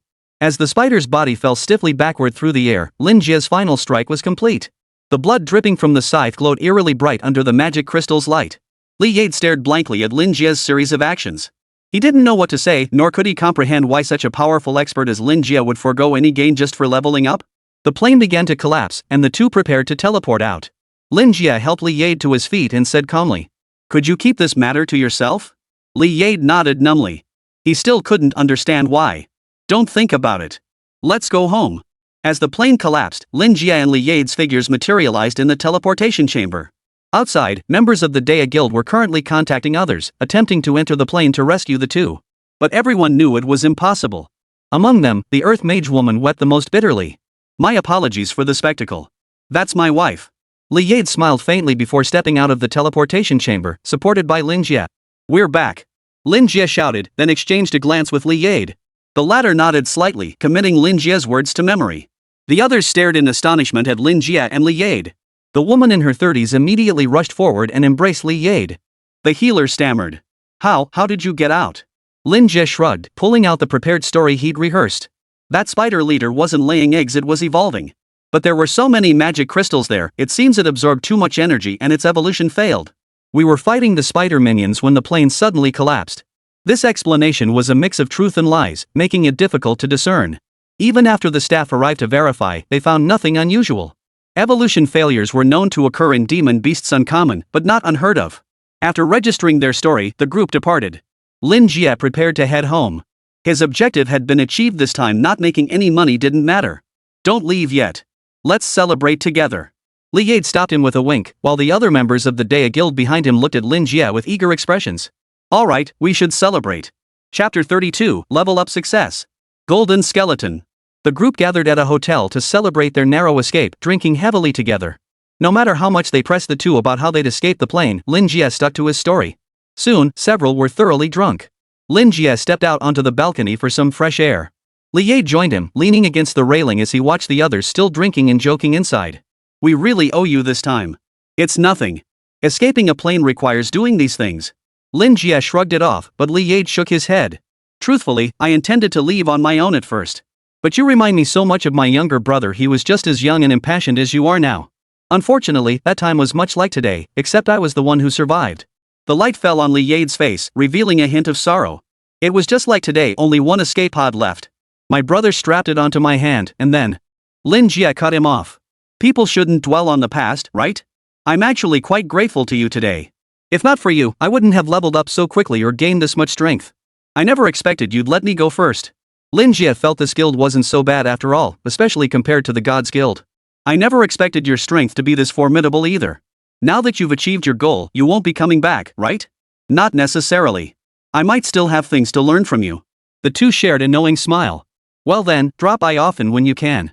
After this incident, we probably won't take on any more D-rank missions. We'll stick to E-rank. One's life comes first. The gathering stretched late into the night. As the group stumbled home drunk in their cars, Lin Jie watched the departing vehicles and mused. It was quite interesting. After seeing everyone off, Lin Jie found a place to rest. In the school infirmary, Wang Song finally stirred awake. How are you?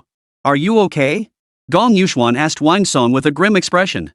Wang Song was still dazed. Even after waking up, he had no recollection of how he'd lost. All I remember is exchanging a punch. I felt the terrifying force in that guy's fist, and then my whole body flew backward uncontrollably before I passed out. Wang Song grew angrier as he spoke, feeling utterly humiliated. Damn it, that kid must have some trick up his sleeve. Otherwise, how could he possibly overpower me in strength? Even now, Wang Song felt like every bone in his body was shattered. He couldn't fathom how Lin Jie had managed to defeat him with a single punch. Forget it. Just rest for now. Don't mention this again. This incident had utterly humiliated Gong Yuxuan, publicly shamed before everyone. He couldn't swallow his pride. The Gods Guild has always pursued elite talent. To be publicly humiliated by such a punk today. I'll never live this down. Wang Song lay on the bed, consumed by shame. My apologies, guild leader. I'll make sure to settle the score with that brat when the chance arises. Enough. Don't you think you've embarrassed yourself enough? After a moment's pause, Gong Yuxuan continued. But that kid must have some tricks up his sleeve. Let's lie low for a while and see if we can uncover his true capabilities. Lying in bed, Wang Song was convinced Lin Jie must have cheated. A sinister plan began to form in his mind. One night passed. Lin Jie slept soundly until noon, waking up feeling refreshed and invigorated. Name, Lin Jie. Level, 20. Unique class, Undead Devourer. Strength, 4023. Agility, 4023. Stamina, 4023. Spirit, 60. Skill, Skeleton Summoning LV, 3. Skeleton Summon, consumes 1 point of spirit to summon a gold-grade skeleton soldier for combat. Unique talent, Endless Devour LV, 2. Endless Devour, upon the death of your summoned skeleton, you permanently gain 210 of its attributes. My skill has reached level 3. A gold-grade skeleton warrior? The silver-grade skeleton warrior has been surpassed. Now it's a gold-grade skeleton warrior. Silver grade stats are 5 times bronze grade. Does that mean gold grade is 5 times silver grade? Whoa! If gold tier truly is 5 times silver tier, then my skeleton warrior stats would become terrifyingly powerful. This level jumping kill didn't bring much monetary gain, but my strength has increased significantly. Still, my current strength is only on par with a D-rank boss. But my skeleton warrior should far surpass those weaklings. Even if it now took a single point of mental energy to summon one, Lin Jie could accept that as long as their strength was formidable enough. Fewer in number? So be it. As long as they're powerful enough. However, Lin Jie noticed that his endless devouring ability hadn't evolved. Strange. Why hasn't this unique talent evolved? If it had, my strength should have progressed much faster. After checking references, Lin Jie discovered that everyone's evolution stages varied, and information on evolution for his specific profession was especially scarce. Ah well, this is fine too. It should be sufficient for the current stage. After grabbing a bite to eat and returning to school, Lin Jie's appearance sparked discussions among those around him. He was now as recognizable as a celebrity, drawing whispers wherever he went. After all, his public declaration to establish a guild and his challenge to the Gods Guild had captured considerable attention. Ah, Lin Jie, you're back. Not far from the school gate, Lin Jie bumped into Jiang Ruoxuan. Yeah, I found a guild to help me level up. Just finished and came back. Lin Jie observed Jiang Ruoxuan, noting she looked slightly tired too, yet her aura felt significantly stronger. You've been training too, huh? Your power seems to have advanced further. Jiang Ruoxuan nodded. I just hit level 20, and both my mental power and physical strength have climbed to nearly 1,000 points each. My next stat points will mainly go into agility. No need to invest too much in constitution just yet. Wait a minute? Lin Jie couldn't help but interrupt her. Your spirit and strength stats have reached 1,000 points? Where did you get so many attribute points? Jiang Ruoxuan remained calm, seemingly puzzled by the question. From leveling up. Every time you level up, you gain 100 free attribute points. Didn't you know that? What? 100 points. Lin Jie was utterly astonished. Thinking of his own pitiful 3 free attribute points per level up, he felt embarrassed to even mention it. Well, people like Chang Delon usually gain around 50 free attribute points per level up. Now it was Lin Jie's turn to be stunned. Holy, why is this so unfair? But Lin Jie didn't dwell on it. Good thing I have endless devouring. Otherwise, getting left behind would have been inevitable. Lin Jie couldn't help but marvel at the power of possessing a top-tier talent. Just then, Lin Jie received a message from Long Yang. Come to the office. Zhang Ruoxuan's phone buzzed beside him. Glancing at the message, she asked curiously. Why is teacher Long Yang suddenly looking for us? He's asking for you too? Lin Jie sensed that Long Yang must have something important to discuss with them. Let's go see what it's about. The two headed toward the office building. Chapter 33, Cult Stronghold, I'm back. Upon arriving at the office, Chang Delon and Shi Jiao were already there. They exchanged greetings upon seeing each other. Here, Lin Jie also spotted an old acquaintance. Mr. Ryan, teacher Long Yang. Ryan gave Lin Jie a slight nod upon seeing him. This boy's aura is extraordinary, now it's become even sharper. Seeing the group from Changdong City gathered here, Lin Jie roughly understood what had transpired. After taking their seats, Long Yang spoke first. Cult activities have been growing increasingly rampant lately, especially in more remote cities like yours. Changdong City has seen particularly severe cult activity, I'm sure you're aware. The dwindling human population has led to many cities being abandoned, turning these deserted areas into breeding grounds for cults. Ryan picked up the thread. Following the last incident, we decided to thoroughly investigate nearby cult strongholds. Sure enough, we uncovered a large-scale cult base. Hearing this, all four men's eyes widened with shock, instantly filled with intense murderous intent. After the last incident, the group harbored deep hatred for the cultists, who had not only disrupted the test but nearly killed them. I know you're all thinking back to that last incident. Yes, that's part of the reason. Moreover, the cult's recruitment is increasingly targeting younger individuals. Students are now joining their ranks, waiting for the graduation test to endanger the new generation of professionals and weaken humanity's combat strength. Lin Jie couldn't fathom the cult's purpose. He couldn't understand why, with humanity already suffering so terribly, such a cult could still exist. Upon seeing this, Long Yang continued. For this operation, we plan to involve local students like yourselves. Students from other institutions will also participate, such as those from Jishan Psionic Academy, located not far from here. Lin Jie understood that this operation wasn't just about eliminating the cult. It was also an opportunity to instill confidence in all ordinary people, to show them the power of the professionals, and to strengthen their faith in humanity. Ryan was quite satisfied as he observed the group's high morale. Truthfully, we're short-handed for this operation. I'll be participating myself. Their leader is exceptionally cunning and possesses formidable strength. According to intelligence, his codename is Cardinal Red. He reached level 52 years ago, his power can only be greater now. Level 50. That level far surpassed their own. Even Lin Jie's expression turned grave. Level 50? What are his stats? Can I even stand a chance? However, Lang Yang noticed their doubts. Rest assured, I'll be accompanying you on this mission. With Lang Yang's assurance, Cheng Dalong and the other two calmed down. Lin Jie, however, was deeply intrigued by Lang Yang's strength. Teacher Lang Yang radiates formidable presence, but I wonder how strong he truly is. Is this guy finally going to show his hand? I hope we get a chance to see them fight. Ryan outlined the intelligence they'd gathered, though it wasn't extensive, just the enemy's approximate location and numbers. Alright, the intel will be sent to you shortly. Now go back and prepare your gear. Tomorrow, you'll depart with Mr. Ryan.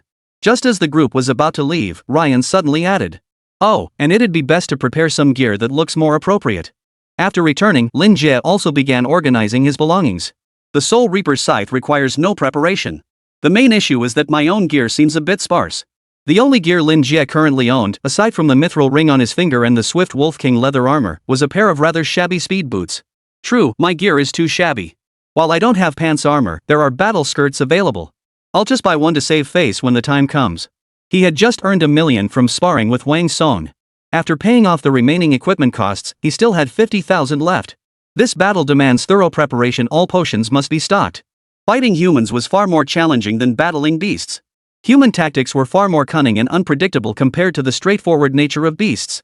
At the equipment store, he bought a battle skirt similar to the Wolf King's leather armor. It looked quite coordinated. He also stocked up on potions to resist mind control, restore mental energy, and heal injuries. Finally, he acquired a trench coat.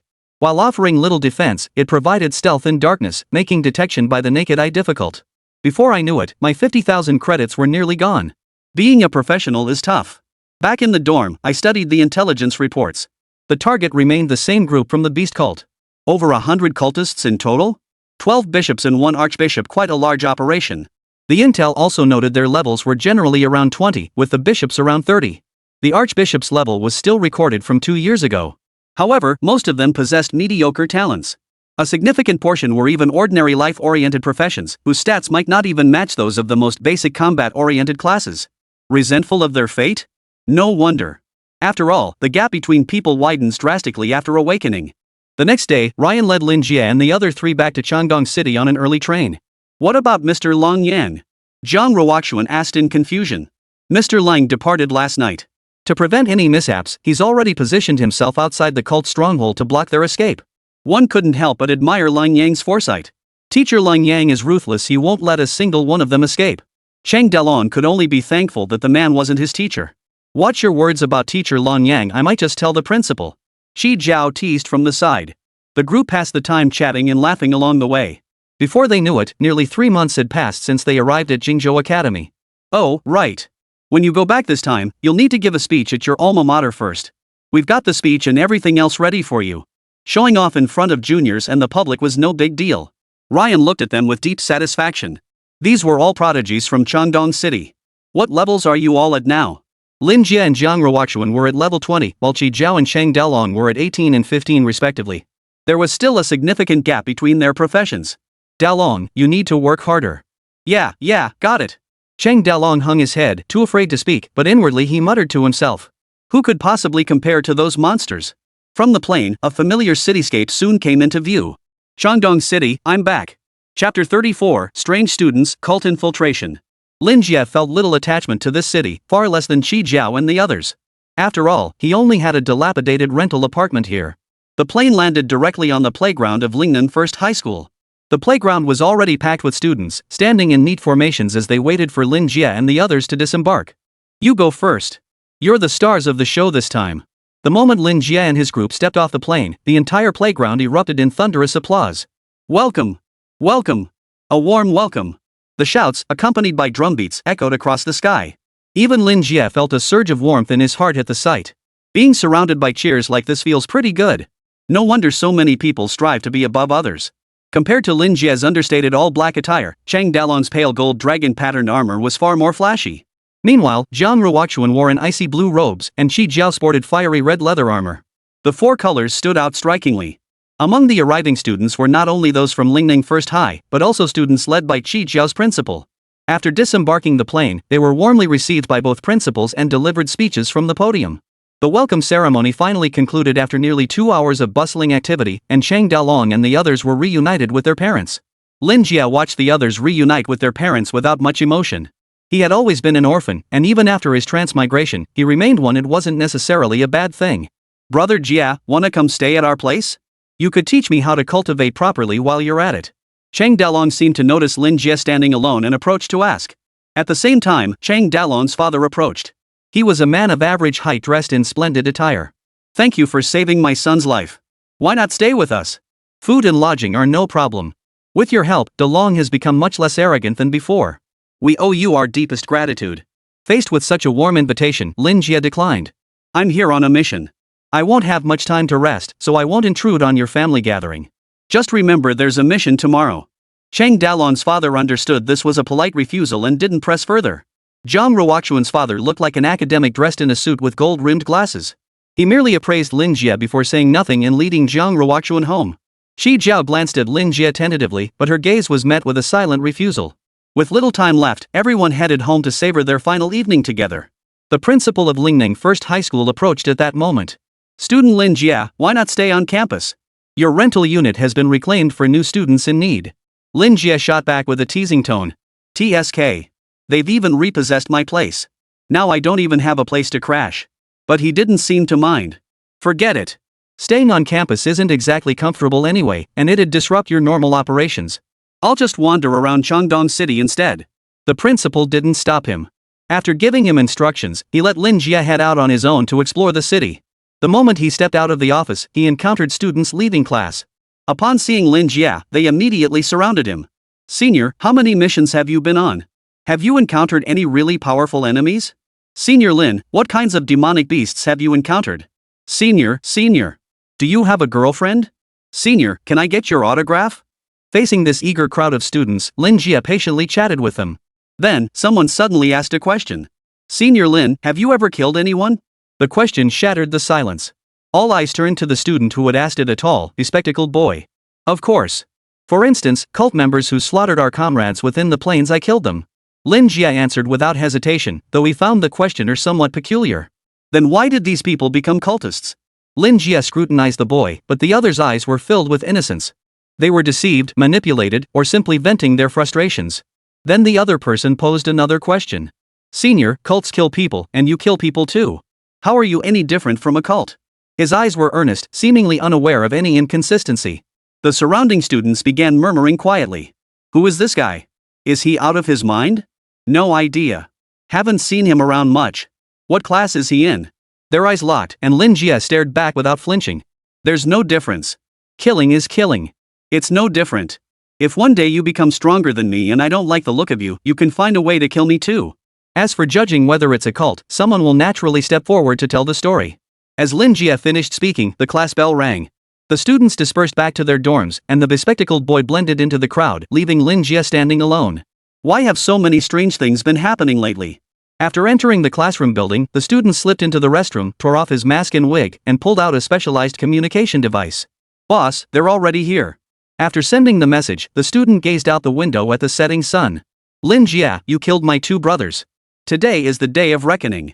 Du Jie casually tossed a bomb into the restroom before leaving Lingnam First High School. After wandering through Changdong City, Lin Jie noticed an unusual quietness. The commercial streets he'd never dared to explore as a child due to poverty, the small hotpot restaurant where he'd occasionally splurge when he finally saved enough money. Wandering aimlessly, Lin Jie found himself at the city's edge before he knew it. This suburban area was rather desolate, yet to his surprise, Lin Jie discovered a circus had set up here. 7 or 8 people were bustling about. I guess your cult's infiltration is a bit too obvious, huh? Lin Jie remarked as he stepped into the circus grounds. The workers paused their tasks, and a woman dressed in a flamboyant, dancer-like outfit approached him. So you found us? Is that a blessing or a curse? Lin Jie casually sat down on a chair. Bad news for me, and probably bad news for you lot too. The group eyed Lin Jie with palpable hostility. The flamboyant woman held a whip and grinned at Lin Jie. Kid, you look awfully familiar. Surveying the empty circus grounds and the sleeping beasts in their cages, Lin Jie showed no trace of fear. Of course I am. I personally slaughtered Zhang Meng of your 10,000 Beasts cult. Hasn't that spread within your ranks? Hearing this, the seductive woman's expression changed. It's you. The sole professional, Lin Jie. Remember this name, because you're about to die. The seductive woman lashed her whip with force, producing a sharp crack. I hear you're a summoner. Why not pitch your skills against mine, a beastmaster? Boom. The iron cage shattered, and 7 or 8 massive demonic beasts emerged, glaring menacingly at Lin Jie. Fine. Let's see. Lin Jie snapped his fingers, and a cloud of black mist appeared. Chapter 35, The Black-Cloaked Swordsman, stealthily crossing the Chen Tsang Pass. The sound of clashing metal echoed from within the darkness as 2 golden-grade skeleton warriors materialized before the crowd. Even Lin Jie was momentarily dazzled. The golden-grade skeleton warriors were clad head to toe in steel plate armor, their defenses impenetrable. They even wore heavily fortified helmets. Were it not for the faint green flames flickering from their eyes, no one would have believed these were skeleton soldiers. Lin Jie also noticed the steel plate armor possessed additional attributes. Steel plate armor set silver grade, overall defense plus 20%, overall speed plus 5%, attached skill, savage charge. Even the iron sword in his hand had been replaced with a 2-handed greatsword, its power undeniably formidable. Knight Steel Longsword Silver Grade, Strength plus 10%, Skill Damage plus 10%, Skill Range plus 10%, Sharpness 300. Damn it, his gear's better than mine. Lin Jie couldn't help but inwardly grumble. The skeleton's stats even surprised Lin Jie a little. Skeleton Warrior LV4. Strength 500. Agility 500. Stamina 500. Spirit 0. Skills Horizontal Cleave, Dodge Slash. These are base stats without equipment bonuses. With bonuses factored in, the stats remain equally staggering. However, someone of Cheng Dalong's caliber wouldn't be concerned. But Cheng Dalong was a high-level professional, a rare gem among his kind, and these cultists before him clearly weren't. You underestimate my demon beasts far too much. Do you truly believe these 2 trifles can stand against me? Lin Jie scanned the demonic beasts flanking the alluring woman. He had to admit they were formidable, each boasting average stats in the 700 to 800 range. Oh, it seems I underestimated you. Lin Jie had thought his gold-grade skeleton warrior was truly formidable, yet it couldn't even handle the demon beasts commanded by such opponents. What a disappointment. Without hesitation, Lin Jie channeled all his mental energy. 60 golden grade skeleton warriors materialized in perfect formation, resembling a grim and formidable army. Except for that woman, slaughter the rest. At Lin Jia's command, the surrounding golden grade skeleton soldiers began searching for targets in perfect unison. Instantly, everyone felt as if facing a formidable enemy. The Beastmaster's beasts weren't afraid of these, but the humans' attributes seemed weaker than those of the skeleton warriors. Even their weapons were inferior to those wielded by the skeleton warriors. Even with the aid of their demonic beasts, their numbers were vastly outmatched. The scene turned brutal. These skeleton warriors showed no mercy, striking with full force once they moved. No, I surrender. I surrender. Damn it, these things' armor is too hard. My weapons level is too low. Blood splattered onto the golden grade skeleton warrior's armor, instantly absorbed. The sight of blood only fueled the undead creature's frenzy. Another warrior, gasping for breath after desperately slaying a gold-tier skeleton warrior. But when he looked up, 7 or 8 more skeleton warriors wielding steel swords were already advancing toward him. Is this the advantage of being a summoner? The last surviving warrior met a tragic end, helplessly falling beneath the blades. Losing one skeleton warrior grants 100 points across 3 attributes. Feeling the energy surge within him, Lin Jie felt an exhilarating rush. You've got your work cut out for you. If you can't even defeat my minions, how do you expect to defeat me? Seeing Lin Jie sitting there looking so content, the others were itching to skin him alive. But the skeleton army before them was simply too much to handle. Seeing this, the enchanting woman discreetly commanded a lithe purple shadowed cat demon to lie in wait. Even if she wanted to escape now, there was no way out. Though each demon beast possessed formidable attributes, they couldn't withstand the sheer numbers of skeletons. Especially the gold-grade skeleton warriors possessed an additional skill. Flash Slash allowed them to instantly teleport to the weak points of the demon beasts and deliver a vicious thrust with their blades. Even the most powerful beasts couldn't keep up, and one by one, they began to fall. The Beastmaster watched with a heavy heart. Each creature had been tamed individually, each a labor of love. Seeing her scheme fail, the enchanting woman spoke directly. Young man, is it only me you desire? She spoke while displaying her alluring body. Lin Jie stared for a moment. Enough. Stop playing your little games. The soul-reaping scythe appeared in his hand, splitting into 2 hooks that instantly shot forward. They pierced the purple shadowed cat demon lurking in the shadows behind him, flinging it aside with a casual toss. Their dinner break should be over by now, and you're the only one of value left. Lin Jie advanced step by step toward her. The enchanting woman felt terror. This young professional before her seemed to carry an air of perpetual composure. At that moment, Long Yang stood suspended in the air, scanning the ruined city below by moonlight. Sigh, how long has it really been? These cities are already abandoned like this. Suddenly, his phone began to vibrate. Ha! Who would be contacting me at this hour? After answering and hearing the description, Long Yang's expression instantly changed. What? Hanging up, a sleek, black blade materialized in his hand. Interesting. So even I can be deceived someday. With that, the black blade in his hand traced across in the air, slicing through space as it hurtled toward the city below. Advancing as a retreat? I never expected this cult leader to have some tricks up his sleeve. With that, he turned and flew toward Changdong City. Behind him, the city was swallowed whole by the colossal black cross, vanishing into oblivion. Good heavens! Is this the power of Lord Lang Yang, the black-cloaked blade? The command center on the ground stared in disbelief at the vanishing city. He must have been truly enraged. The enemy left a clone here to deceive us, making us believe their main force was here, while they had already infiltrated the city long ago. Lin Jie held the half-dead, alluring woman in his arms, extracting intelligence from her mouth while also scavenging a beast taming contract. We've collected all the meat from those demon beasts earlier. We'll feed it to Xiao He when we get back. Silent transformations now swept through the city. Guards and schoolteachers sprang into action, while civilians received alerts on their phones, locking doors and windows, instructed to report any suspicious activity immediately. Sneaking into the city at this moment? Planning to use the entire populace as hostages? A clever tactic, publicly repairing the road while secretly moving troops across the pass.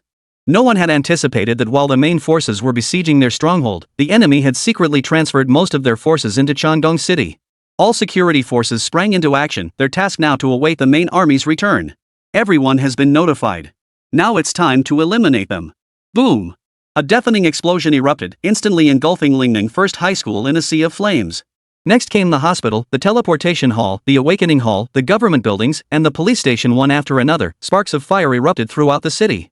In an instant, the city of Changdong suffered catastrophic losses. If we catch you alive, we'll skin you alive. Lin Jie leapt to his feet and sprinted toward the city center.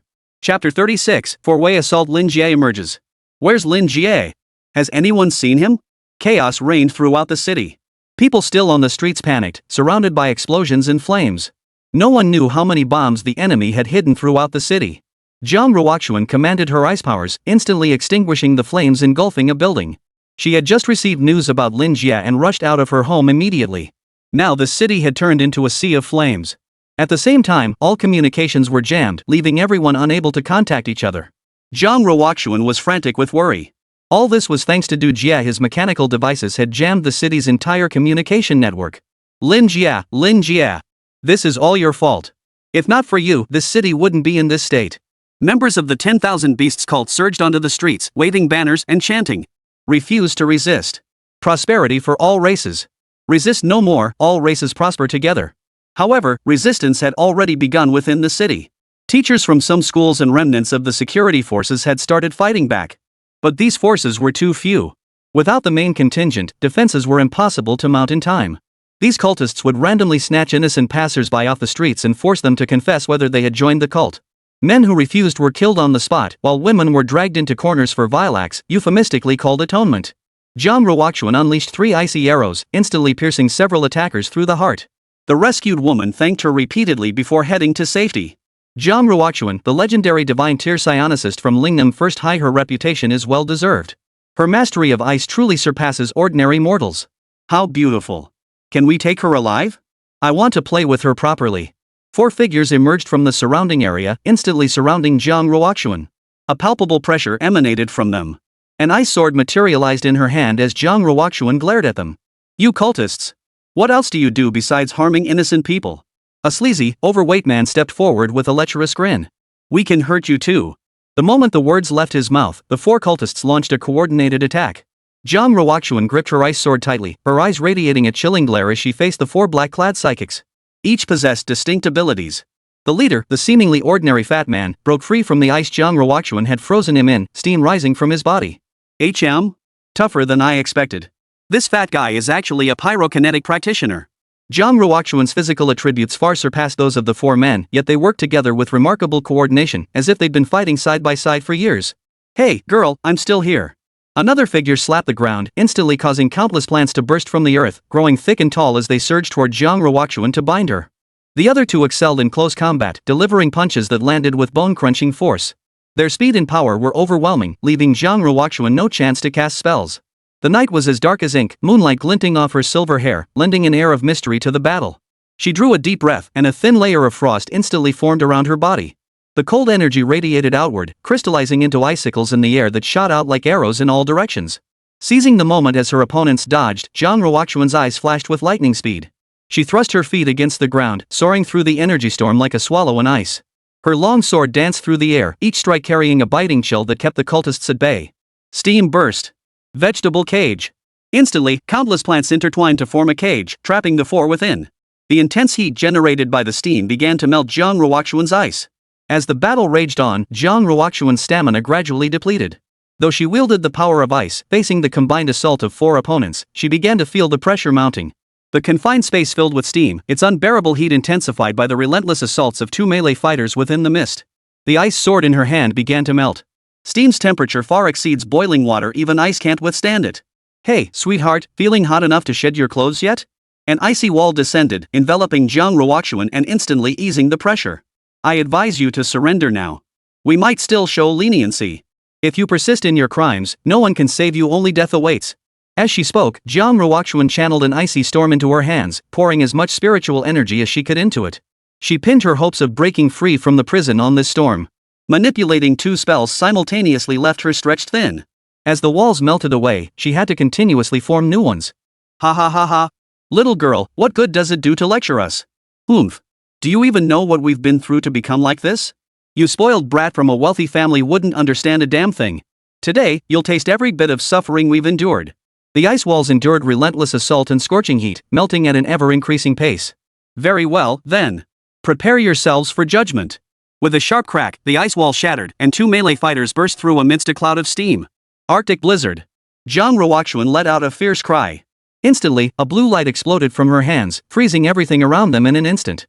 Even the fat man using that steam couldn't move for the time being. At that moment, Jiang Ruoxuan summoned her last ounce of strength to unleash a skill. Ice blast. Boom. Unlike the crimson fire of the bomb's explosion, this time a blue ice mist drifted through the air. The area fell silent. Jiang Ruoxuan was soaked through, her clothes clinging to her body. It was impossible to tell if it was cooled steam or sweat. Should be taken care of now, right? Even Jiang Ruoxuan wasn't certain. She had no idea what level or class these opponents were. The enemy always seemed to lurk in the shadows. Whoa, you did pretty well, kid. The voice instantly sent a chill down Jiang Ruoxuan's spine. Then, just like before, 4 figures appeared again. The fat guy casually pulled out a palm-sized mechanical device, though it appeared to be broken now. Our team's mechanic is a genius. Without him, we'd be in serious trouble this time. Don't let that ice-wielding girl fool you. She's got a fiery temper. Without this mechanical barrier, we'd have been dead just now. This is taking too much energy. Let's wrap this up quickly. All 4 of them carried such devices, clearly a rare item, as ordinary members wouldn't possess them. Jiang Ruoxuan's ice sword coalesced once more, though she harbored little confidence in facing the enemy. Is the speed gap really that huge? Plus, some of these 4 must have attributes nearing 1,000 points, otherwise, they couldn't have blocked my attacks. She quietly pulled out a recovery potion, intending to drink it, but the enemy interrupted her. Of course, they wouldn't give her even the slightest chance. A grueling battle. Jiang Ruoxuan was once again locked in a fierce struggle. Her strength steadily waned. The ice sword in her hand began to shatter, reforming only to break apart again. Has the main force not returned yet? He felt a wave of despair wash over him as the ice sword in his hand could no longer hold its form. Ha ha ha ha, little girl. The 4 of us are going to make you experience the ultimate bliss. A melee fighter lunged at Jiang Ruoxuan like a rabid dog pouncing on its prey. Put. A few drops of blood splattered onto Jiang Ruoxuan's face. She opened her eyes and looked up. A grappling hook pierced the man's body, leaving him dangling in midair like a fish. Jiang Ruoxuan instantly brightened, a smile spreading across her face.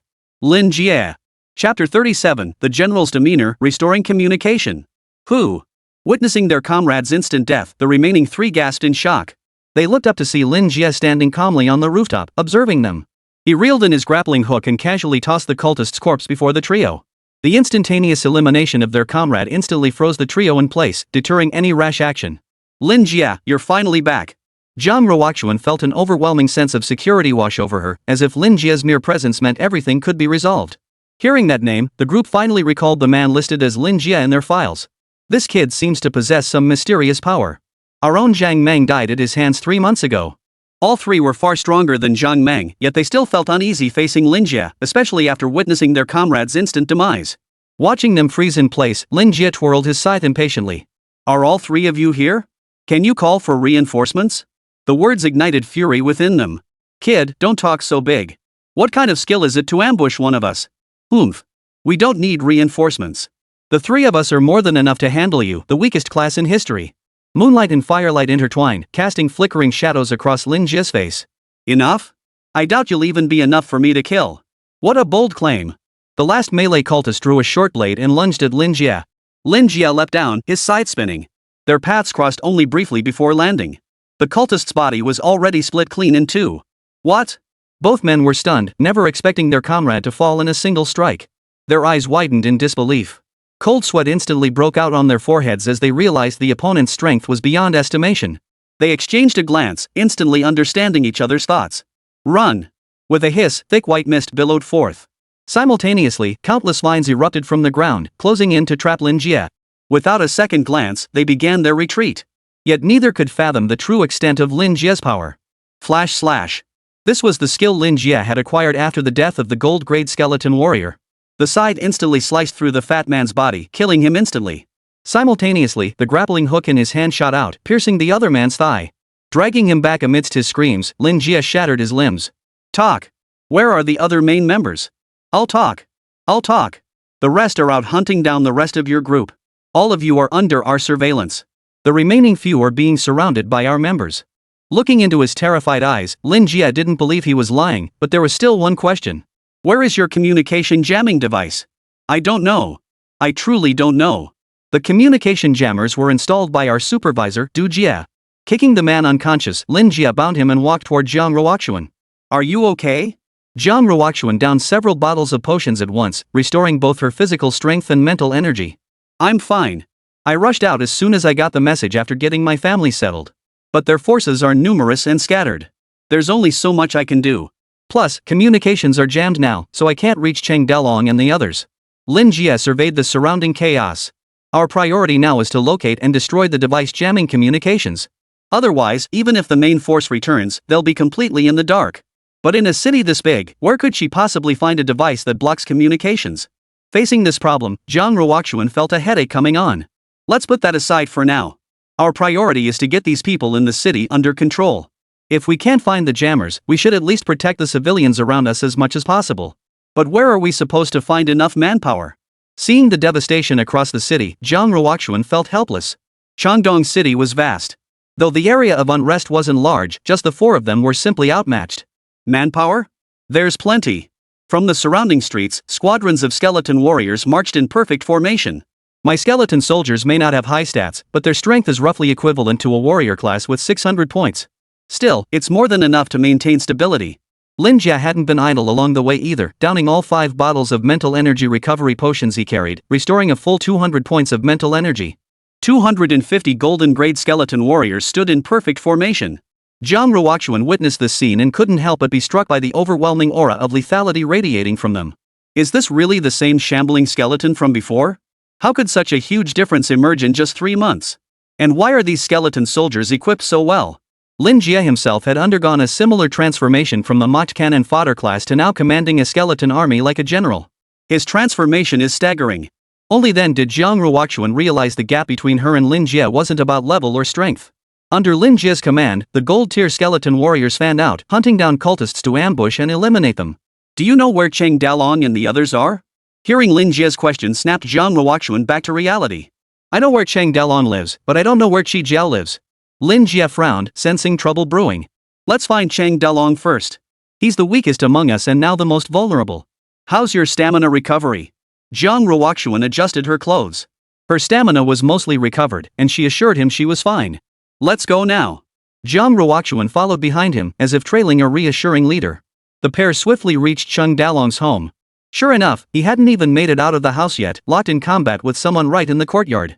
His strength was indeed weak. Even with his dragon transformation, he was now covered in wounds.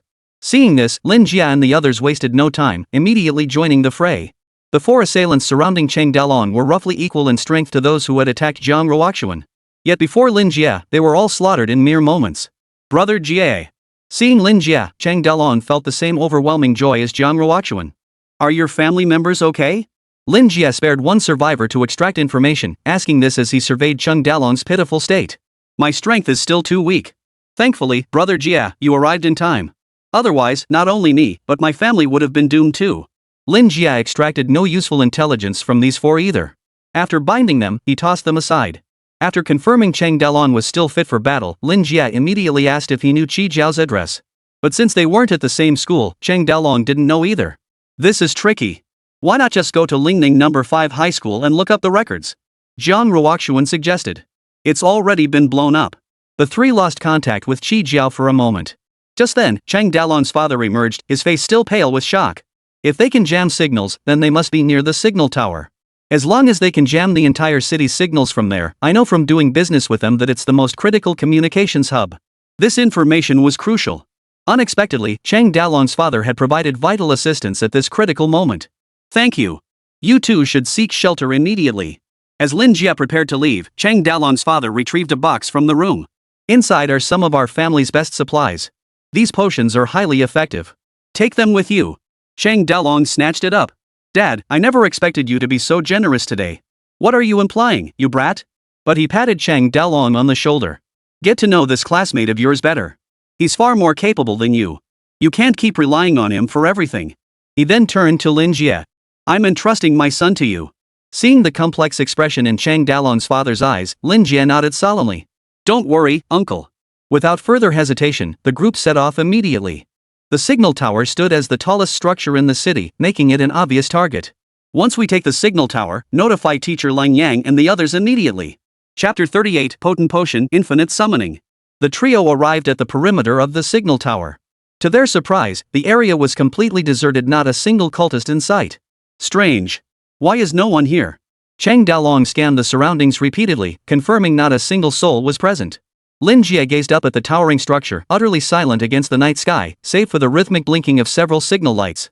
There's no way it's empty. Something as crucial as jamming communications wouldn't be left unguarded. The stillness in the air made Lin Jia sense a hint of danger. Then, Jiang Ruoxuan opened her mouth, as if she had guessed something. So there's a skilled individual guarding this place. That's why they don't want all sorts of people lingering around, it would only get in the way. Hearing Lin Jie's words, Cheng Dalong rummaged through the box and soon pulled out several vials. Brother Jie, these are aura potions and large-scale mental energy recovery potions. They can continuously restore mental energy for 1 minute with no upper limit. The aura potion can imbue your attacks with elemental properties. The effects of these two potions were nothing short of formidable. Selling them on the market would likely fetch 7 or 800,000 yuan without issue, proving that Cheng Dalong's father had indeed provided top-tier goods. The Frost Solidification Potion helps you control ice, doubling your frost generation efficiency while increasing your spell range by 100%. However, its effects last only 3 minutes. Holding the icy blue potion in her hands, Jiang Ruoxuan couldn't help but marvel at its rarity, despite her family's wealth. Thank you for your father's support. Compared to these potions, the ones Lin Jie brought himself were practically no different from carbonated drinks. Hey, Jie, don't mention it. You're being too formal. The signal tower was surrounded by a residential area enclosed by iron fences. To enter, one had to break through the barriers. A swirling mass of black mist coalesced into 2 gold-tier skeleton tactics. At Lin Jie's command, they moved toward the opposite side. I'll have these 2 skeletons breach the fence on the opposite side from us. Assess the enemy's level inside before engaging. Just as the skeletons began their maneuver, the broadcast from the base station beneath the signal tower suddenly crackled to life. Lin Jie, you finally showed up. Seems you're being much more cautious than last time. Hearing this voice, Lin Jie felt a sense of familiarity, but the loudspeaker made it impossible to discern who was speaking. Seems you've forgotten. Were my 2 brothers' lives so worthless? At this, all 3 men present seemed to recall something. Oh, it's you, the cowardly one of the Du brothers. You abandoned your 2 brothers to flee alone, and now you strut around here like you own the place. Shut up. A furious roar cut off Lin Jie's taunt, but he persisted nonetheless. Your 2 brothers, they might have been slightly stronger than you. At least they dared to face their enemies head-on, instead of cowering in the shadows. Heavy breathing echoed over the broadcast. Seeing his provocation had taken effect, Lin Jie pressed on. Your cult is a complete failure. Your life is a complete failure. Your 2 brothers are failures among failures. They thought their special talents gave them the right to boss others around, but they got beaten to a pulp right from the start. In the end, they had to slink away. Now they don't even dare seek revenge. Your life is a pile of... Enough! A thunderous roar erupted from the broadcast, followed by the shattering of buildings beneath the signal tower. A 6-meter-tall robot broke through the rubble and slowly rose to its feet. Lin Jie, today you die. Damn it, a Cybertronian? Lin Jie never expected this guy to have something like this prepared. Holy crap, Jie, what the hell is this? Never seen anything like it. Even Lin Jie's expression turned grave at this sight, and both instantly sensed trouble. The 3 silently downed the potions they'd just received. Jiang Ruoxuan felt icy power surging through her body, while Lin Jie discovered lightning coursing through his hands. This potion's effects are pretty impressive. But the most dramatic transformation was Cheng Dalong's. Scales, wings, and claws erupted from his body. Within seconds, Cheng Dalong had transformed into a 3-meter-tall dragon. Brother Jie, I'll distract him. I can't maintain this form for long. With that, he flapped his wings and soared into the air, spewing flames from his mouth. Ruoxuan, use your ice to pin down his lower body. I'll handle the frontal assault. Within mere seconds, Lin Jie had devised their strategy. However, Du Jie seemed prepared. My robot number 8 isn't so easily defeated, and I know all 3 of your moves. Switching on a mechanism beneath its feet, robot number 8 unleashed a swarm of miniature robots toward the 2. Leave it to me. Lin Jie swung his Soul Reaper scythe. Just as he was about to unleash his self-developed whirlwind slash, he suddenly felt his feet sink, enveloped in a shroud of black light. I've collected many skills specifically to deal with you. Though you're a summoner, it seems you rely on close combat as your primary fighting style. How does my gravity generator feel? Instantly, countless lights flared on the miniature robots. Vine bindings, frost storms, wind entanglements, muddy swamps, countless restraints descended upon Lin Jie. Jiang Ruoxuan, witnessing this, prepared to rush in for rescue. Du Jie, noticing her intent, punched Cheng Dalong flying mid-air. Countless barrels extended from his right arm. In an instant, countless magic compressed shells roared toward Jiang Ruoxuan. A deafening explosion erupted, instantly transforming the ground beneath her into a sea of fire. High-temperature napalm bombs. Robot number 8 opened its chest, hurling 4 car-sized napalm bombs toward Jiang Ruoxuan's location. The intense heat softened and tilted the signal tower. A dragon's roar echoed as Cheng Dalong gathered dragon's breath in his mouth, standing at a distance and unleashing it toward Du Jie's cockpit. Poof. Though your dragon form caught me off guard, it won't last long. Besides, I've prepared something for you. A massive jet nozzle materialized on his left arm. Cryogenic liquid nitrogen combined with ice magic will give you a taste of your own medicine. In an instant, the dragon's flames extinguished. Unable to dodge in time, Chang Dalong froze solid, becoming a dragon-shaped ice lollipop. Du Jie grinned savagely, reaching out to crush Chang Dalong. Enough! A bolt of lightning shot forth, striking robot number 8's left arm.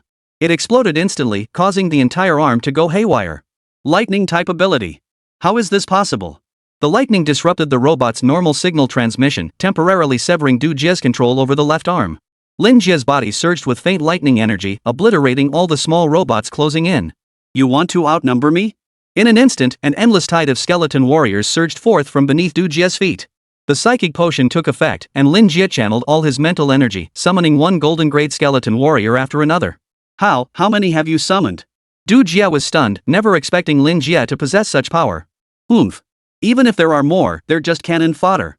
What good are they? Countless magic compression shells slammed into the golden-grade skeleton warriors. Ha ha ha ha. Lin Jie, I want you to watch your skeletons die before your very eyes. Then I'll deal with you personally. Lin Jie smiled indifferently. I'll give you 1 minute. Let's see how many you can kill. Watching the surging lightning in his hands, Lin Jie felt his heart surge once more. This magic power seems more effective now. Chapter 39, The Beastmaster, One-Hit Kill. Countless spells exploded around Lin Jie.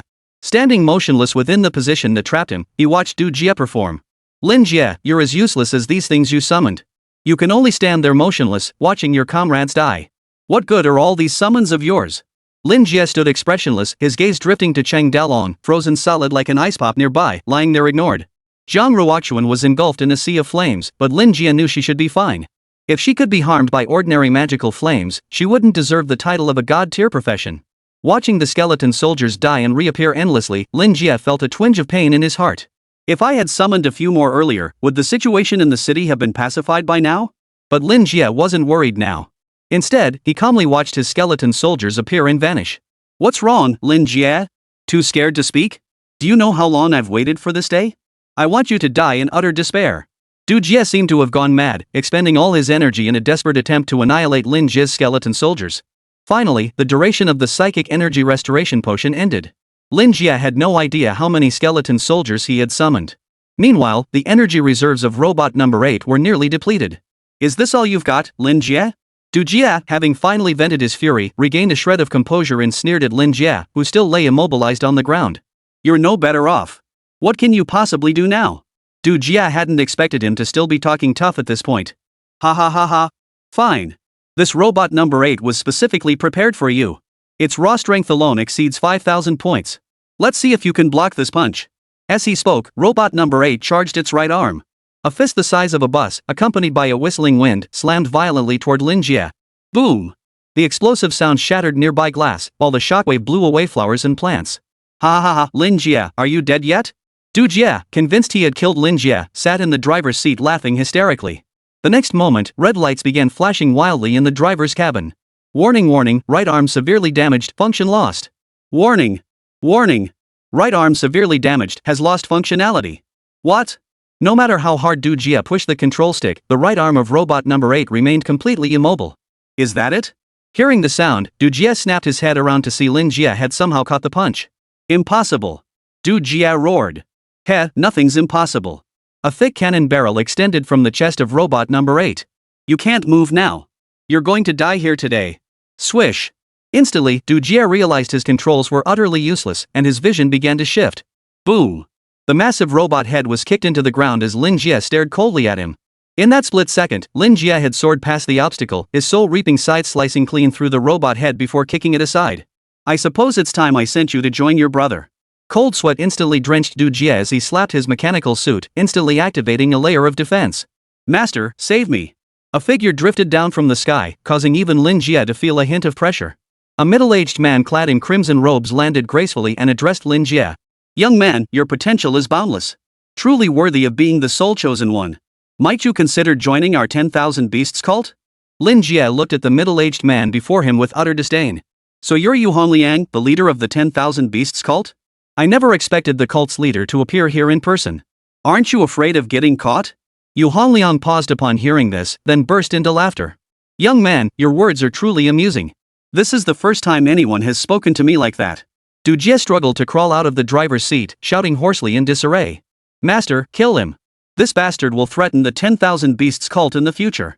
Yu Hongliang nodded, swiftly shedding his robe to reveal a body sculpted with well-defined muscles. Before Lin Jie's eyes, his entire physique began to harden like steel. Kid, I'm giving you one last chance.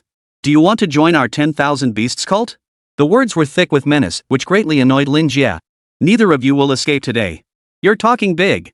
Yu Hongliang, feeling his pride wounded, roared and charged forward. Only then did Du Jie relax. The cult leader is level 53 and a class steel warrior with strength, speed, and constitution stats exceeding 8,000 points. Dealing with a mere Lin Jie is child's play. Just as he was about to witness Lin Jie's demise, a severed arm suddenly flew back, dripping with blood, and landed before his eyes. That thick arm, with its steel-like color, why did it look so familiar? Looking up, he saw the cult leader Yu Hongliang now kneeling on the ground in agony, his eyes filled with utter terror. Impossible. Lin Jie smiled indifferently. Nothing is impossible. Du Jie's conviction shattered completely. The cult leader he had once regarded as invincible hadn't even lasted a single move against Lin Jie. He collapsed to the ground, his eyes vacant, repeating one phrase over and over. Impossible. The master couldn't have lost. Impossible. Even the grandmaster himself, Yu Hongliang, couldn't believe it. Clutching the wound on his right hand, blood flowed freely. You're a summoner, aren't you? Why is your power so overwhelming? Lin Jie observed their despair with calm detachment. Well, you can ponder that question slowly in prison. His scythe severed the tendons in Yu Hongliang's limbs, rendering him immobile. Then he turned his attention to Du Jie. Lin Jie. A cry rang out as Zhang Ruoxuan appeared. She had endured countless fire spells and finally managed to break free. Du Jie had completely lost the will to resist. The greatest sense of security he had clung to had been shattered by Lin Jie. If even the cult leader couldn't be dealt with, there was no point in him continuing to fight. It's over. Go check on Shang Dalong and call Qi Jiao while you're at it. The communication jammer had been deactivated, and Lin Jie immediately prepared to contact teacher Lung Yang and Mr. Ryan. But Lung Yang had silently materialized above Lin Jie, landing without a sound. You did well. Teacher.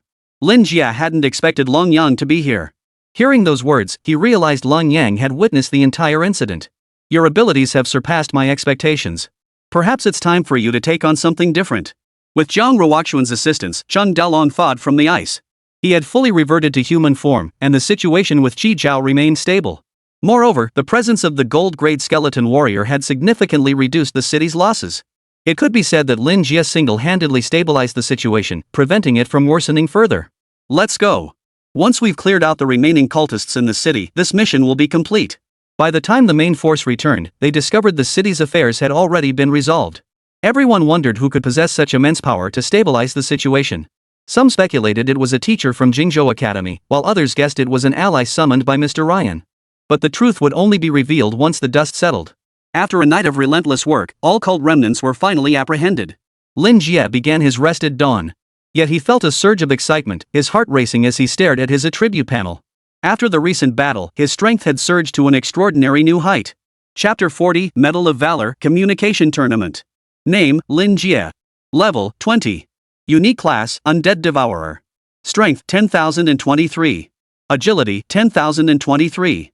Stamina, 10,023. Spirit, 60. Skill, Skeleton Summoning LV, 3. Skeleton Summon, consumes 1 point of spirit to summon a gold-grade skeleton soldier for combat. Unique talent, Endless Devour LV2 evolution conditions not met. Endless Devour, permanently gain 210 of a summoned skeleton's attributes upon its death.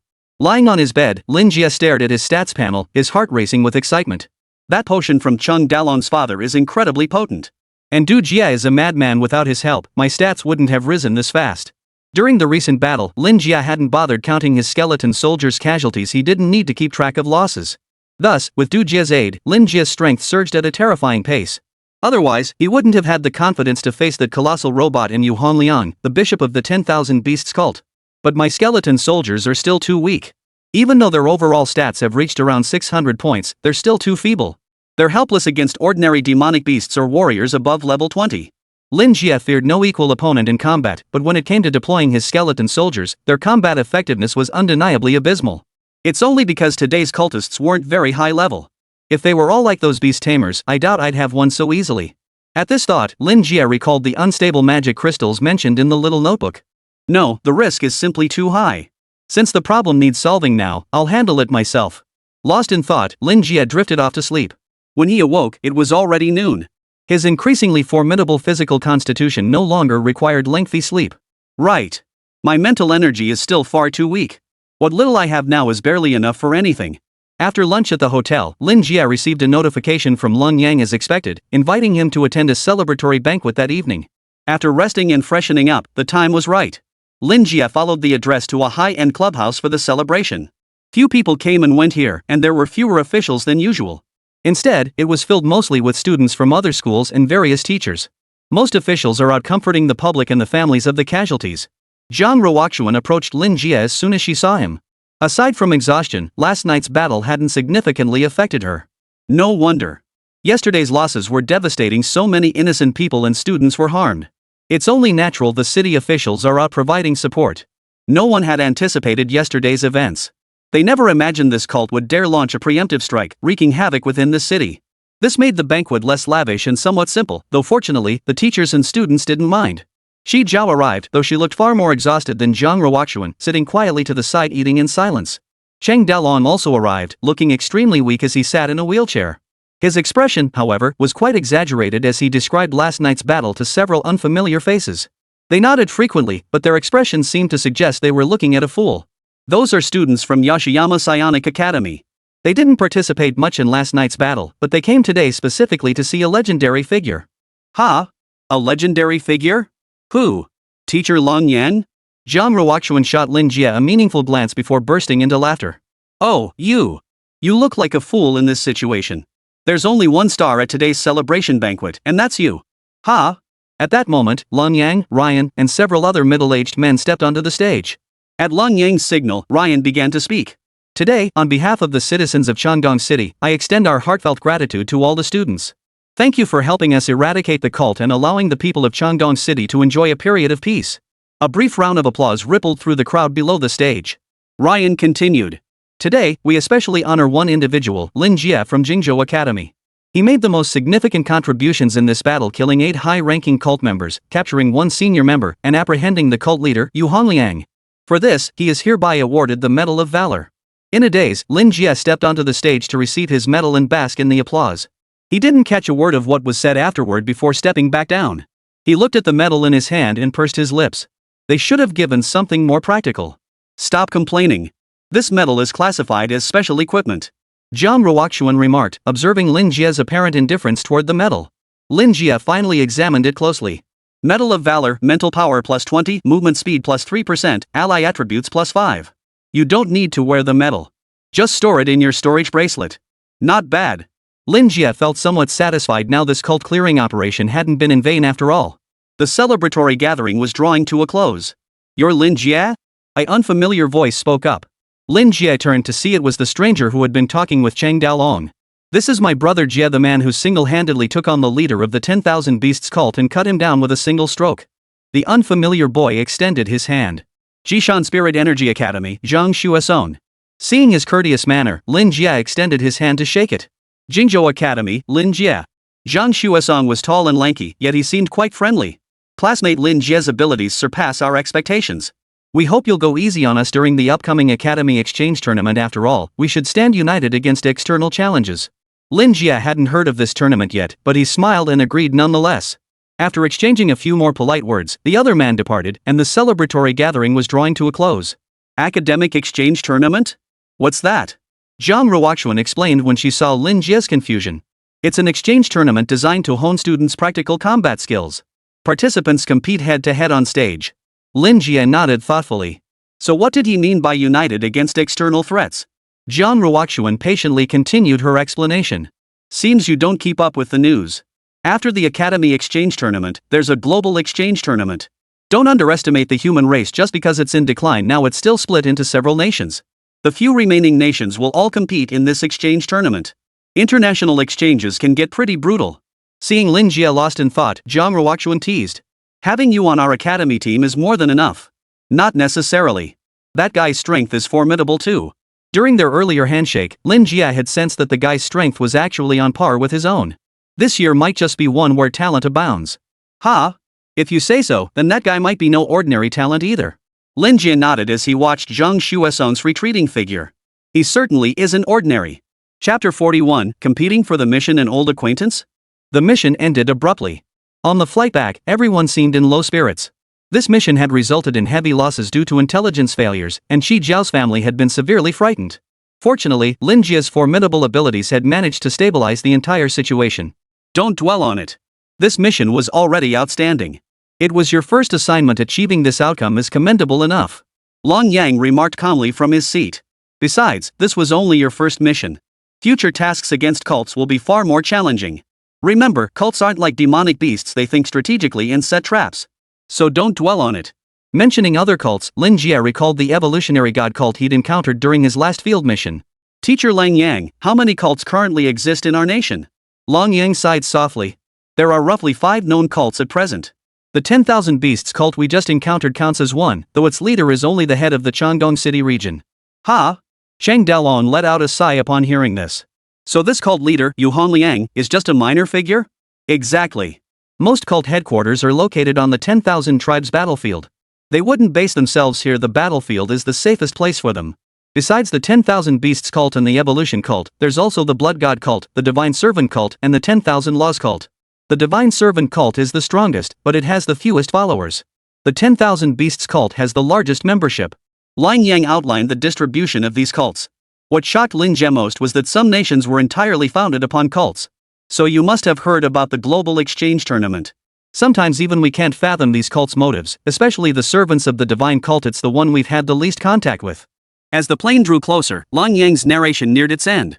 I once encountered a divine servant cultist.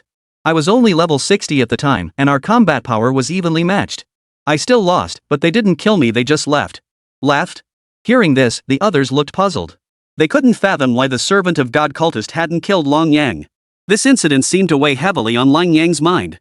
As he spoke, his gaze drifted out the window, lost in his own thoughts. Yes. But after that, we rarely heard any news about the divine servant cult. Seeing Lang Yang didn't wish to elaborate, Lin Jie refrained from pressing further. As for more detailed information about the divine servant cult, Lang Yang himself didn't possess it. As the plane touched down, the group disembarked with mixed emotions. They never imagined this mission was merely the tip of the iceberg. Not only were alien races invading from beyond, but cults existed too. Worse still, a nation founded by a cult lurked on this planet, its eyes fixed on them. This world is far more difficult than I ever imagined. After landing, the school distributed 20 academic credits to each person as mission rewards. Instantly, Lin Jie found himself with a tidy sum. I should save up credits to exchange for a gold-tier equipment piece that boosts mental power. Skill upgrades consumed increasing amounts of resources. Without potion supplements, his current mental energy was insufficient to sustain the formation of his skeleton army. I really need to find a way to level up my skeletons. Otherwise, my own leveling progress is just too slow. Lin Jie was dissatisfied with his current stats, unaware that his base strength alone already surpassed most level 30-40 warriors. If he equipped top-tier gear, his stats would become truly terrifying. First, I'll complete quests to accumulate credits. After returning to school for a brief rest, Lin Jie began searching for suitable quests.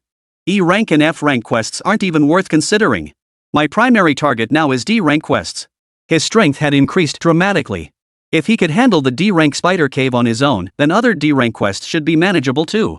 Scouring the online quest board, Lin Jie searched for a while before finally finding a mission to eliminate a D-rank demon beast and rescue survivors. D-rank demon beast, Fear Tree Demon. Hidden deep within a forest. Intelligence indicates an expedition team entered 3 days ago and vanished. This mission seeks rescue. Reward, 1 million cash. Bring back the person alive or the body dead. This mission seems decent. Generous reward, and materials from the Fear Tree Demon can be used to craft equipment. Without hesitation, Lin Jie accepted the mission. Just as his mouse clicked to confirm, a pop-up window suddenly appeared on the network interface. System notification, another player has simultaneously accepted this mission. Would you like to coordinate a joint completion? Ha! Who is it? Someone actually snatched the mission. Lin Jie immediately clicked yes, eager to see which bastard was trying to steal his mission. If he clicked no, the system would consider him abandoning the task. After clicking yes, the other party seemed hesitant about accepting the task. Go ahead, jerk. Let's see who you are. Soon, a familiar name appeared on the task interface. Gong Yuxuan has sent a negotiation request. Chapter 42, Observation and Learning, Strong Followers. Sitting before his computer, Gong Yuxuan froze. He hadn't expected this name to appear here again after just a few days. He valued the mission's reward just as much. After all, 1 million credits could be exchanged for 10 study points. Across the screen, the two began a verbal spar. Gong Yuxuan, you're a freshman and you dare take on a D-level mission? Have you had enough of living? Lin Jie retorted, why not? Besides, what gives you, an old scholar, the right to compete with freshmen for D-rank missions? Gong Yuxuan stared at the familiar text on the screen, yet it felt strangely unfamiliar. Damn it, now any freshman can take on D-rank missions? I'm a level 30-something A-rank professional and still need to team up. Seeing Gong Yuxuan silent, Lin Jie continued typing. Old fogey, you should stick with your research team and tackle higher-level missions. Stop competing with freshmen for tasks. Lin Jie waited a moment before the system indicated Gong Yuxuan had abandoned the mission. Seems like he knows how to play nice. Giving the freshman a break. Maybe this kid's not so bad after all. Lin Jie didn't dwell on this minor incident, dismissing it as a small interlude. Soon, Lin Jie packed his gear and headed for the aircraft. Just before boarding, however, he was stopped by a staff member. Hold on, student. Someone has requested to observe this mission without interference. You'll need to wait for the other members to board before proceeding. Ha? Lin Jie was instantly puzzled. Observation? Observing who? Me? A flurry of questions flooded his mind. He hadn't expected that his simple mission would attract observers. Footsteps approached from nearby, accompanied by a mocking voice. Hey, Lin Jie, what a coincidence. Who'd have thought you'd be handling this D-rank mission? Perfect timing for us at the Gods Guild to observe and learn a thing or two. Turning around, he saw Gong Yuxuan and several members of the Gods Guild appear here. Instantly, Lin Jie understood why the kid had so readily abandoned this mission. His expression darkened as he turned to ask the staff nearby. Can I decline this observation? The staff member flipped through the work regulations in their hands, looked it up, and then said, according to the work procedures, you can refuse. However, Gong Yuxuan seemed prepared for this. He leaned forward and addressed the person behind him. Professor, please persuade this student. A faculty advisor stepped forward, gazing at Lin Jie with an air of arrogance. I am Fu Yu, your faculty advisor. Your courage in undertaking this Class D mission solo is commendable. However, given your currently unproven capabilities and the nature of this search and rescue mission, Gong Yuxuan and the others are accompanying you primarily for support and to keep an eye on you. Please don't be so resistant. Lin Jie's face darkened instantly. He hadn't expected to be outmaneuvered in the end. Seeing the other party bring in a teacher to pressure him, he couldn't very well refuse. Bringing Long Yang along to save face? That would be utterly humiliating, inviting ridicule from Gong Yuxuan and the others. Fine, but I have a condition. Only 2 of you can come. With so many of them, what if they interfere with my mission? Hearing Lin Jie's words, Wang Song immediately grew displeased and stepped forward to retort. What? You want to decide the number of observers? Do you run this school? Lin Jie's expression darkened at the accusation, then he turned to look at the other teacher, Fu Yu. Fu Yu pondered for a moment before replying. Very well. Too many people could alert the target prematurely. Besides, according to the regulations, Lin Jie is entitled to request the number of observers. It's not a violation. Fu Yu had a rough idea of what was going on, but since Lin Jie seemed to have a good relationship with Lang Yang, he didn't want to offend that guy. Besides, there was nothing wrong with the rules, so he simply agreed to Lin Jie's request. This presented a dilemma.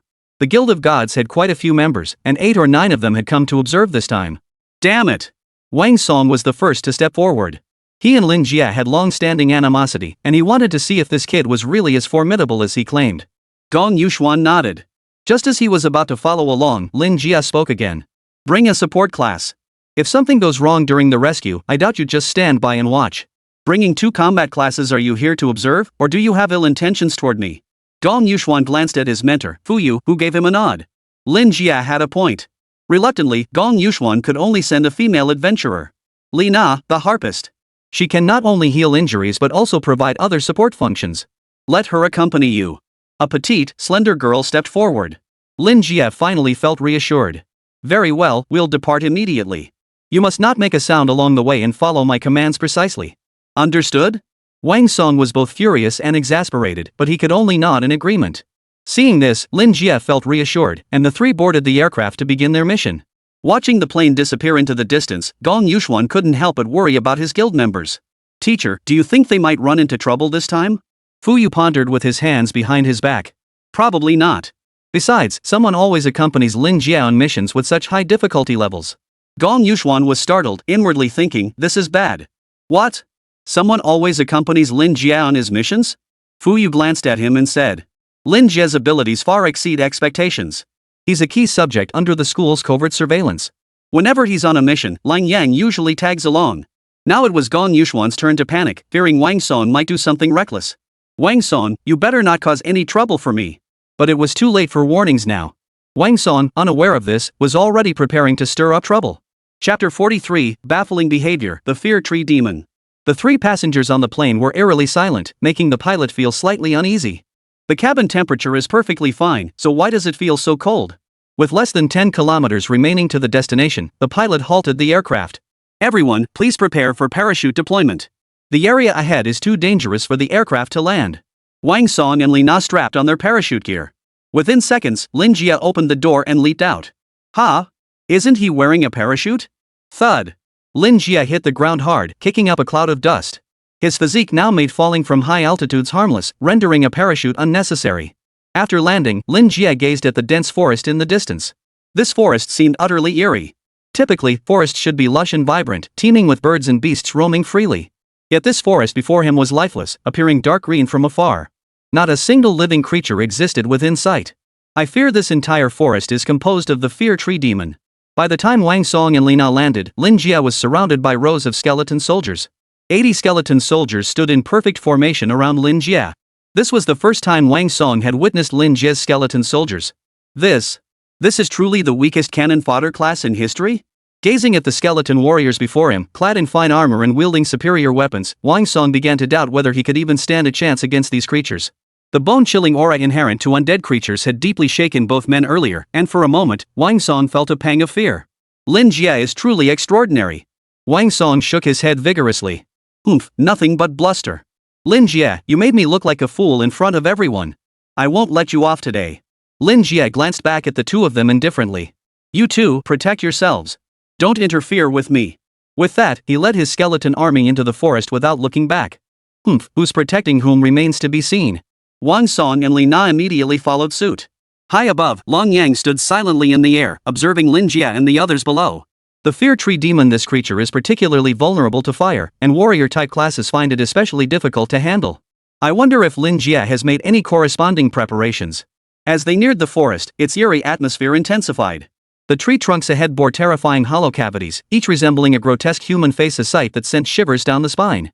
He bought some gasoline bomb standard gear to test if they'll work against these things.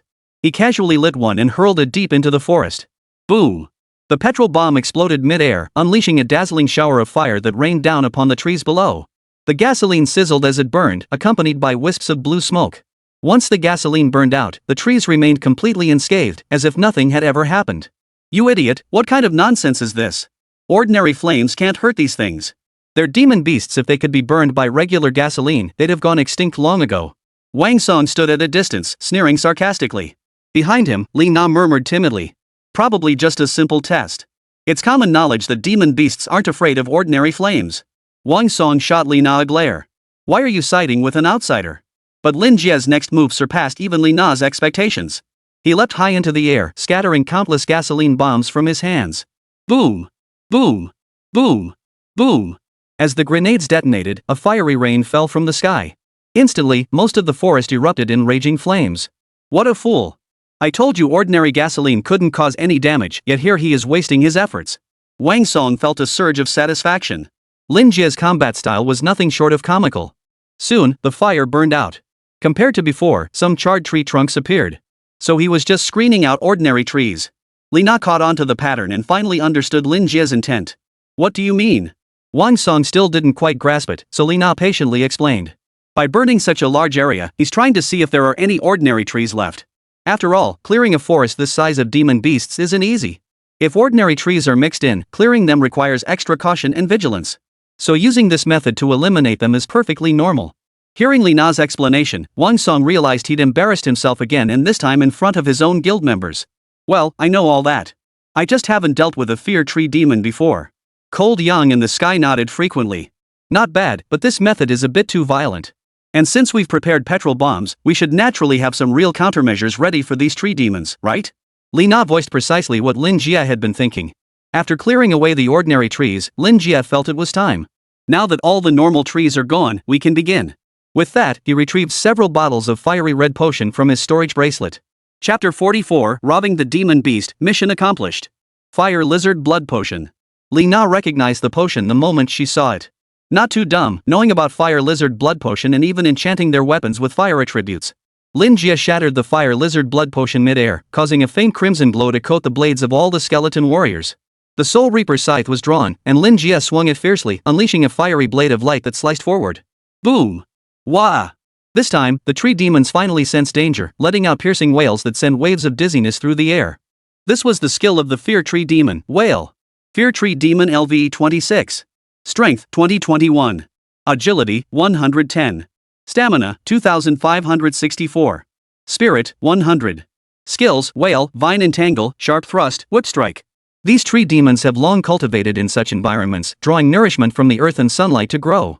While not particularly formidable in the multiverse, they thrive in the sparsely populated, vast landscapes of Blue Star, where they flourish wildly. As documented in the records, these tree demons are not high-level creatures, yet their capabilities are astonishing. Their formidable strength and constitution come at the cost of agility. In other words, these creatures are sitting ducks. Yet even before these monsters, the skeleton soldier's attributes proved inadequate. His skeleton soldiers charged forward, only to be whipped apart by countless underground vines before they could close in, reduced to fragments in an instant. Moreover, my skeleton soldiers were simply too few in number to make a dent in this forest. This won't do. So weak. I'm truly weak now. Lin Jie sighed, then charged forward wielding his Soul Reaper. Is he going to fight this out in close combat? But isn't he a summoner? Li Na gasped in surprise at Lin Jie's unexpected move. Wang Song, however, kept his eyes fixed on Lin Jie's every move, determined to uncover the secret behind how this man had managed to defeat him in close combat. On Lin Jie's side, the Soul Reaper's chain silently extended outward. The scythe in his hand spun rapidly, gathering power. Thud, thud, thud. Countless spikes erupted from the ground, while tendrils swirled toward Lin Jie from the air. They attempted to halt his advance. The expressions on the tree demons' faces, whether inherently such or distorted by the immense pressure emanating from Lin Jie, grew even more twisted. Facing the tree demon's assault, Lin Jie leapt into the air. His scythe, guided by its chain, whirled around him in a dense, impenetrable storm, severing every spike and vine in its path. What incredible speed and power! Li Na couldn't help but exclaim in awe at Lin Jie's agility and power. Wang Song's expression darkened. He hadn't anticipated this man's speed and strength far exceeding his expectations. Next, countless branches dripping with pale green sap flew through the air like a storm. Still not showing yourself? In the blink of an eye, the Fear Tree demons suffered heavy losses. Their thousands of attribute points were utterly insignificant before Lin Jie. Roar! A deafening, earth-shaking wail echoed across the land. The entire forest began converging toward its center, its area steadily shrinking until finally, a colossal tree demon 20 meters tall, towering and obscuring the sky appeared before everyone. Wang Song's expression changed. Tree Demon Chieftain. Tree Demon Chieftain LV 26. Strength 7021. Agility 110. Stamina 7564. Spirit 500. Skills Wail, Vine Entangle, Sharp Thrust, Whip Strike. At the critical moment, the tree demon leader gathered the power of all surrounding tree demons into his own being. These smaller tree demons were all nurtured and multiplied by him through constant absorption of nutrients day and night. To lose them all now would be an irreparable loss. In an instant, countless thick branches whipped toward Lin Jie, accompanied by howling winds. You asked for it. Lin Jie downed the last dozen vials of fire lizard blood potion he carried.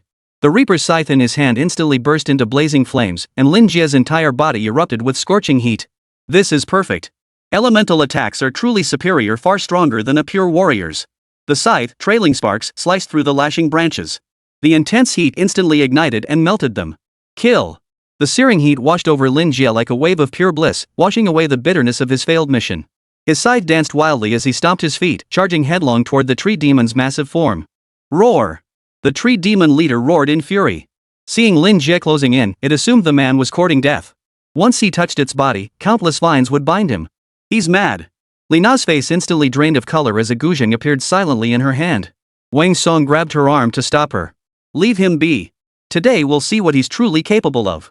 Lin Jie plunged into the tree demon leader's massive body like a fiery meteor.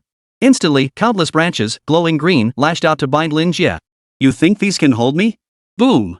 In an instant, Lin Jie pierced through the tree demon's body. Green sap spurted out in a torrent, its expression twisting into an even more hideous grimace as wails of agony erupted once more.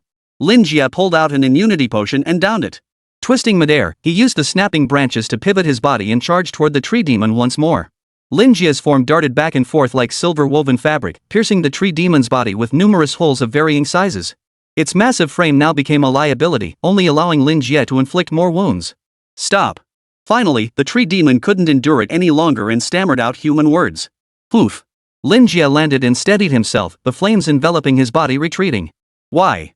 The tree demon managed to ask, despite the searing pain from its burns. Lin Jie flung a photograph at it. It was the missing individuals from the mission. Where are they? Hand them over, and I'll spare your life.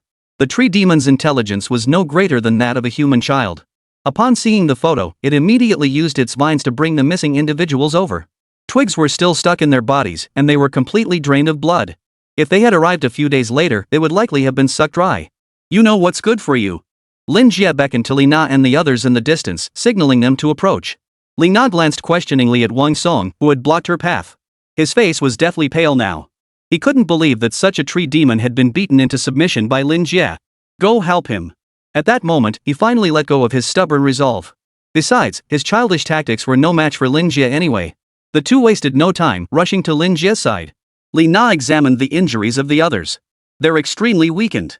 Once I initiate healing, they won't be in immediate danger. Li Na drew out the ancient zither and played its strings. A pale green light enveloped the group, their wounds healing rapidly.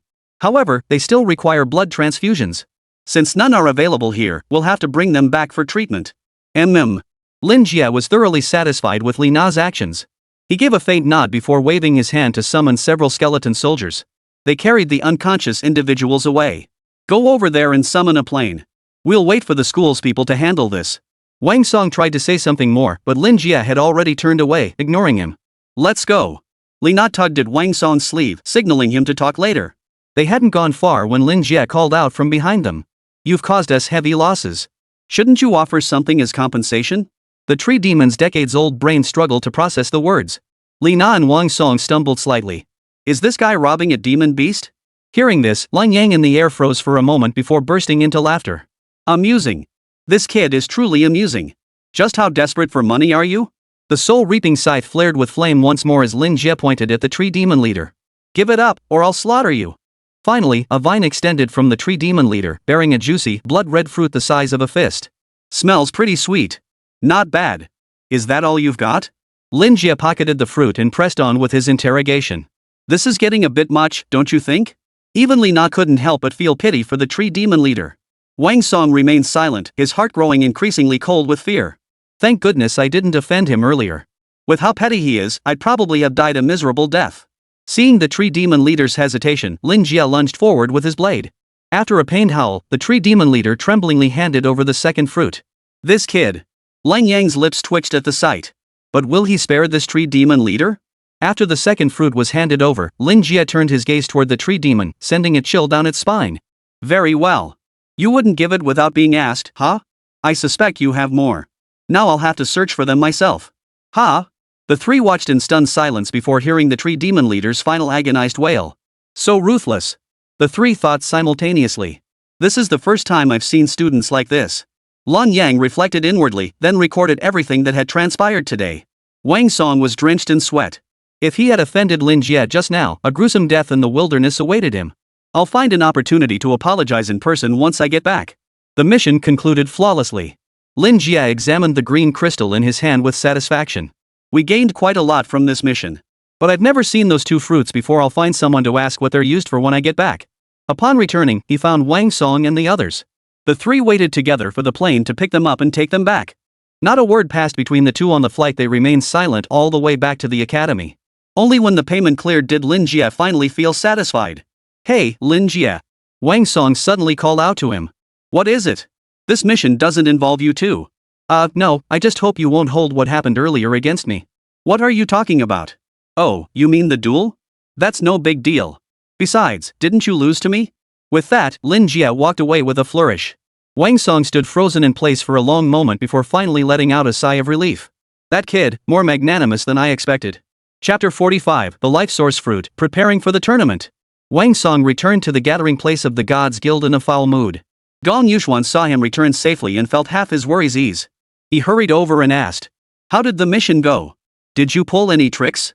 I just learned Lin Jie always has a teacher accompany him on missions. Gong Yuxuan also feared Lang Yang, that iron-fisted instructor, so he hadn't mentioned the name. Wang Song remained silent, sitting motionless in his chair, lost in thought. What's wrong with him? Seeing his state, Gong Yuxuan turned to ask Li Na. He's fine. Lin Jie's performance on this mission far exceeded all of our expectations. She then proceeded to recount the mission's details to Gong Yuxuan. Hearing that Lin Jie had beaten the tree demon leader into begging for mercy, Gong Yuxuan found it hard to believe. He knew that leading the members of the Gods Guild, he could also kill the tree demon leader. It wasn't a difficult task. But to make the tree demon kneel in supplication, actively seek peace, and surrender compensation? That was something the Gods Guild could never achieve. His rate of improvement far exceeds our expectations. In that moment, Gong Yuxuan realized the magnitude of his mistake. A talent like Lin Jie was precisely the kind the Academy should be prioritizing. His repeated provocations and attempts to bait Lin Jie into joining the guild had been utterly foolish. Thankfully he's magnanimous. Otherwise, if he'd killed Li Na and me during this mission, the school probably wouldn't have punished him at all. Wang Song's somber remark weighed heavily on the members of the Gods Guild, like a mountain pressing down on their hearts. We should find an opportunity to have a proper talk with Lin Jie. After the payment cleared, Lin Jie took his loot to the school's resource room to consult a teacher. This fruit was obtained from the fear tree demon, wasn't it? It's quite rare. We call it the life source fruit. A white-haired teacher examined the two luscious fruits as he explained to Lin Jie. Life source fruit sounds pretty powerful. So, Professor, what exactly do these things do? The elder smiled faintly. It does sound formidable, but we humans are not meant to consume it. The fear tree demon absorbs energy in many ways, not just from the earth and sunlight, but also from the blood of various beasts and even humans. Thus, the energy within this fruit is chaotic. If consumed by humans, it could easily cause energy disruption, with unimaginable consequences. Hearing his teacher's words, Lin Jie felt a surge of relief. Thank goodness I didn't eat those fruits. Then Master, are these fruits useless? The elder set down the fruit and explained patiently. Humans are unfit to consume them, but beasts can. If you have a beast companion, you can feed it to them. If not, then sell them to someone who does. After receiving the answer, Lin Jie thanked the teacher and left the reference room with the fruit. He then hurried straight to the pet beast breeding center. His little ghost wolf, Xiao He, was currently undergoing cultivation there. It was far too small, with combat power in the single digits. That's why Lin Jie hadn't brought it along on his recent missions. Such a tiny creature on the battlefield could easily be crushed underfoot. The breeding center housed few pet beasts. Enthusiasm for raising them was low. Breeding proved difficult, and their combat strength grew painfully slow. Even with resources available for cultivation, many reasoned that spending money on breeding pet beasts was less worthwhile than using it for themselves. After obtaining the data card, Lin Jie went to find Xiaohei. The little wolf was currently practicing tearing and hunting on a toy chicken in an open area. After all, a demon beast was a demon beast. Its hunting instincts far surpassed those of ordinary pets. Hearing footsteps, Xiaohei detected a familiar scent before even lifting its head. He immediately bounded toward Lin Jie, bouncing excitedly up and down on his legs. You're such a lucky little guy, huh? No need to go on missions. Just eat and drink to your heart's content here. Raising a pet beast required artificial guidance and training, plus feeding a demon beast meat as sustenance, all of which cost Lin Jie money. After playing with Xiaohei for a while, Lin Jie pulled out a life source fruit. The moment the scent reached him, Xiaohei stared at Lin Jie with pleading eyes, drool dripping from his big tongue, clearly craving the fruit. Netherwolf LV1. Strength, 8. Agility, 9. Stamina, 7. Spirit, 0. Skills, none. Let's see what this life source fruit can do. Lin Jie recorded Xiaohei's current stats before feeding him the life source fruit. The bright red fruit had barely touched the ground when Xiaohei stared at it motionless. Then he lifted his head to look at Lin Jie, as if waiting for his master's command. Xiaohei's understanding surpassed Lin Jie's expectations, and he couldn't help but smile. Eat it. Upon receiving Lin Jie's command, Xiaohei finally began to feast heartily. Crunch crunch, the crisp sound echoed as juice spilled out, its aroma making even Lin Jie's mouth water. This is wonderful, so delicious. The fist-sized fruit was devoured in no time by Xiaohei. After filling his belly, Xiaohei licked his lips contentedly before opening wide to yawn. Full and sleepy? Come on, let's head back to sleep. He scooped up Xiaohei, settled the cultivation fees, and carried him back to the dormitory. Nothing much planned for the next few days. Time to rest up and prepare for the new student exchange tournament. Chapter 46, Exchange Tournament Mission Accomplished. Early the next morning, Lin Jie brought the green crystal he had obtained to the equipment department. Wood core? This is a valuable item. The equipment department staff recognized it the moment they saw what Lin Jie had brought. What does this do? Can it be attached to my equipment? The staff member pondered briefly before responding. This wood core grants equipment the ability to evolve. Once attached, it not only allows weapons to slowly repair damage but also enables the equipment to evolve, incorporating other attributes. Hearing this, Lin Jie couldn't help but be startled. This thing is that powerful? He pulled out his Soul Reaper scythe. Can you forge it into my Reaper's scythe? The answer was affirmative. However, after inspecting the Soul Reaper, the other party spoke with some confusion. Buddy, this thing's level is pretty low, and its attributes are downright weird. Don't sweat the small stuff. How long will this take? Can it be done before the exchange competition? The other party stroked his chin. The deadline's a bit tight, but it can be done for extra pay. After some haggling, the final price was set at 2 million. Lin Jie had no choice but to opt for installment payments. Money really doesn't last long. Before he knew it, Lin Jie was already in debt. I'll need to find ways to earn money before the exchange match. Huff, huff. Lin Jie, your progress has surpassed my expectations. Inside the arena, Qi Jiao was panting heavily, drenched in sweat. Instead of going on missions these past few days, she'd been seeking out Lin Jie for sparring practice. To her surprise, within just a few days, Lin Jie could now easily defeat her within 10 moves. That day, they fought nearly 20 rounds, and Qi Jiao hadn't won a single one. Though their strength had been weakened to equal levels by the formation suppression, Qi Jiao still struggled to keep up. You must have slacked off in your training. Lin Jie reached out and pulled Qi Jiao to her feet. Oomph. How could that be? I'm the heir to a martial arts lineage, how could my training possibly be lax? Only after uttering those words did Qi Jiao realize how utterly humiliating her defeat was. Lin Jie had only been training for a short while, yet he had already surpassed her in every way. Aren't you two participating in the exchange tournament this time? No, it seems only one person per school can participate this time. Huh? Really? These past few days, Lin Jie had been training himself in Xiaohe non-stop, so he hadn't received any notifications. They probably haven't told you yet. But there are still a few days before the exchange tournament starts. They'll notify you in time. After dinner, back in the dorm, Xiaohe had grown noticeably larger. Having consumed both life source fruits, its size was now nearly double what it had been before. Netherwolf LV9. Strength 98. Agility 119. Stamina 107. Spirit 50. Skill Shadow Dash. Impressive. Your attribute growth is remarkably swift. You possess far greater evolutionary potential than your mother, the Netherwolf King. Xiaohe let out a low growl, acknowledging Lin Jie's praise. Just as they were playing, Lin Jie received a call from Lung Yang, instructing him to come to the office. Upon arriving at the office, he found several students already present. You've all heard about the exchange tournament, right? This year's rules have changed slightly. One combat class, one support class, and one lifestyle class. The three of you will live together within a large plane for 1 month. Lung Yang explained the rules dispassionately. A whole month? The other three were visibly shocked, except for Lin Jie. That's right. Moreover, this plane trial has bypassed the national competition entirely and become a global event.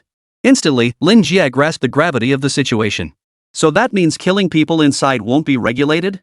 And cults might band together to slaughter us? Lung Yang's gaze sharpened as he looked at Lin Jie. This kid could think so deeply at his age. Exactly. We won't even be able to monitor this exchange match. Escape devices won't work either. The only way to win is to survive and come out alive. One condition? That's 2 conditions. Without escape devices, survival depends solely on defeating the demon beast leader while constantly guarding against threats from competitors of other nations. This tournament is as difficult as climbing to the heavens. Judging by the insignia on his uniform, the speaker appeared to be a life-type specialist. Exactly. In short, the challenges you'll face will exceed your wildest expectations. We've gathered you here to give you time to think. With 7 days left until the exchange tournament, you're free to withdraw if you wish. The group fell silent. Among them was an unfamiliar female support-type participant. After hesitating, she spoke softly. I won't be participating. I have family to take care of. Lung Yang nodded. Understood. You may go. With that, the girl left the office immediately.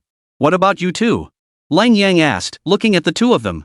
With such a great opportunity for experience, of course we should seize it. Besides, no one in the combat class is stronger than me right now, right? Lin Jie's words immediately drew a sideways glance from the life-type contestant beside him. Well, if we're not counting gear, then no one is stronger than you. But if someone could equip better gear, it doesn't have to be top tier, just a platinum grade set, then they'd be on par with you. So my weakness really is my subpar gear, huh? Lin Jie felt utterly helpless. This profession required a ton of money to function properly. However, for the sake of this exchange match, the school can lend you a set of gold-tier gear, weapons excluded. This gesture undoubtedly came as a huge relief to Lin Jie. Meanwhile, Lung Yang turned his gaze to the young man. Ling Wei, the academy will also assign you a cauldron furnace. All tasks related to daily living during this mission will be entrusted to you. So this young man specializing in logistics was named Ling Wei. Lin Jie met his gaze and nodded in acknowledgement. As for the support roles, you needn't concern yourselves. I have my own candidates. We'll be ready to depart in 7 days. At this point, Lin Jie posed a crucial question. If we win the exchange tournament, what rewards will we receive? After a moment's thought, Lung Yang replied. Generally, exchange matches don't offer rewards. After all, those who emerge from them invariably carry valuable items. The school will compensate you when the equipment vault opens. You may select any platinum tier gear you desire. This reward was quite generous. Platinum grade gear was virtually priceless outside the academy. Long Yang continued.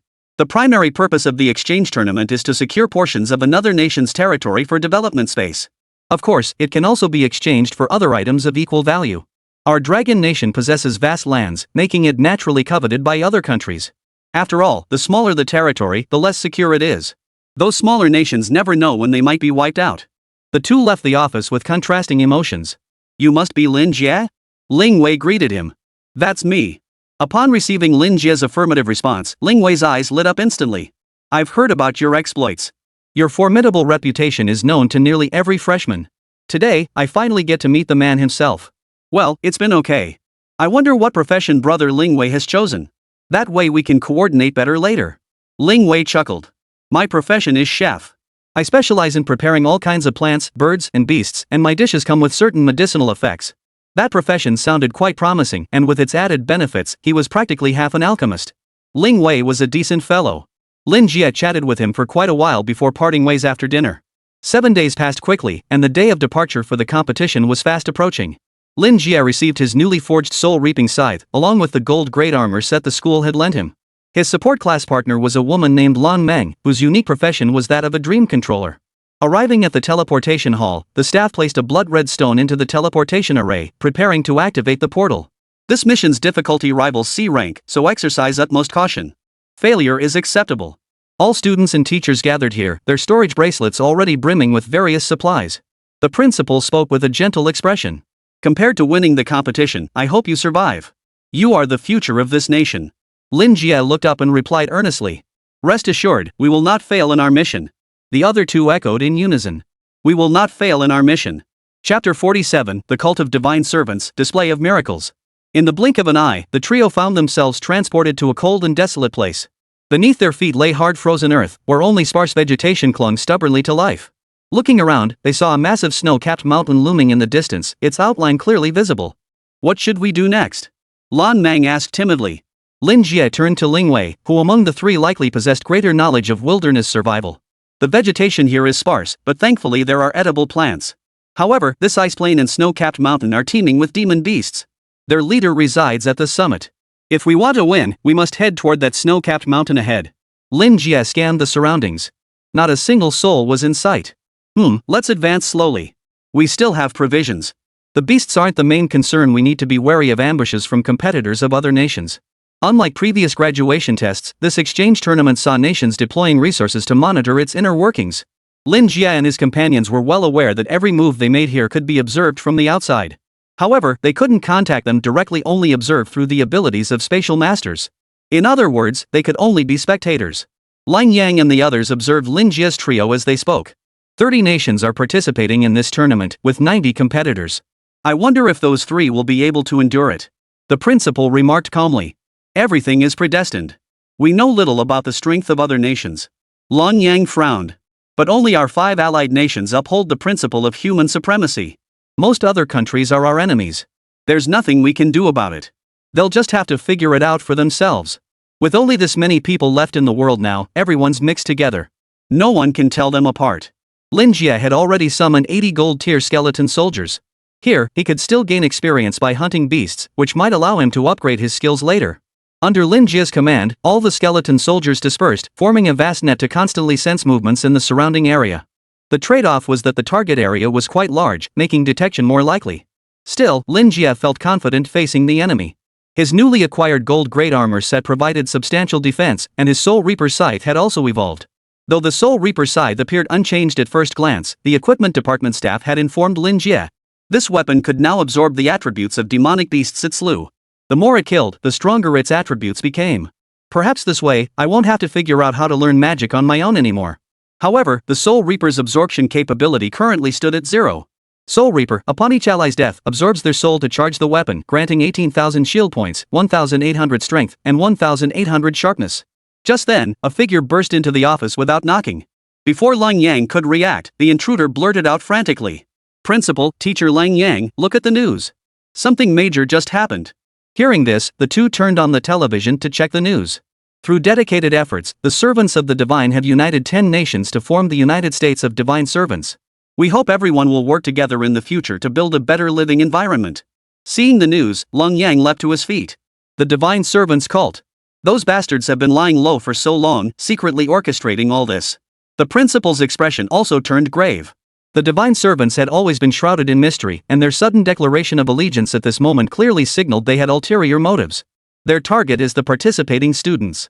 They want to use victory to prove their success, then use that to influence the remaining nations. Lang Yang quickly deduced the Divine Servants' purpose, otherwise, they wouldn't have released this news now. Go investigate. See if they're plotting anything. If danger arises, I'll step in to get our students out. Hearing the principal vow to personally extract his students, Lang Yang grasped the gravity of the situation. He nodded immediately and departed. However, the other observing students remained unaware of the gravity of the situation. They had all gathered in the square to watch this exchange match, a contest involving the honor of every nation. Not only students, but even high-ranking officials from the Dragon Nation were watching the match. It could be said that the gaze of nearly half the nation was fixed upon this event. The participating students from other nations were no exception, all present on this frozen ground at this moment. One among them immediately produced a signal flare and fired it into the sky. After a long wait, a group finally arrived to rendezvous. 21 individuals arrived in various attire, each bearing a cross-shaped star tattooed on their foreheads. Upon meeting, they spoke in unison. "May the gods protect us." One of the youths stepped forward slowly, taking a position on higher ground to survey the group. 9 are missing. Perhaps they were transported too far. But it matters not. They surely know what must be done. These individuals were members of the Divine Servants cult. The youth, Luo Shenyuan, was a servant of the gods member from Korea, and this operation revolved around him. I trust everyone understands our mission now, to spread the teachings of the Divine Servants cult and demonstrate its benevolence to the world. We'll proceed directly to the mountaintop. Once students from other nations arrive near the demon beast's lair, we'll begin spreading the doctrine. Those who resist will be eliminated. The Divine One has no need for disloyal servants. The others nodded silently. As devotees, they never questioned such directives. Luo Shenyuan gave a slight nod, his gaze fixed on the mountaintop. Ali, use the miracle to transport us there. A girl who appeared to be 18 or 19 stepped forward. She slit her palm with a small knife and drew a blood-soaked ritual circle on the ground. God, hear my prayer. Transport us to our desired destination. As she finished, the girl's face rapidly aged, transforming in an instant into that of a woman in her 30s. However, the ritual circle on the ground flashed with an eerie light, instantly enveloping the group. In the blink of an eye, they vanished from their original spot. A flash of light erupted from the mountaintop as 21 figures materialized atop the peak. Well done, Ali. The gods will bless you. Ali nodded silently. The price for wielding divine power was her lifespan. Now in her 30s, she stood out starkly among the teenagers. But the members of the Divine Servant cult had long grown accustomed to such sights. Lin Jia looked up at the mountaintop with a blank expression, sensing something was off. Lin Jia, what's wrong? Nothing. Just a strange feeling. At that moment, Lin Jia turned his gaze toward Lan Meng. Could you briefly describe your abilities, please? Lan Meng nodded slightly and replied in a soft voice. My ability activates at night or when others are asleep. I can enter their dreams to gather information. This ability sounded rather promising after all. No one guards against threats in their dreams. Lin Jia nodded and said calmly. Tonight, I'll take the night watch to protect your safety. I'll leave it to you to gather as much information as possible for us. Everything proceeded in an orderly fashion.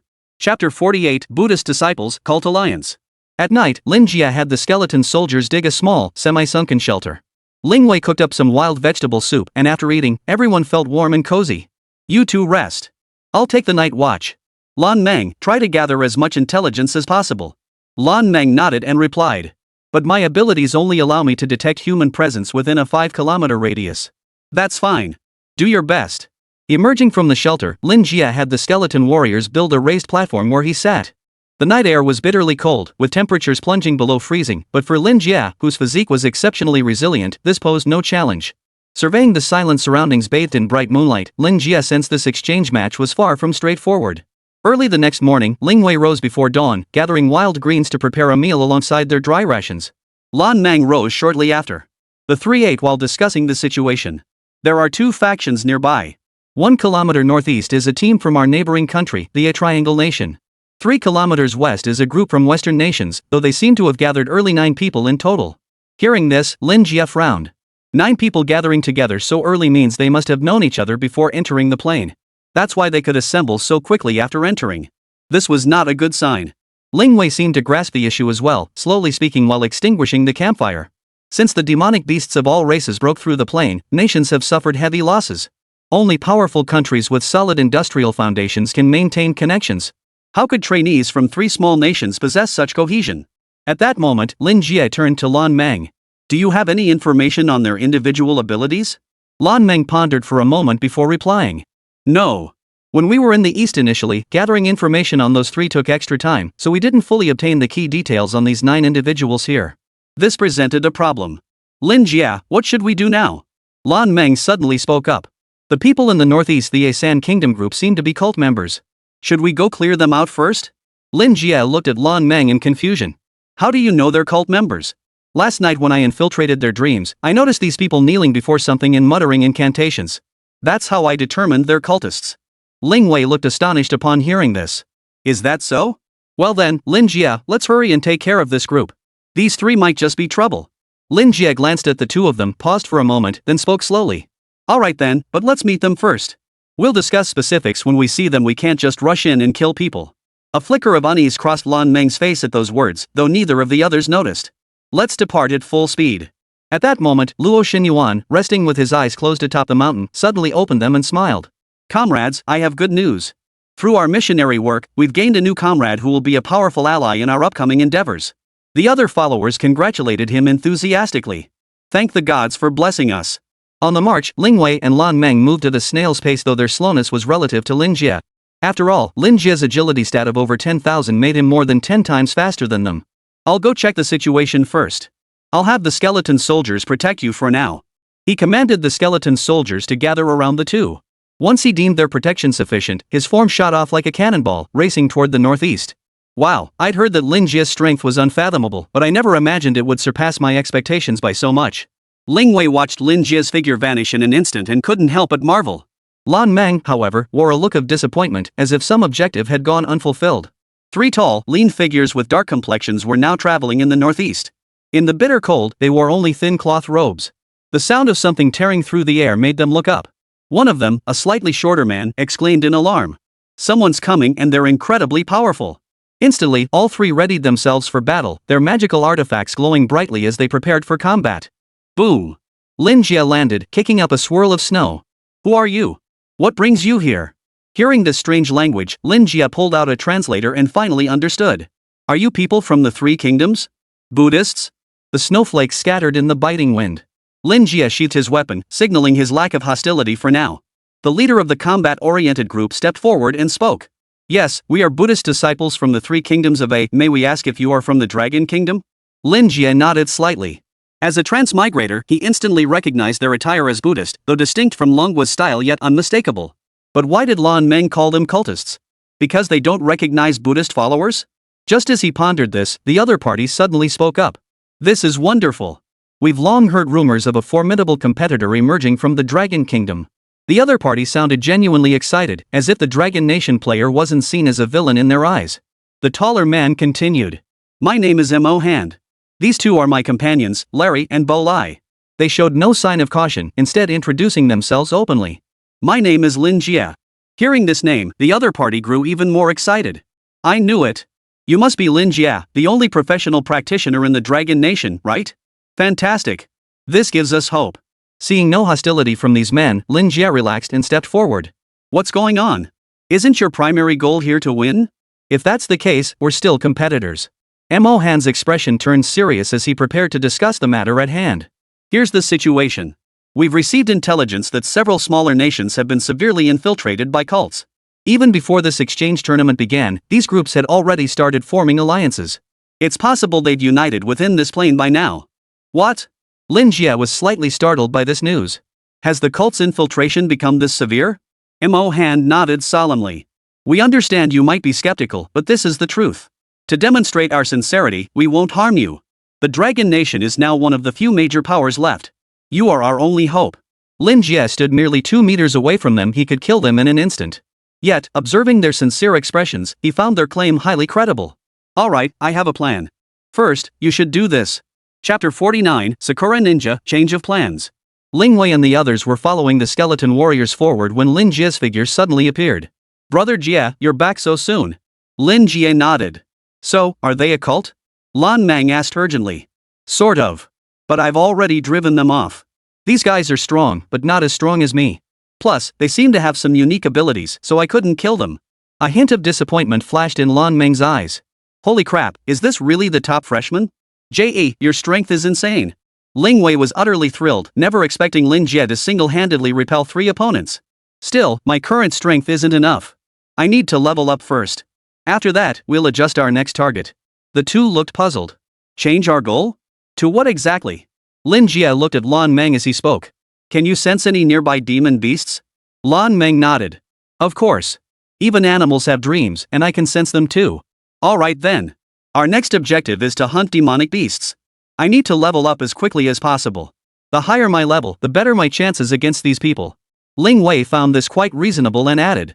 The demon beast food I make can provide a slight boost to ability values. It's not much, but it should still be helpful. Ling Wei declared with conviction. Lin Jie was taken aback, not expecting the food this kid made to be so useful. Alright, let's press forward. Our next task is to locate the demon beasts. The viewers watching the broadcast were puzzled by Lin Jie's decision. Ruochuan, why do you think Lin Jie suddenly changed our objective? Chang Dalong was thoroughly perplexed. In their eyes, after encountering the trio from the 3 kingdoms, Lin Jie not only refrained from fighting but also gathered with them to whisper about something. Even they, the viewers, had no idea what Lin Jie had discussed. Lin Jie must have his reasons for suddenly changing his mind. And by doing this, he's guarding against something. Not only did those 3 Buddhist disciples not engage in combat, but he even let them walk away. Shi Jiao analyzed the situation carefully. Could there really be some formidable enemy lurking? The 3 pondered for a long while without reaching a conclusion, while Lin Jie and his companions had already set off. The headmaster watched Lin Jie's actions thoughtfully. Could he be testing the 2 members of his team? Wang Song watched Lin Jie's actions on the screen, equally puzzled. President, do you know what his intentions are? Dong Yuxuan nodded silently. What? You really know, President? Quick, tell us what Lin Jie is after. Dong Yuxuan stared intently at the screen, watching Lin Jie. I can't say. Wang Song immediately grew frantic, pacing back and forth, though he too couldn't say anything. Lin Jie, did you notice something off this quickly? This time, Lin Jie pressed straight toward the mountain's base without pause. When Lan Meng couldn't hold on and wanted to rest, Lin Jie only let him sit for 10 minutes before continuing onward. The journey seemed endless, but finally, the skeletal soldiers ahead fell. 2 streams of gray energy surged into their bodies. Lin Jie drew his soul-reaping scythe, ready for battle. Ling Wei also drew a kitchen knife as a chef, he possessed some combat skills. Lan Meng stood behind the 2 men. While she couldn't contribute much to this situation, she possessed the sleep spell. In emergencies, she could instantly put an opponent to sleep. However, the effect was less pronounced against lower-level targets and drained her mental energy significantly. Soon, 3 figures approached at breakneck speed. Dressed in earth-tone camouflage that blended into the surroundings, they momentarily dazzled the eyes. After breaking through the skeleton soldiers' defensive line, they spotted Lin Jie and his companions. People of the land of cherry blossoms. Their faces were concealed, making their features impossible to discern, but their words dripped with menace. Who are you, and why are you blocking our path here? The leader, judging by the voice, was actually a woman. I am Lin Jie, a competitor from the Dragon Nation. Lin Jie stepped forward to identify himself, radiating a palpable aura of lethal intent. The 3 opponents visibly felt immense pressure, involuntarily taking a step back. His pressure is truly overwhelming. Just how powerful is this guy? Yet the opponent showed no sign of retreat, instead holding firm against the pressure and pressing on with the question. Dragon Nation? Why are your so-called skeleton soldiers harassing us? I'm not harassing you. There are scouts. Now, move 5 kilometers out of our way. Otherwise, I'll take action. Lin Jie's tone was stern. These men meant trouble, and he had no desire to waste time with them. Focusing on strengthening his own abilities was the priority. At that moment, one of the ninjas leaned close to the woman and whispered something. Miss Haruko, they're merely a summoner. You're a ninja, and I'm a poison master. You just need to find an opening to close in on that summoner. We can take him down in a few moves. The leader, a female combat class ninja named Haruko, listened to her subordinate's plan while watching Lin Jie. I'll give you 5 seconds. Get lost, or I'll slaughter you both. Lin Jie issued his final warning. If they didn't leave, he would definitely strike. Just as Haruko hesitated, the poison master behind her could no longer contain herself. Bastard! Do you know who you're talking to? With that, he flung a handful of hair-thin needles. No! By the time Haruko tried to stop him, it was too late. But a faint green shield flickered around Lin Jie. The needles couldn't even pierce the shield surrounding the Soul Reaper's scythe. With over 10,000 shield points, even a mage of equal rank might not shatter it with a full power strike. You're asking for death. Lin Jie had intended to spare them. He sensed something amiss with this plan and sought to unite non-cult factions to confront the impending crisis. The intelligence from the three kingdoms was crucial. Though they'd only mentioned a cultist alliance in passing, without specifics on numbers or capabilities. But Lin Jie hadn't anticipated their utter ingratitude. The soul-reaping scythe in his hand lunged toward the cherry blossom country ninja who had hurled the poison darts. Clang! Lin Jie stared at the female leader with a hint of surprise. She drew a katana and actually blocked his attack. What immense strength! Haruko silently marveled, her demon sword Morrisame still trembling in her grasp as a tearing pain shot through the palms of both hands. Excellent! The fact that you possess the strength to resist won't make this so boring. Lin Jie said with a smile. But in Haruko's eyes, that smile was terrifying, like that of a demon. She now understood just how terrifying Lin Jie's power truly was. Even blocking a single casual strike from him was incredibly difficult. Wait! We surrender! We'll leave immediately. Lin Jie halted upon hearing her words, his gaze cold as he fixed it on Haruko. Sorry, I can't agree to that. Chapter 50, The Poison Master, Instant Annihilation. What? Haruko's heart jolted. The demonic sword Morrisame in her hand instinctively lunged toward Lin Jie. Yet her words pleaded for mercy. I apologize. My men were truly presumptuous earlier. I offer you my sincerest apologies. With that, she immediately bowed 90 degrees, offering a sincere apology to Lin Jie. The two ninjas behind her were instantly baffled as to why Miss Haruko would fear Lin Jie. Miss Haruko, why are you afraid of this man? Exactly. We, who inherit the will of the Emperor, will never surrender. Shut up, both of you. You have no idea how powerful he is. That strike just now, if he hadn't wielded the legendary demon sword Morrisame, his own katana would have shattered. I told you, I've changed my mind. The small face beneath Haruko's mask turned deathly pale. You may leave, but the one who ambushed me must stay. Haruko clenched her teeth after hearing this, unsure whether to abandon the Poison Master. He had come as a support class this time, specifically to assist Haruko with poison. But his rash attack had completely enraged Lin Jie. The kid had clearly given him a chance, yet he had ambushed him. This man absolutely could not be let go, otherwise he would surely bring endless trouble. As Haruko hesitated, Lin Jie's cold voice echoed again. 5, 4, 3. Each countdown felt like a heavy hammer striking Haruko's heart. The man before her was simply too powerful. She had no desire to continue fighting. 2. Haruko shouted. Let's go! With that, he leapt backward, and the life-type ninja immediately followed suit. The Poison Master, however, fixed Lin Jie with a cold, menacing stare. Humph, kid. Don't think you can defeat me alone. Even in combat, my strength is terrifying. Lin Jie stepped forward, motioning for Lingwei and the others to retreat slightly. Fine. I'll stand right here and watch how you plan to hurt me. Boom. The opponent clearly disregarded martial ethics, immediately hurling several smoke grenades while Lin Jie spoke, vanishing into the haze. Night fell, streetlights flickered on, and the city's clamor gradually faded into the darkness. Yet, in a hidden corner of this metropolis, a battle of supernatural arts and extraordinary powers was quietly unfolding. Lin Jie, scythe in hand, descended like the Grim Reaper himself. His gaze was icy, seemingly piercing through the fog before him. His opponent, however, was a ninja skilled in poison, a master of cunning. The battle erupted instantly. The ninja swiftly released a cloud of green poisonous mist, attempting to obscure Lin Jie's vision. Yet Lin Jie remained utterly unaffected. He took a deep breath, gripped his scythe tightly, and vanished from his spot in an instant. In the next instant, Lin Jie materialized behind the ninja. His sickle sliced through the night sky like lightning, trailing a piercing whistle.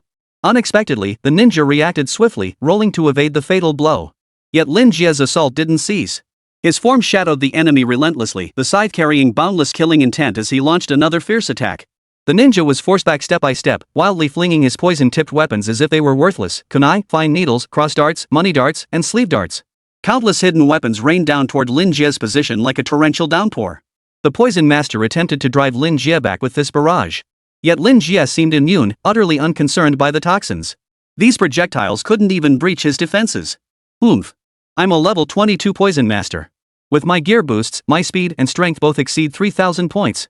What could a mere summoner like you possibly do to me? Oh? Is that so? A cold voice echoed behind him, sending a chill down the Poison Master's spine. Lin Jie seized the ninja's opening, swinging his scythe down with brutal force. The so-called Poison Master felt his vision shatter before his body split cleanly in two. As the Poison Master died, the toxic mist gradually dissipated, leaving only Lin Jie standing proudly, scythe in hand.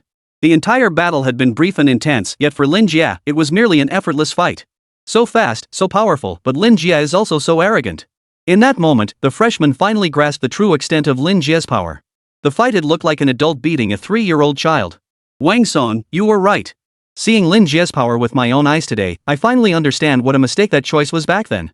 Gong Yuxuan watched the battle conclude without a hint of suspense, unable to suppress a heartfelt sigh. To his surprise, Wang Song gave a bitter smile.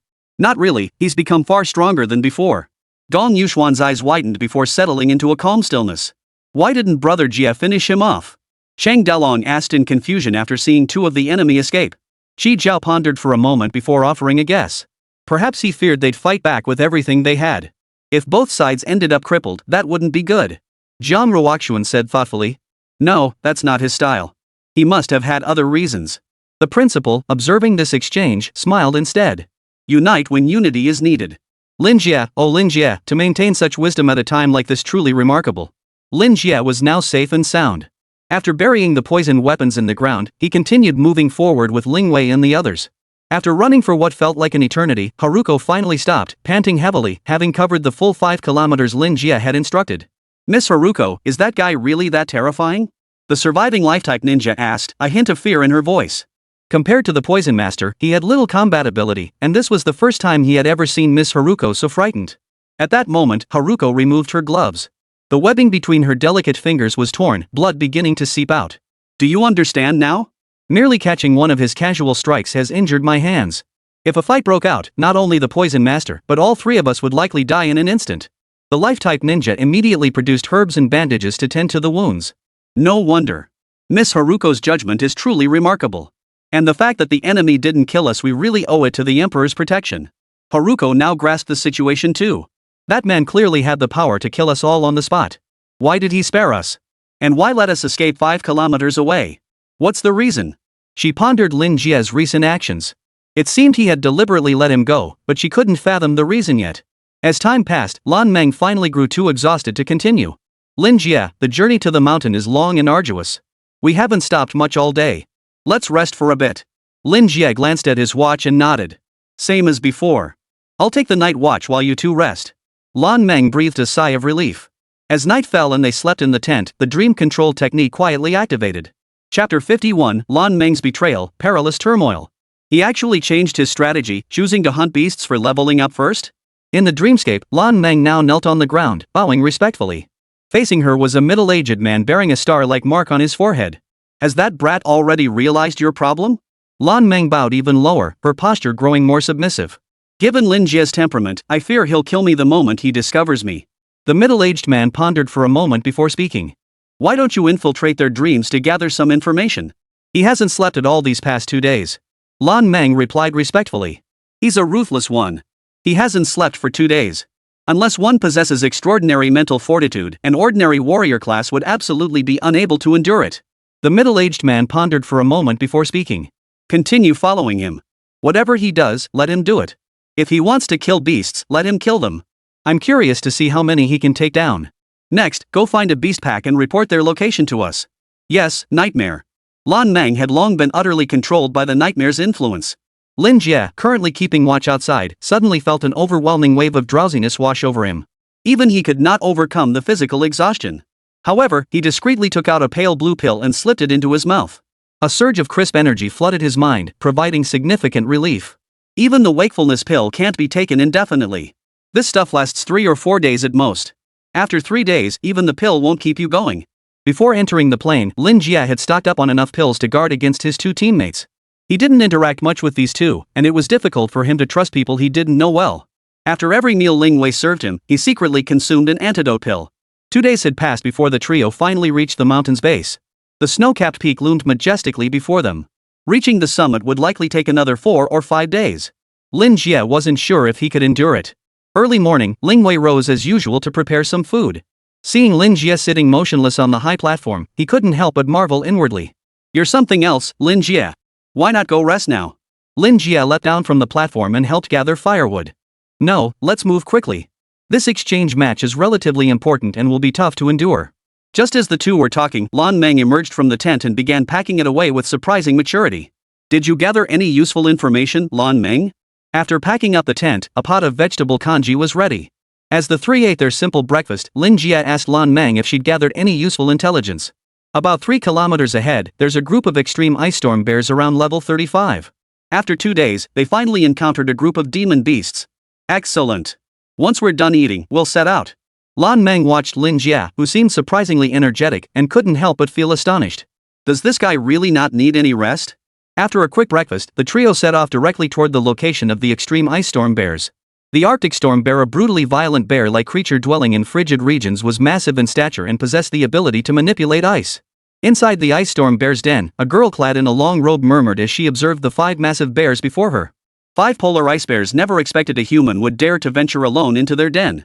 Though food was scarce and the polar storm bears were in hibernation, they showed no mercy toward a meal delivered right to their doorstep. With a thunderous roar that seemed to shake the entire cave, claws instantly crystallized into 3-foot ice spikes as they charged toward the woman.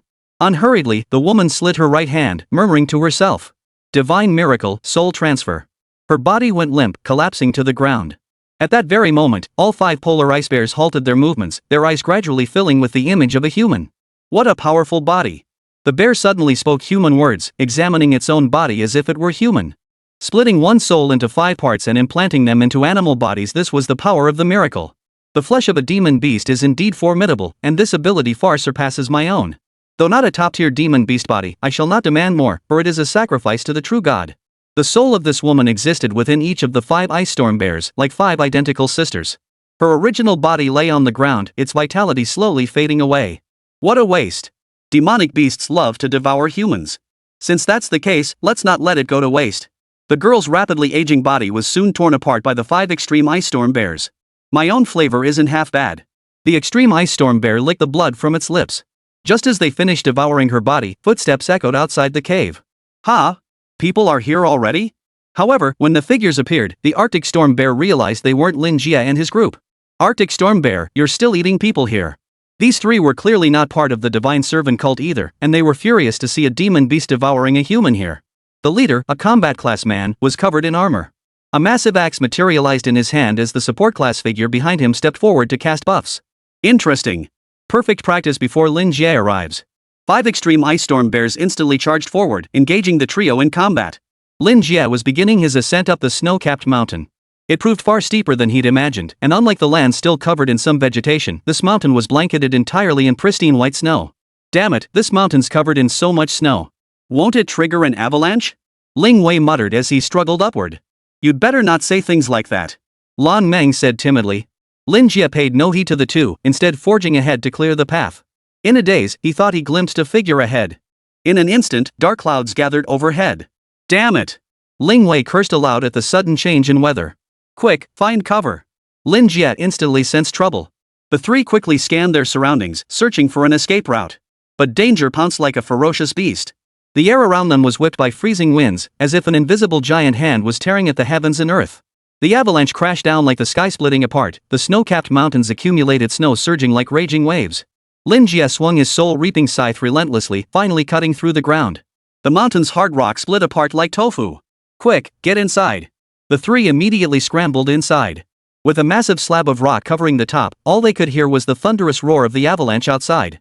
How unlucky can one get? Ling Wei wanted to slap himself.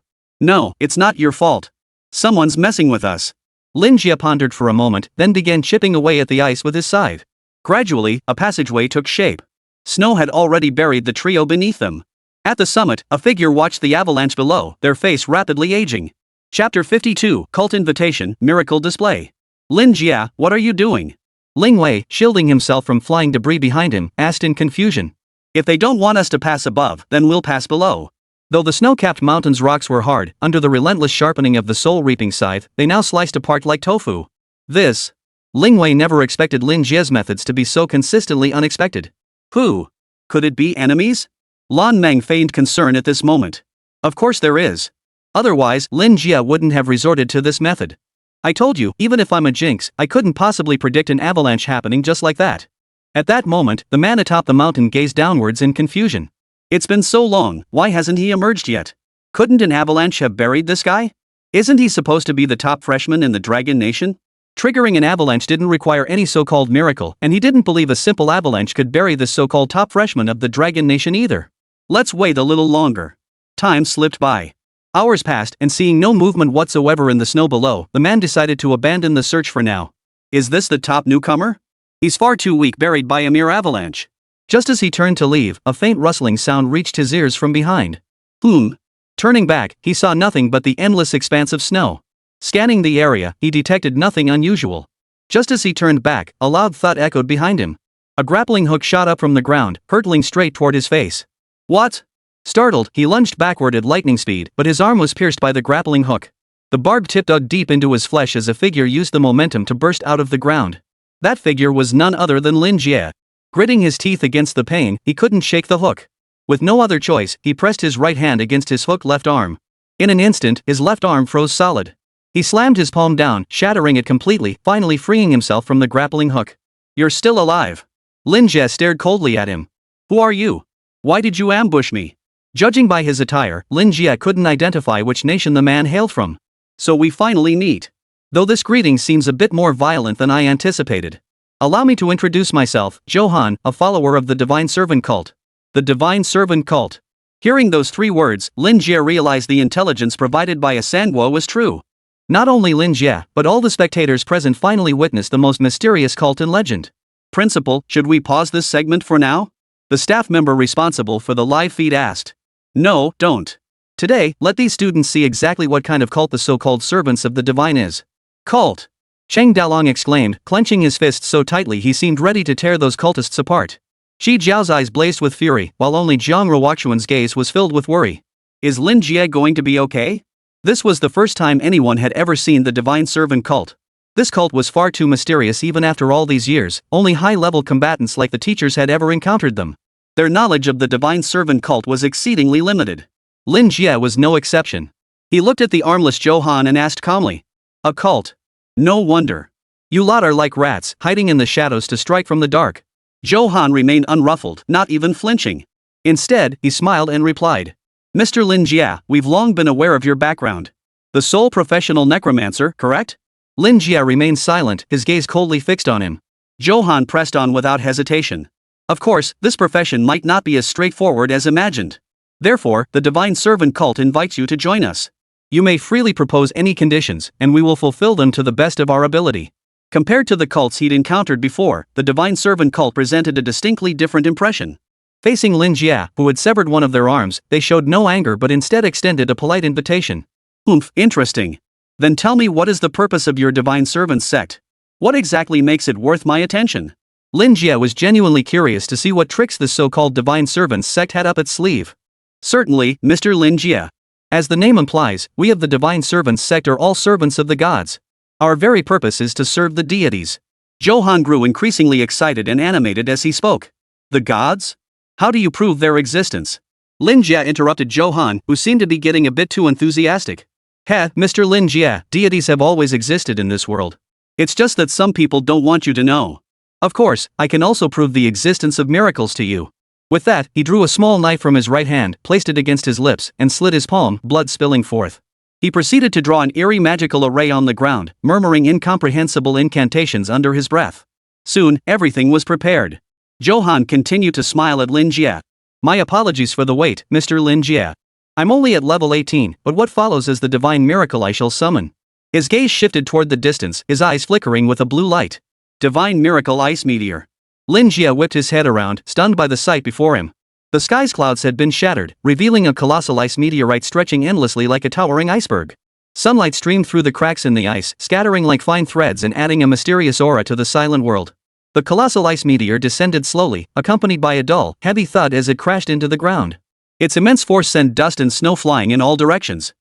Like a colossal tornado sweeping through, the air was thick with a bitter cold, as if time itself had frozen in that moment. Everyone bore witness to this magnificent and awe-inspiring spectacle. A massive shockwave swept in from the distance, lashing against the faces of the 4 people on the mountain. This is impossible to dodge. Ling Wei collapsed onto the ground in terror, muttering as he stared at the colossal ice meteorite looming before him. Not only Lin Jie, but also the distant Esangwa and the remaining Sakura Nation competitors witnessed the scene, their hearts filled with utter shock. Not only that, but everyone watching the scene was utterly stunned. What level is this kid? He's barely level 20 at most, yet unleashing a move that could obliterate half a city seems effortless. Cheng Dalong stammered the question to Jiang Ruoxuan. Sis Jiang, could you pull that off? Jiang Ruoxuan's eyes were equally filled with awe. As a fellow ice mage, she knew exactly how much power such a move demanded. There was no way she could pull it off right now. Helplessly, she could only shake her head regretfully. This display of divine power instantly shook the confidence of many students present.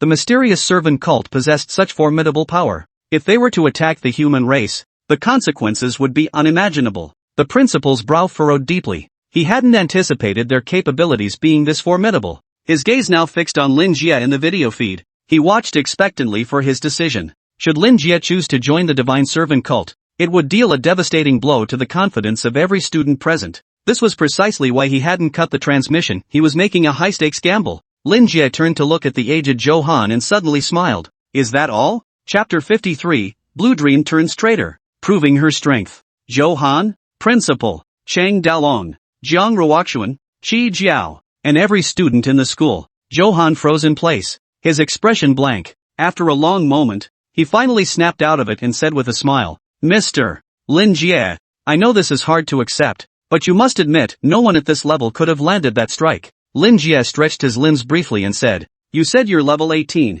right? I'm level 22 levels above you. Care to test just how much strength I possess? Zhou Han's expression darkened as he listened. Looking at Lin Jie, he couldn't shake the feeling that this man was shrouded in mystery. Just how much attribute potential could a summoner possibly have? Though their intelligence contained extensive analysis of Lin Jie, and his demonstrated abilities far exceeded their expectations, but no one knew the exact extent of his abilities. As he spoke, he pulled a signal flare from his pocket. Mr. Lin Jie, please remain calm. Shall I have someone conduct a test on you? Lin Jie nodded, granting him this opportunity. At that moment, all the students watching the feed grew restless. Why not just kill him already? Exactly. Why waste words with him? Just go kill him. These cultists are all scum. Could Lin Jie be scared by that so-called miracle? Probably. He's just putting on a brave face here. He'll probably surrender the moment the enemy arrives. Rumors swirl throughout the hall. These people had no concept of Lin Jie's power. No one truly understood the extent of his abilities. Sister Jiang, Brother Jie. Jiang Ruoxuan's pale fingers twisted together, tugging at the hem of her robe. She couldn't fathom what Lin Jie was thinking, and that miracle had just sent a wave of panic through their group. The strength the enemy had displayed far exceeded their wildest imaginations. I don't know. We can only choose to trust Lin Jie. The principal watched Lin Jie, feeling a slight unease himself. Come on, show everyone just how powerful you truly are, the formidable might of the so-called unique profession. The principal was equally curious. The mysteries surrounding Lin Jie were too numerous, and the way his power manifested was too peculiar. As the signal flare exploded in the sky, everything fell silent, the calm before the storm. Mr. Lin Jie, if you join the divine servant cult, you will have the greatest chance to meet the divine. Zhou Han persisted. How so? Lin Jie was eager to see what words the other man could spew to tempt him. You are surely aware of the so-called occupational ranking system, God tier, unique, S-class, A-class, and so forth. From our understanding, these occupational tiers are determined by the degree of resonance with the divine. Zhou Han's words once again stunned everyone present. Suddenly, everything seemed to make sense. So acquiring power meant beseeching the gods for their strength. Jiang Ruoxuan's miraculous display proved her highest resonance with the snow goddess. And then, Lin Jie couldn't help but feel that some of the servants of the gods' theories made a lot of sense. If you join our divine servants cult, we will do everything in our power to establish your connection with the deity. You are now the sole remaining professional practitioner, and as I mentioned earlier, you may negotiate terms to your advantage. Are you authorized to make that decision? Absolutely. Lin Jie paused briefly before speaking. Now, all of you withdraw from this competition. Understood. You must not harm the human race. Where did you hear that we would ever harm the human race? A single sentence plunged everyone into silence. Then will you reveal yourself for the divine servant cult now? Zhou Han held a small knife to his own throat. If you come with us, I can certainly sacrifice myself for the cause right now. For a moment, Lin Jie couldn't tell whether the divine servant cult was good or evil.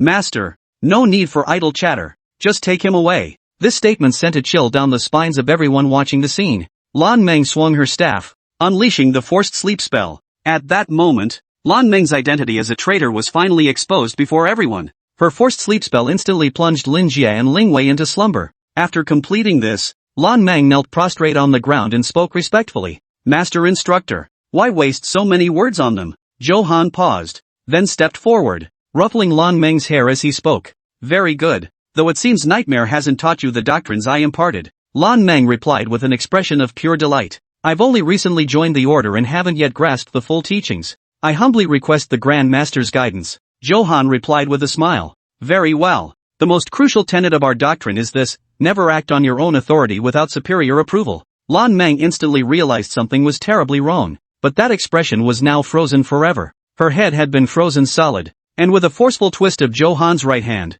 it shattered into a pile of ice shards with a loud crack. Traitors never end well, no matter where they are, Johan remarked indifferently as he watched Lin Jie, now deep in slumber. At that moment, a cacophony of footsteps echoed across the mountain. 5 extreme ice storm bears charged down the mountain. Upon reaching Johan's side, they opened their mouths and spoke. What? It's over already? Johan pointed at Lan Meng's lifeless body. This little girl forced those two into sleep, which actually goes against the young master's intentions. The extreme ice storm bear examined the sleeping pair with puzzlement, but Lin Jie should have anticipated this outcome. Sure enough, Lin Jie's armor flashed with light as he erupted into action. His scythe whipped out at lightning speed, unleashing a terrifying storm of blades. In an instant, the 3 extreme ice storm bears were caught off guard and instantly sliced into pieces. Is this my opponent? Seems a bit too weak, Lin Jie remarked with disdain. The extreme ice storm bear roared in fury at his words. Boy, with my strength and speed stats exceeding 10,000, let me see just how powerful you truly are.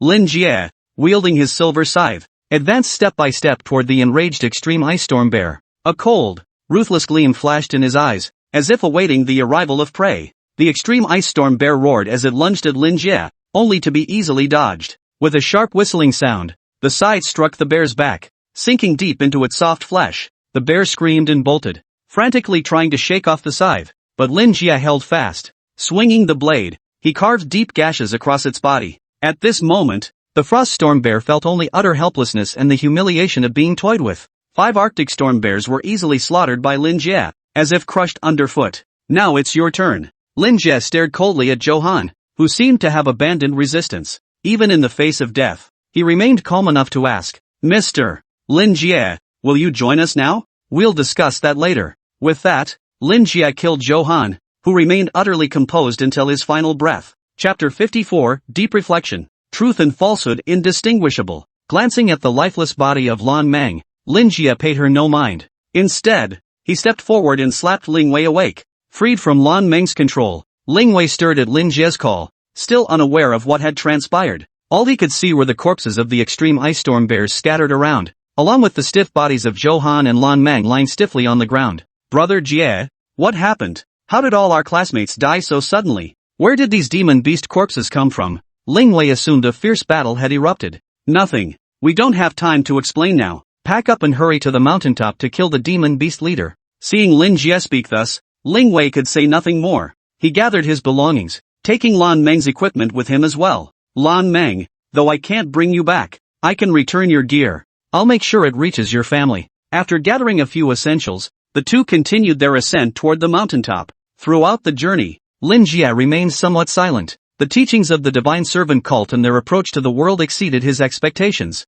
Their actions didn't resemble those of a cult at all. Moreover, Johan's explanation that one's occupational rank was determined by the degree of resonance between the divine and the human body piqued even his curiosity. Could his unique profession truly offer a chance to connect with the divine? Not only that, but the spectators who had witnessed the entire scene felt the same way. At this moment, the students within Jingzhou Academy were equally perplexed. Why was the Divine Servant cult labeled a heretical sect? Their arguments seemed quite reasonable. Had it not been for Lin Jie's actions today, the obscure servants of the divine cult might have faded from public view long ago. But today, everyone witnessed the servants of the divine through Lin Jie, and their convictions began to waver. Sis Jiang, do you think Brother Jie might join the Divine Servant cult? I feel like this cult isn't all that bad. Shi Jiao shot him a glare, and Cheng Dalong obediently backed off. Zhang Ruoxuan felt her own convictions wavering. She too was curious to see what this so-called god was like. Compared to these people, she too had experienced divine manifestations. If she could truly communicate with the gods, then perhaps with their power, she might end this conflict of the 10,000 tribes invasion and allow everyone to live in peace once more. Lin Jie, what exactly are you thinking? Lin Jie's gaze remained fixed on the mountain peak, unwavering despite the blizzard lashing his face. Brother Jie, what exactly happened just now? The blizzard did nothing to stop Ling Wei from speaking. If anything, it only fueled his curiosity further. Let's find a safe place first. This blizzard is too fierce. Ling Wei nodded, a lingering sadness in his heart. He never imagined that after just one night's sleep, a classmate would be gone. Soon, the two discovered a cave. Lin Jie motioned for them to go inside and rest. Traveling through the frozen wilderness was incredibly taxing. Of course, Lin Jie believed Ling Wei needed rest, his physical attributes were nowhere near his own. Upon entering the cave, Lin Jie saw the scene inside and instantly gripped the Soul Reaper scythe in his hand. The surrounding rock walls bore clear marks of a fierce battle that had taken place here. After cautiously stepping inside, they discovered three figures lying motionless on the ground. Signaling Ling Wei to halt, Lin Jie approached alone to examine them cautiously. He discovered they were merely unconscious, not dead. Had Lin Jie and Ling Wei not arrived, these three would likely have frozen to death here. Take off their gear, then start a fire and make something to eat. After battling the blizzard all morning, even Lin Jie felt exhausted. Ling Wei acknowledged the order and began gathering firewood to cook. He collected some of the Arctic blizzard bear's paws and meat, then took out a pot to start preparing the food. While waiting for the food to cook, Lin Jie recounted the day's events to Ling Wei. Lan Meng was a traitor. He was stunned, never expecting this seemingly delicate classmate to betray them at such a critical moment. Then why didn't the cult kill me? Lin Jie glanced at him before recounting the subsequent events. The servants of the divine cult, that's exactly what they called themselves. Lin Jie added more fuel to the large cauldron before turning to ask Ling Wei with a smile. Do you think what they said makes sense? Ling Wei scratched his head, his thoughts had never been particularly complex. While it's true they spared our lives, which is commendable, who's to say what they're saying isn't just a lie? Lin Jie paused, surprised by the validity of Ling Wei's words. Ling Wei continued. Besides, even if gods exist in this world, why wouldn't they fight themselves instead of lending their power to us? I imagine defeating the invading races wouldn't be too difficult once these gods actually intervened. Ling Wei's straightforward reasoning unexpectedly sparked an idea in Lin Jie's mind. If gods truly exist, what are they doing right now? Lin Jie chuckled. You're absolutely right, Ling Wei. At that moment, the three figures lying on the ground stirred awake, roused by the warmth of the fire. You are. One of the blonde men scrambled to his feet, only to realize he was unarmed. Calm down. We're not bad guys. We're contestants from the Dragon Nation. Hearing Lin Jie speak, the blonde man finally calmed down. I'm Richard, a competitor from Europe. These two are my teammates. After confirming there was no hostility, Richard roused the other contestants. The five gathered around the cauldron and began eating the bear meat. Lin Jie listened to their ordeal. Richard recounted how he had fought 5 extreme ice storm bears, only to be overwhelmed by their astonishingly coordinated attack. He was puzzled, however, as to why the bears hadn't eaten them. Ling Wei then told the others about the divine servant cult. After pondering, Richard suddenly spoke. Our national archives do contain some legends about this so-called god, though I don't recall the details clearly. The existence of gods is also a matter of debate in our country. Instantly, the true nature of the divine servant's cult became shrouded in mystery once more. After eating, Lin Jie leaned against the rock wall for a brief rest. Name, Lin Jie. Level, 22. Unique class, Undead Devourer. Strength, 26023. Agility, 26023. Stamina, 26023. Spirit, 86. Skill, Skeleton Summoning, LV. 4. Skeleton Summon, consumes 1 point of spirit to summon a gold-grade skeleton soldier for combat. Unique talent, Endless Devour, LV2. Endless Devour, upon the death of your summoned skeletons,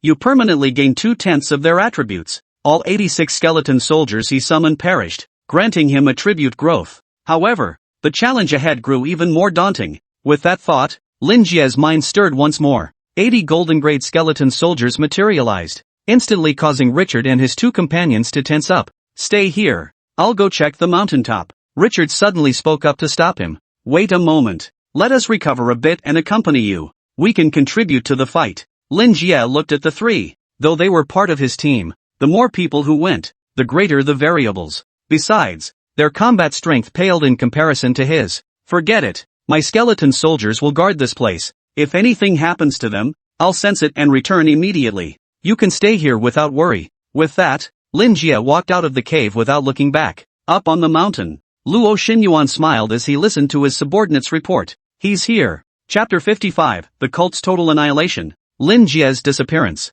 Lin Jie walked a considerable distance from the cave before finding a sturdy boulder. His muscles bulged violently as he stomped the ground, his form tearing through the air like a cannonball hurtling skyward. His current strength and physical resilience far surpassed those of warriors of the same rank. Previously, Ling Wei and the others had held him back. Now, having left them in the cave, he boldly leapt toward the heavens. With several powerful stomps, Lin Jie leapt several times and reached the mountain peak. There, the remaining members of the divine servant cult stood assembled. as if lined up to welcome him. Luo Xinyuan stepped forward with a smile. Mr. Lin Jie, you finally arrived. Even Lin Jie felt a twinge of caution at the sight of so many cultists. Indeed, it seems all your scheming was aimed at me. Had. Mr. Lin Jie, you're sharp as ever. Of course, I've already received word about you from my men, and it seems persuasion hasn't been very effective. Ha! Lin Jie's scythe materialized in his hand as he looked at them with puzzlement. All this effort just for me?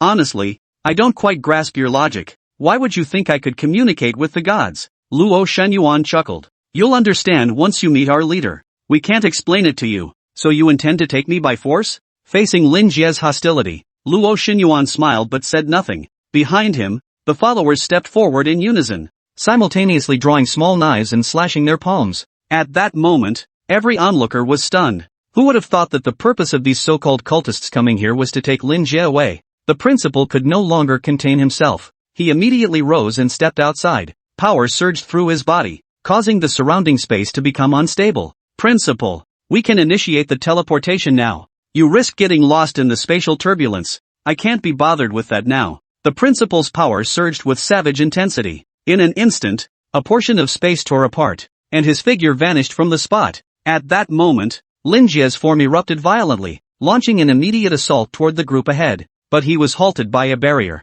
Staring intently, he realized the barrier was being held by a single figure seated on the ground, whose face was rapidly aging. It turned out this fellow had sacrificed his own lifespan to create a barrier, preventing the entire process from being interrupted. With no time to spare, Lin Jie swiftly produced several vials from his hand and began gulping them down. Strength potion, agility potion, spirit potion, sharpness potion, armor-piercing potion, rage potion. Under the combined effects of the potions, Lin Jie's attributes surged past 30,000 points. Simultaneously, the skeleton warrior was summoned once more. His slashing speed reached its absolute peak. Even the barrier began to flicker under Lin Jie's relentless assault, appearing as if it might shatter at any moment. Seeing Lin Jie's ferocious state, Luo Shenyuan couldn't help but laugh. Indeed, you are the one we've been searching for. At that moment, ripples spread across the sky. The entire cloud layer seemed sliced apart by a sharp blade. Luo Shenyuan looked up, his expression changing instantly as he sensed something amiss.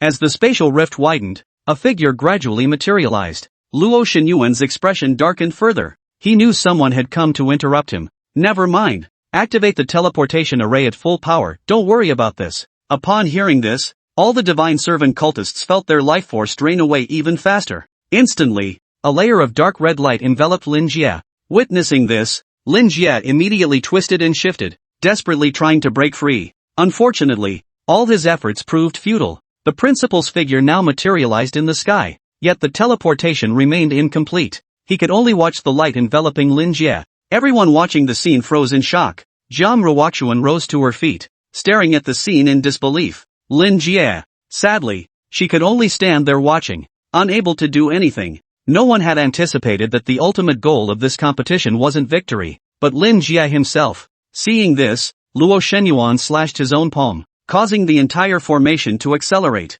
The light surrounding Lin Jie had already obscured his figure. By the time the headmaster finally broke free from the spatial entanglement and reached the snowy mountain summit, Lin Jie's figure had vanished without a trace. Luo Shenyuan now resembled a man in his 50s or 60s, while the other cultists behind him had turned into desiccated corpses. Yet he grew even more exhilarated, standing atop the snow-capped peak and laughing heartily. Success! At last, success! Someone will finally behold the legendary deity. The headmaster, consumed by fury, was enveloped in swirling lightning. A colossal ball of thunderous energy surged toward the mountaintop. The deafening explosion flattened the summit, instantly annihilating every member of the divine servant's cult. Immediately afterward, the planar space began to collapse, and the demon beast leader also perished under that very strike. The headmaster immediately sensed Lin Jie's aura, but after trying for so long, it was all in vain. Too late. I'm too late. No one could have imagined that the divine servant's cult's target was Lin Jie. As the plane collapsed,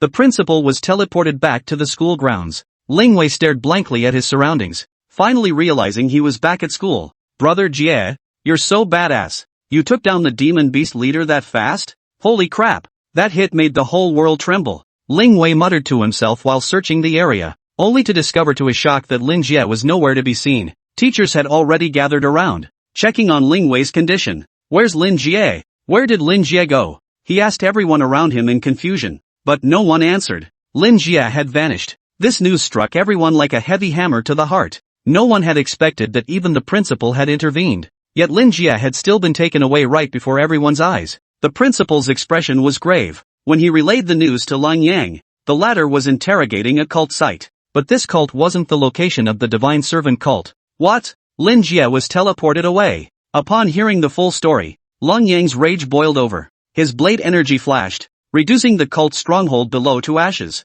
Jiang Ruoxuan sat frozen on her stool, unable to believe the truth. Ultimately, the school administration reluctantly announced Lin Jie's disappearance. They also declared a temporary halt to all dimensional activities, initiating a comprehensive purge of cults. Everyone's fury shifted toward the cult. In an instant, the principal personally led a team to begin a bloody purge of all cults across the Dragon Nation. Competitors from other nations were teleported back without knowing what had transpired. Only upon their return did they learn of the cult's actions, though some secretly felt relieved they hadn't encountered it. At that moment, Lin Jie lay submerged in a sea of chaos, drifting in unconsciousness for an unknown duration before slowly regaining consciousness. The sun in the sky resembled a tiny light bulb, struggling to dispel the surrounding darkness. There was no sign of life anywhere. The ground beneath his feet was solid rock. Lin Jie dared not relax, gripping his weapon as he scanned his surroundings. Where am I? Chapter 56, Death Planet, Palace of Dry Bones. Lin Jie wandered this planet for a long time. The environment seemed utterly drained of life force, littered with withered trees and broken limbs. The earth beneath his feet was cracked and parched, devoid of any sign of vitality. Where the hell did the teleportation take me? Lin Jie adjusted his gear, a growing sense of unease settling in his heart. He carried some food and water, enough to last perhaps 7 or 8 days. Beyond that, he carried a set of gold-grade armor. This armor could resist mental control, making it an essential piece of equipment for his journey. He also had a few potions left, reserved for emergencies. I must find a way back as soon as possible. In this bizarre place, forget about food, even the sheer confinement could drive a person mad over time. After arbitrarily choosing a direction, Lin Jie walked for a long time. Gradually, the outline of an object appeared in the distance. A structure? With this question in mind, Lin Jie quickened his pace while drawing his scythe for defense. In a place like this, even if there was a structure, it was likely some kind of dangerous thing. But as Lin Jie drew closer, he realized it was a colossal skeleton, so long he couldn't see its tail. What kind of creature could have a skeleton this massive?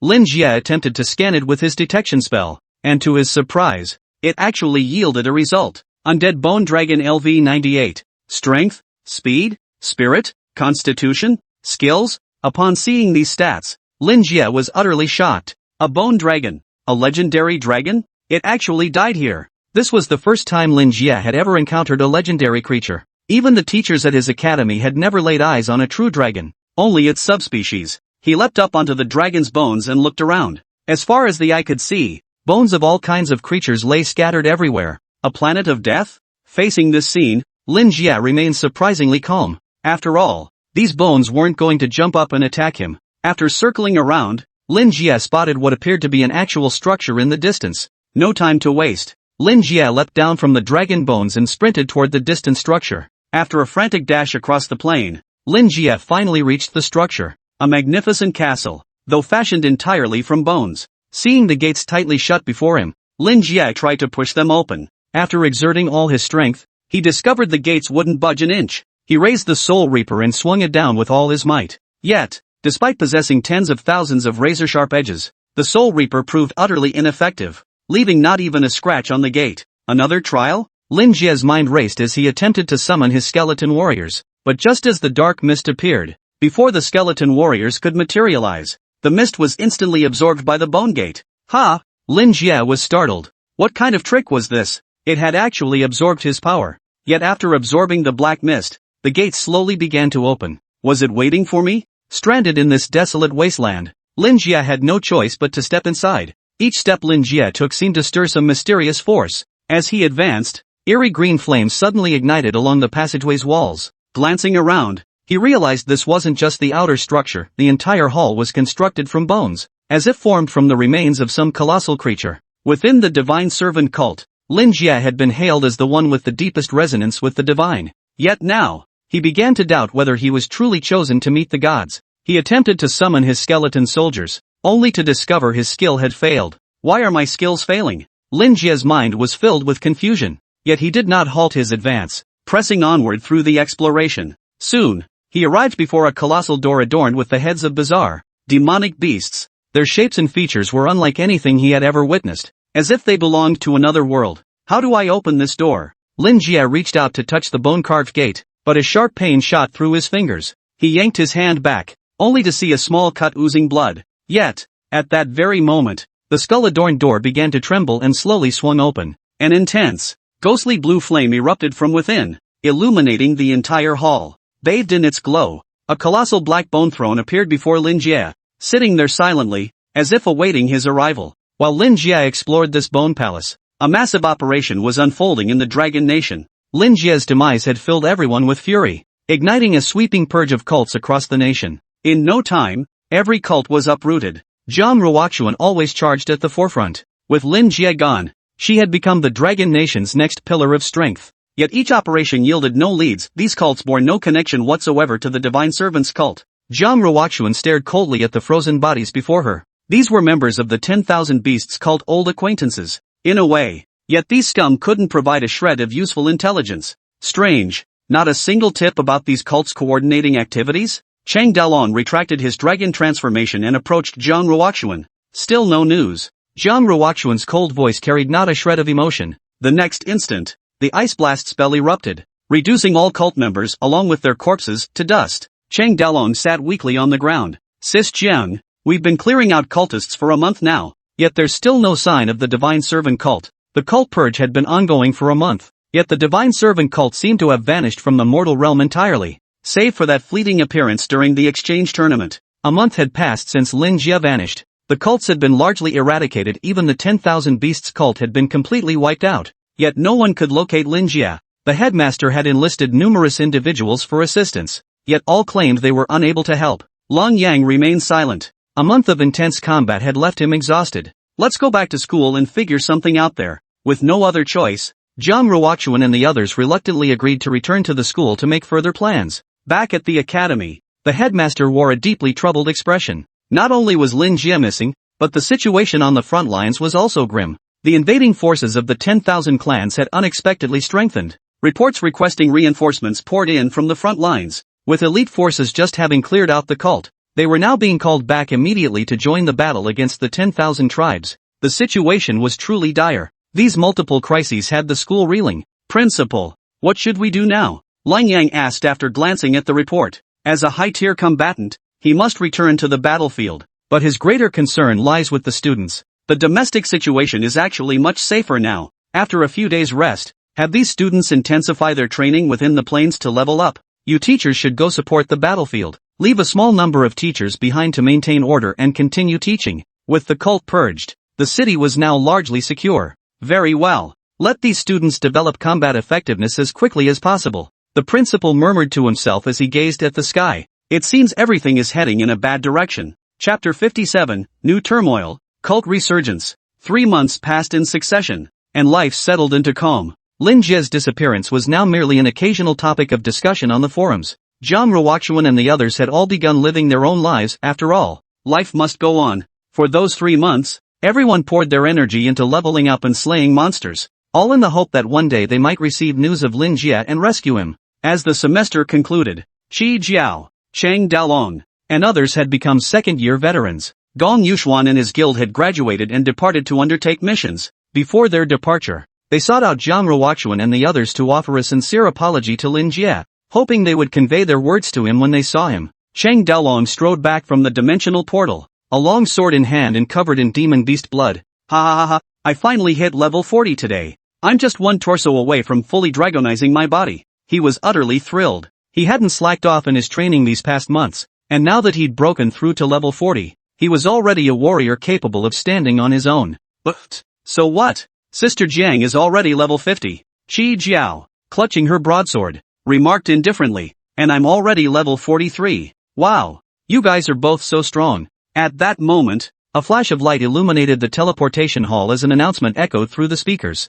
Congratulations to Zhang Ruoxuan for solo clearing the A-rank plane. Chang Dalong's jaw dropped in disbelief upon hearing the announcement. Cleared an A-rank plane single-handedly. Zhang Ruoxuan's figure materialized before everyone's eyes. The ice sword in her hand hadn't melted yet. Her gaze was clear and sharp, and her ice blue battle dress was spotless, making her look like a goddess of ice and snow descended from another world. Sis Jiang, you're incredible, clearing an A-rank plane solo, who would have thought? Chang Dalong laughed heartily as he rushed over to congratulate Jiang Ruoxuan. Now that they'd begun training together, the emotional entanglements between him and Jiang Ruoxuan had faded, replaced by a bond more akin to comrades in arms. It was quite challenging, but with dedication, I believe everyone can achieve it. Shi Jiao approached, her face alight with excitement. Let's celebrate tonight and get some rest. I've been clearing planes every day lately and am completely exhausted. Jiang Ruoxuan smiled. Sounds good. Once I turn in this batch of demon beast materials, I'll treat everyone. That evening, at a hotel, the three gathered in a secluded private room, ordering a feast of fine wine and delicacies. After eating and drinking a bit, Shang Dalong began to reflect. Can't believe it's been a year since we started college. Before we knew it, we're already upperclassmen. Qi Jiao's cheeks flushed crimson. A year already? But I heard Changdong City produced another god-tier profession this year. Truly unexpected. Jiang Ruoxuan set down her champagne glass. Oh, another god-tier professional? Yes. Apparently it's the Light Angel? Sounds incredibly powerful. Chang Dalong snorted disdainfully. God-tier? We've got one right here. And we've even had the only. Qi Jiao kicked Chang Dalong under the table and glared at him, signaling him not to bring up that sore subject. Jiang Ruoxuan lowered her brows, staring straight at the table as she said, "It doesn't matter. Even if he was the only one of his kind, dying in battle at the hands of others who framed him is only natural." Lin Jie had been missing for so long that everyone had already assumed he was dead. Hey, who says my brother Jie is dead? Maybe he just got stuck in that dimension and can't get out. Once I complete my full dragon transformation, I'll turn into a giant dragon and go rescue him. The group chatted and laughed until late into the night. Little did they know, a group had arrived atop a skyscraper in the heart of Jingzhou City. Master, won't we be discovered here? Asked one with the divine servant cult star emblem on his forehead. Rest assured, most of the elite forces are trapped in that meat grinder at the multiverse battlefield. Jingzhou City has very few high-level combatants left. Now is the safest time. The servants of the divine cult had unexpectedly abandoned their hiding place within the plane and instead appeared openly in Jingzhou City, a move that caught many off guard. Sect leaderly he surveyed the bustling crowd below. The city, ablaze with lights, was breathtakingly beautiful. Look at them. These people live far too comfortably now, feasting and reveling as if the demonic beasts of the 10,000 clans were worlds away. The divine servant's followers listened silently as Li He spoke. Look at those luxurious villas in the distance. Some fight to the death on the front lines. Yet their achievements may not surpass these people. Instead, these individuals freely exploit commoners, using every means to strip them of their last bit of wealth, then enjoy their extravagance with a clear conscience. When I was young, I struggled just to get one full meal a day. After awakening my profession, I found I could eat my fill. Yet I still faced exploitation by these people. On the battlefield, my comrades fell one by one. We risked our lives for scraps of materials, but what good was that? The demonic beasts of myriad races are endless. Even if they were all eradicated, these people would still cling to their ways. I desperately wish the beasts could be eradicated, but I refuse to live in a peaceful world still controlled by these beasts in human clothing. That is the very reason I founded the Divine Servant cult. Li gazed down at the scene below with a look of madness on his face. The followers behind him remained silent. I never sought to destroy humanity. I don't understand why they label my sect as heretical. On the contrary, I believe only profound suffering can awaken this world. Turning to face his followers, he spread his arms wide and declared with fervor,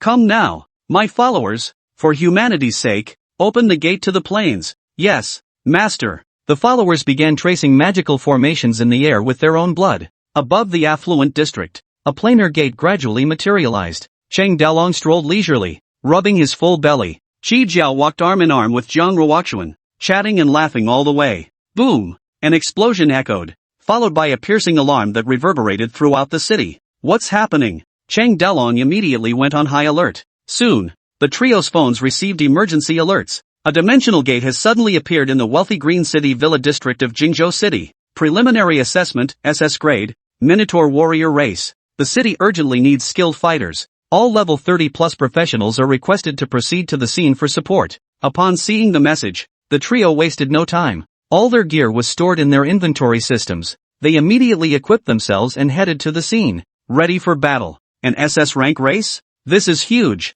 I've never encountered a race of this caliber before. Cheng Dalong expressed his deep concern, as this was his first encounter with such a race. Who cares? Just chop it into mincemeat. Shi Jiao hadn't even drawn her broadsword yet. It wouldn't hurt to wait until they reached the scene. Carrying it while rushing was just cumbersome. You two stay behind me and support my combat. Jiang Ruoxuan held the highest rank, and both agreed to follow her lead. Chapter 58, The Extreme Emperor Ice Lotus, the Divine Servant Cult Leader. Explosions and screams now filled the wealthy district. Even with bodyguards present, these elite neighborhoods offered little resistance against the Minotaur's overwhelming power. Most guards hovered around level 20, predominantly low-tier classes who'd taken these jobs due to lack of career prospects. Yet these monsters were at least level 40. A C-rank warrior wielding a silver-grade weapon struck a Minotaur from behind when it wasn't paying attention. Contrary to his expectation, the blow didn't cleave the Minotaur in two.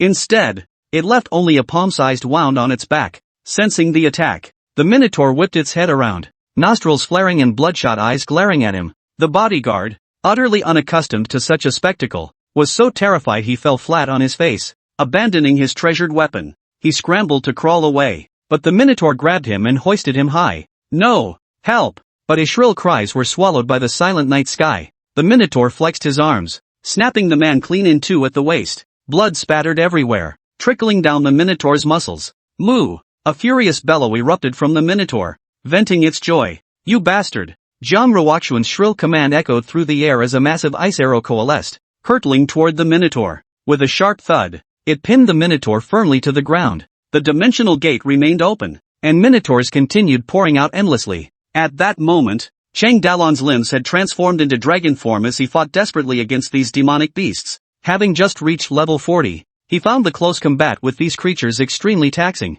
Damn it, these Minotaurs have stats around 10,000 points each. This is really tough. Jiang Ruoxuan and the others were the first to arrive at the disaster site, but with only a handful of them, they were utterly powerless to control the situation. They could only watch helplessly as people died. Moo! Several Minotaurs bellowed in unison, the air trembling as the shockwave sent Cheng Dalon flying backward. War stomp! The Minotaurs then lowered themselves to all fours, thrusting their sharp black horns toward Cheng Dalon. Still reeling from the deafening roar, Cheng Dalon was too disoriented to react in time. Scarlet flame slash! Shi Jiao let out a fierce cry as she soared through the air like a fiery meteor. Flames erupted from her broadsword as she swung it in a fiery arc, instantly severing the heads of the Minotaurs. Thanks! Cheng Dalon shook his head as he rose to his feet. Shi Jiao thrust a vial of potion into his hands. Immunity to mental attack potion. These creatures have many skills, we can't afford to be careless. Cheng Dalon's level was slightly lower, making these potions essential for immunity against control effects. Plus, he hadn't brought many potions with him when he went out to eat. There's no way we can hold this place with just our numbers. In this villa district, the houses had already suffered devastating blows, with almost none spared. The wealth possessed by those who lived here could rival that of a nation. Yet in this critical moment, their riches offered them not a shred of protection. Though some possessed advanced defensive gear, their combat prowess was pitifully low. Their equipment was swiftly seized by the Minotaurs, becoming weapons in their hands. This made the task of containing the disaster even more difficult. Suddenly, a chill erupted from the surroundings. Everyone looked up to see Jiang Ruoxuan suspended in midair, a massive ice lotus blossoming in her hands. Not only Cheng Dalong and his teammates, but even the Minotaurs sensed the immense danger. They all looked up, their gazes fixed intently on Jiang Ruoxuan in the sky. Protect Sister Jiang. Let her complete her spell, Shi Jiao shouted, plunging her broadsword into the ground and placing both hands on the earth. Earth fire blaze, she roared. Instantly, countless flames erupted from the ground, knocking the Minotaurs off their feet. Cheng Dalong reached for the bottle of heirloom potion once more. He downed it in one gulp, and immediately, a thunderous dragon's roar erupted from his throat. The overwhelming dragon's might radiated out, temporarily pinning the Minotaurs to the ground. Even as SS-class beings, these creatures felt fear coursing through their very bloodlines under the dragon's overwhelming pressure. With the two men's assistance, Jiang Ruoxuan's ice lotus crystallized into form. Bathed in moonlight, she resembled a goddess of ice and snow. Her aura locked onto the Minotaur demon beast below. Ultimate Emperor Ice Lotus. As the words left her lips, the petals of the ice lotus began to fall one by one, drifting toward each Minotaur bound by her aura. Only now, suppressed by that aura, did the Minotaurs regain their senses. Seeing the exquisite ice lotus, terror filled their eyes, and they immediately turned to flee. But escape was impossible once bound by her aura. The instant the petals touched them, the Minotaurs froze solid, turning into ice sculptures. By the time the massive lotus had scattered all its petals, every place her gaze fell was dotted with ice sculptures of Minotaurs. Jiang Ruoxuan scanned the area to ensure none had been missed. Ice blast. Instantly, all the ice sculptures exploded into dust. After unleashing this technique, Jiang Ruoxuan's stamina was nearly depleted. She drifted slowly down from the air, beads of sweat forming on her forehead. Sis Jiang, are you okay? Qi Jiao rushed over to help her up, opening a mental energy recovery potion for her to drink. I'm fine, but there are just too many of these things. The dimensional gate in the sky remained open, still spewing demonic beasts in an unending stream. School reinforcements will arrive in 5 minutes. Chang Dalong, now transformed into a crimson dragon, continuously spewed dragonfire from the sky, clearing away the minotaurs. The trio unleashed skill after skill. Against these thick-skinned, resilient creatures, they had to give it their all. And by now, their energy was nearly depleted. Truly worthy of a god-tier profession, the sheer power of those techniques is breathtaking. A voice suddenly rang out. This unfamiliar tone instantly put the trio on high alert. A youth, roughly their age, appeared before them. Who are you? Qi Jiao immediately raised her blade in defense. The figure smiled faintly in the firelight. Allow me to introduce myself. I am Li He, leader of the Divine Servant sect. Instantly, the three of them widened their eyes and stared intently at Li He, the Divine Servant cult. Just then, Cheng Dalong in the sky attempted to launch an attack, only to be violently yanked down from the air by a mysterious force, crashing heavily onto the ground. Don't even think about it. I'm an S-rank gravity envoy. After all, you can't beat me. Jiang Ruoxuan asked calmly. What brings you here? Li He smiled faintly. To wait with you all for that person to appear. Of course. That person? Who is it? Qi Jiao asked instinctively, but quickly realized what he meant. Lin Jie. Where did you take Lin Jie? Jiang Ruoxuan's voice trembled with sudden emotion as she demanded. Li He gazed up at the sky. I just did him a small favor.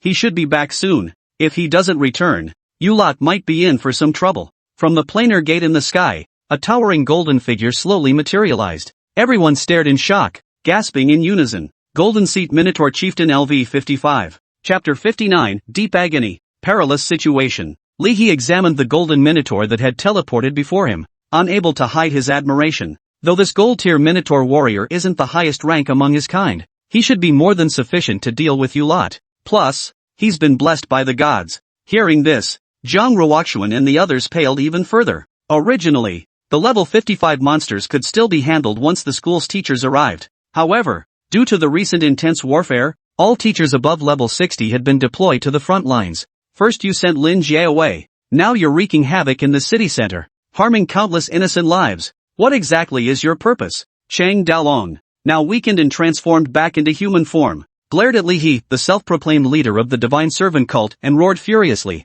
Me? Li He stood there, hands behind his back, as if admiring the beautiful scenery before him. Me? I simply wish for this world to realize sooner that, in its current state, it could be slaughtered to extinction by the myriad races at any moment. He turned to face the three, flames flickering in his eyes. Therefore, this world must be taught a lesson. They must understand that if they continue to do nothing, the human race may vanish from existence. At that moment, the imposing figure of the Golden Seat Minotaur Chieftain materialized through the portal. His naked form towered skyward, standing over 6 meters tall. Every muscle seemed carved from pure gold, gleaming with dazzling brilliance. His powerful arms gripped a heavy, pitch-black club, its surface mottled with faded bloodstains, as if narrating tales of ancient, glorious battles. This Minotaur chieftain resembled a war god stepped from legend, majestic and solemn, inspiring an involuntary sense of awe. So this is why you let so many innocent people die? Jiang Ruoxuan erupted in fury. If it were Lin Jie, he would never have allowed such a situation to occur.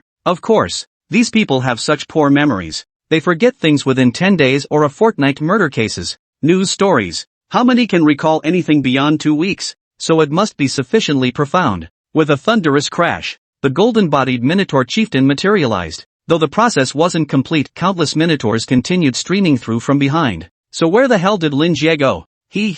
I'd like to know that myself. Several bursts of magical light illuminated the night sky behind them, and a mighty roar gave the trio a surge of confidence. All non-essential personnel, stand back. The school teachers had arrived. 7 or 8 older individuals rushed over to provide backup. Among them Lin Jie's mentor, Wang Shui. TSK, just a bunch of shrimp.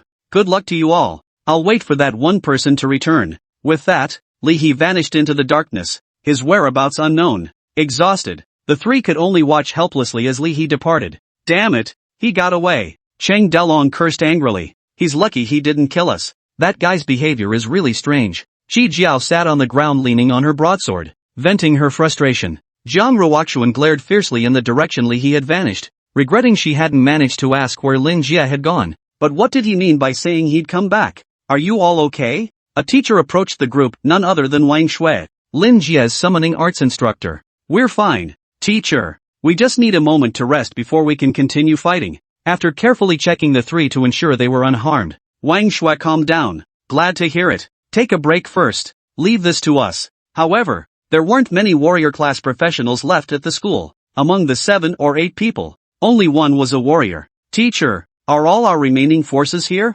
Wang Shui nodded solemnly, her gaze fixed on the massive Minotaur chieftain before her. Yes, most of the school's forces have arrived, but it should be manageable. Other schools near Jingzhou are teleporting here. If this planar gate remains open, it poses a grave danger. Several spells unleashed by level 50 mages slammed into the golden Minotaur chieftain, sending up a thick cloud of smoke. Watching the battle unfold, Wang Shui spoke with unwavering confidence. 50+ level demon beasts are nothing special. Dealing with them isn't difficult. The real issue is the planar gate. But as the smoke cleared, a deafening roar cut her off. A heavy, dark wooden club swung down, toppling rows of skyscrapers. The Minotaur chief emerged unscathed from the wreckage, then began smashing surrounding buildings in a frenzied rage. Impossible. Wang Shui's expression instantly changed. Though the school's teachers were also over level 50, they couldn't possibly be defeated by a mere demon beast. Jiang Ruoxuan recalled Li He's earlier words. Teacher, is there such a thing as a miracle ability? Like what the divine servant cult demonstrated? Wang Shui's expression darkened further. Of course such abilities exist, but for us humans, using them comes at the cost of draining our life force. Could it be that this Minotaur chieftain has actually used a miracle? With that, she drew her staff and activated her skill. Summon, Dark Bear. A magnificent magical array suddenly appeared in the sky. As the array slowly rotated, a mysterious force surged forth. Immediately after, a colossal bear, matching the Minotaur chieftain in size, materialized out of thin air. Summoned into this world by Wang Shui, the bear's appearance was unexpectedly gentle. Its adorable, teddy bear-like features starkly contrasting its colossal frame. In an instant, a fierce clash erupted between the two colossal creatures. The dark bear unleashed a devastating punch with astonishing force, mercilessly striking the Minotaur chieftain's cheek with a deafening roar. The Minotaur chieftain stumbled backward under the force of the blow, his massive feet leaving deep footprints in the ground. Amidst the swirling dust, his expression betrayed a mix of surprise and fury. This scene unmistakably signaled the beginning of an epic clash. Wang Shui sensed the opportunity and immediately activated another skill, Dark Shield. Instantly, crimson-black flames erupted from the dark bear's body, followed by a second and third punch landing squarely on the Minotaur chieftain. So, this Minotaur chieftain is immune to magical attacks. Through her dark bear's test, Wang Shui had discerned the truth. What? This Minotaur chieftain has over 60,000 in strength and constitution. Can we even stand a chance against him? Chang Daolong, one of the few warriors present, voiced his concern. Wang Shui's expression grew increasingly grave. Her dark bear's average stats only reached around 40,000. Sure enough, the Minotaur chieftain launched a counterattack. Its strength far surpassed the dark bear's, and its immunity to magic rendered the dark bear's advantages useless. It's okay, hold on. Just hold out until the other schools arrive to support us. The situation grew precarious. How much longer could these teachers hold out? Chapter 60, Moment of Despair. Lin Jie returns. I'll handle this. A level 50 warrior teacher leapt forward, wielding a massive axe, radiating a crimson glow. Level 52 berserker. Cheng Daolong recognized the teacher, not very old, but exceptionally skilled in his class. Even so, the teacher's strength fell short. After only 3 exchanges, he was sent flying by a single blow. This won't do. Even with gear, this teacher only has around 40,000 stats. We can't win. For a moment, everyone felt utterly defeated. But the truly terrifying part was yet to come. Qi Jiao looked up at the teachers battling the Minotaur chieftain in the sky. Suddenly, she noticed another flash of gold appearing within the dimensional gate. Teacher, look at the planar gate. Several people turned their gaze toward the dimensional gate, only to see another golden figure emerge from within. Another golden tier Minotaur chieftain? Despair washed over them. They couldn't handle even one, let alone a second one. Li He stood atop a distant tower, admiring the scenery below. TSK. This is hopeless. If things keep going like this, you'll all be wiped out soon enough. The personnel deployment from Jingzhou Academy was far too reckless. Who would have thought they didn't even have a single combatant above level 60? Hurry back and notify the school's teleportation hall. Send someone to the multiracial battlefield to summon 2 high-tier combatants back here. This situation was beyond their capabilities. Even reinforcements from nearby teachers might not hold out. The most alarming part was that these 2 gold-tier Minotaur chiefs had somehow gained magical immunity, a miracle. Is someone secretly aiding these beasts? Wang Shui blurted out impatiently. His dark bear was already beaten beyond fighting back, on the verge of shattering. Yes, a man claiming to be the high priest of the servants of the divine just appeared. He must be the one who granted them this miracle. Wang Shui grabbed his communicator to contact other teachers. We must contain this disaster as best we can. Contact the school immediately. They need to send elite forces to the battlefield. The dark bear lay beaten on the ground, whimpering in pain. Wang Shui had no choice but to recall her summoned creature. With the addition of 2 golden seat Minotaur chiefs,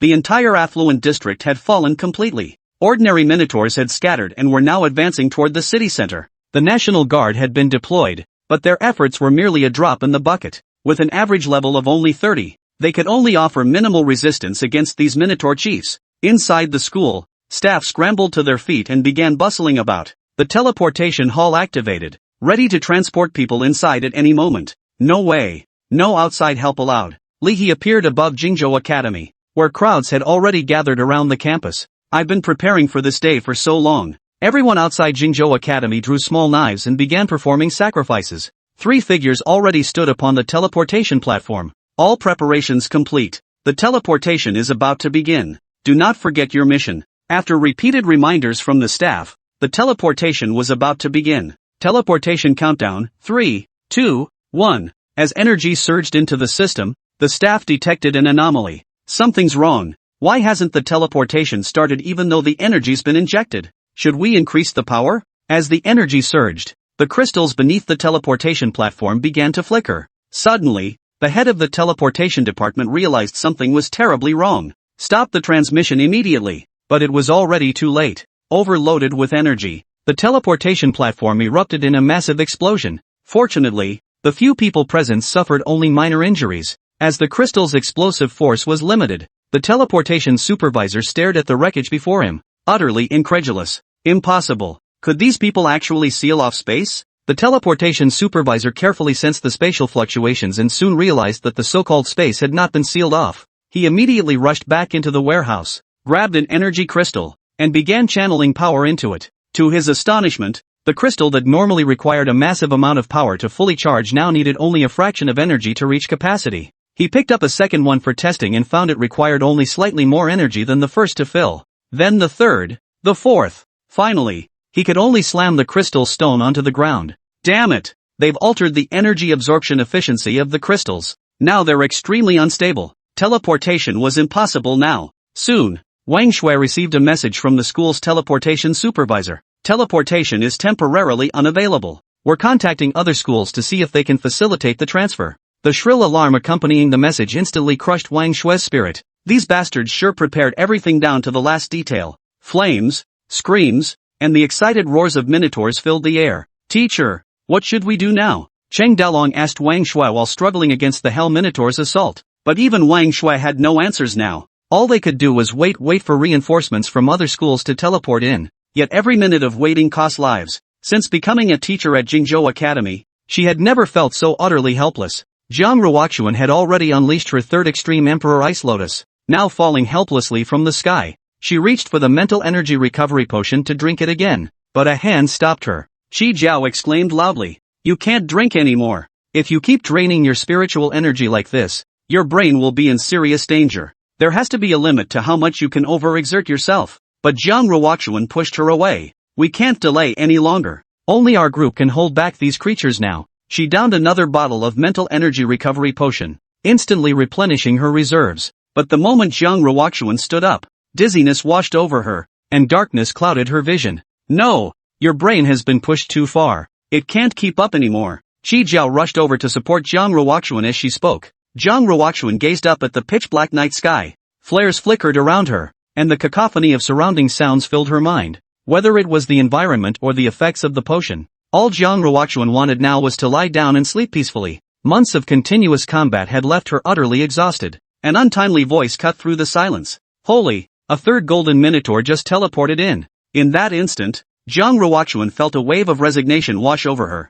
She lay limp in Qi Jiao's embrace, her mind flashing back to the countless times Lin Jie had saved her and resolved her difficulties. Lin Jie. If only Lin Jie were here. If he were here, I wouldn't be so exhausted. Qi Jiao, supporting Jiang Ruoxuan, heard her whisper and leaned closer to ask. What did you say? Jiang Ruoxuan could hold back no longer. Tears streamed down her cheeks as she cried out loudly. If only Lin Jie were here. In that instant, the night's tranquility shattered abruptly. The pitch-black sky seemed to awaken with its own consciousness, rippling and dancing. Waves of ominous black ripples spread across the night sky, like portents of some mysterious force stirring to life. Li He stood atop a distant tower, his heart resonating with the surging energy. His eyes shone with unmistakable excitement and anticipation, like a hunter spotting long-lost prey, or a watchman finally greeting the dawn's first light. Oh wow, is it really happening? His voice echoed through the empty tower, brimming with uncontrollable excitement and longing. Suddenly, a piercing black light sliced through the Milky Way, like a rift tearing through space and time. A figure plummeted from it, like a falling star. But in that instant, the figure seemed to trigger some ancient power, swiftly stabilizing its form and suspending itself in midair. Looking down at the world below, a complex emotion flashed through the figure's eyes. A whisper escaped their lips, tinged with disbelief. I'm back? After 7 long months of waiting and a solitary journey through time and space, Lin Jie had finally returned. Chapter 61, Necromancy. Necromantic Behemoth. Standing high above, the evening breeze rustled Lin Jie's robes as he gazed down at the world below. This isn't an illusion? Have I truly returned? He quietly felt the cold wind around him, the air thick with the scent of ashes. Chaotic sounds rose from below. Strange. Why is the city of the Dragon Kingdom in such chaos? His gaze swept over the cityscape, and Lin Jie soon spotted several figures on the ground that seemed strangely familiar. Jiang Ruoxuan looked up at the figure suddenly appearing in the sky, and at the same moment, that familiar aura seemed to resurface. She struggled to her feet, staring incredulously at the sky, transfixed by that familiar aura, her eyes brimming with tears of excitement. Lin Jie. It's Lin Jie. He's back. Hearing Jiang Ruoxuan's cry, those around her instantly followed her gaze upward toward the sky. As the crowd gazed at the night sky, anticipating the reappearance of that familiar figure, a shadowy form clad in a black cloak materialized on the horizon like a phantom. Yet, the deep night obscured the face, leaving them only able to vaguely discern the outline of a person. Is this real? Brother Jie is dead, right? How could he be back? Chang Daolong murmured softly, his voice thick with shock and disbelief, as if witnessing an impossible miracle. In full view of everyone, the figure vanished in an instant, as if it had never been there at all. The crowd frantically searched the area, but found no trace of him. Why have you all been spreading rumors that I'm dead? Suddenly, a long-forgotten yet familiar voice sounded behind them, tinged with a hint of playful mockery. They spun around to find a figure cloaked in ragged robes standing before them. His presence was so commanding that even the tattered cloak couldn't mask his extraordinary bearing. Slowly, the figure removed his hat, revealing a familiar, rugged face. Time and hardship had etched deep lines across his features, yet his piercing eyes remained unwaveringly bright, radiating an indomitable spirit. In that moment, suspicion, astonishment, and joy intertwined. The crowd could scarcely believe it. The legendary first freshman had truly returned. Brother Jie. Lin Jie. Several people cheered upon seeing Lin Jie and rushed toward him. Chang Daolong threw his arms around him in an embrace, while Jiang Ruoxuan touched Lin Jie's arm in disbelief, as if afraid she might break him. Enough reminiscing for now. We need to deal with this guy first. Lin Jie gazed at the planar gate in the sky and the 3 golden-seated Minotaur chieftains, his eyes filled with faint disdain. Brother Jie, be careful. These things are immune to magic, and the planar gate can't be closed until other teachers arrive. Perhaps not. Lin Jie stood before the group, his posture calm and resolute. Under the watchful eyes of all,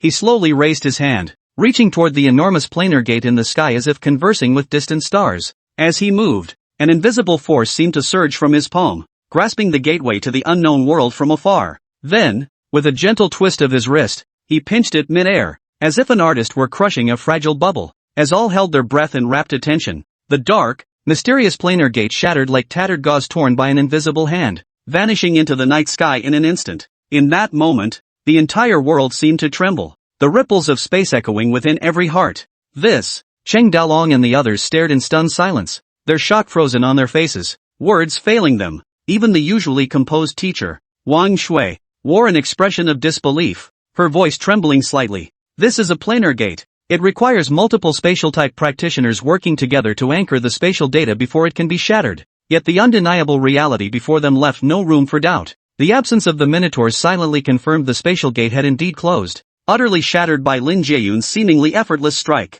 Woohoo! Now that's more like it. Ahahaha, Lin Jie, you truly are legendary. Li He cheered from atop a distant tower, as if witnessing a celebrity's triumph. But can you handle these guys too? The three Minotaur chieftains seemed to sense immense hostility. Turning their gaze toward Lin Jie, wielding wooden clubs, they charged toward him with unstoppable force, leaving a trail of collapsed buildings and kicked away cars in their wake. Let's go! I'll cover you, Wang Shui declared, preparing to summon the Dark Bear once more. Lin Jie slowly stepped forward 2 paces, watching as the 3 Minotaur chiefs activated their skills. Necromantic summoning. Type, large creature. Begin summoning. Instantly, a massive cloud of black mist appeared before them. As the mist dispersed, an even more shocking creature revealed itself. Undead Behemoth. This 8-meter-tall colossus possessed a frame far more robust than the Minotaur chiefs. Its single head bared 4 razor-sharp fangs, while 3 eyes on its forehead flickered with eerie green flames. Its skeletal structure was nearly impenetrable. A legendary tier colossus.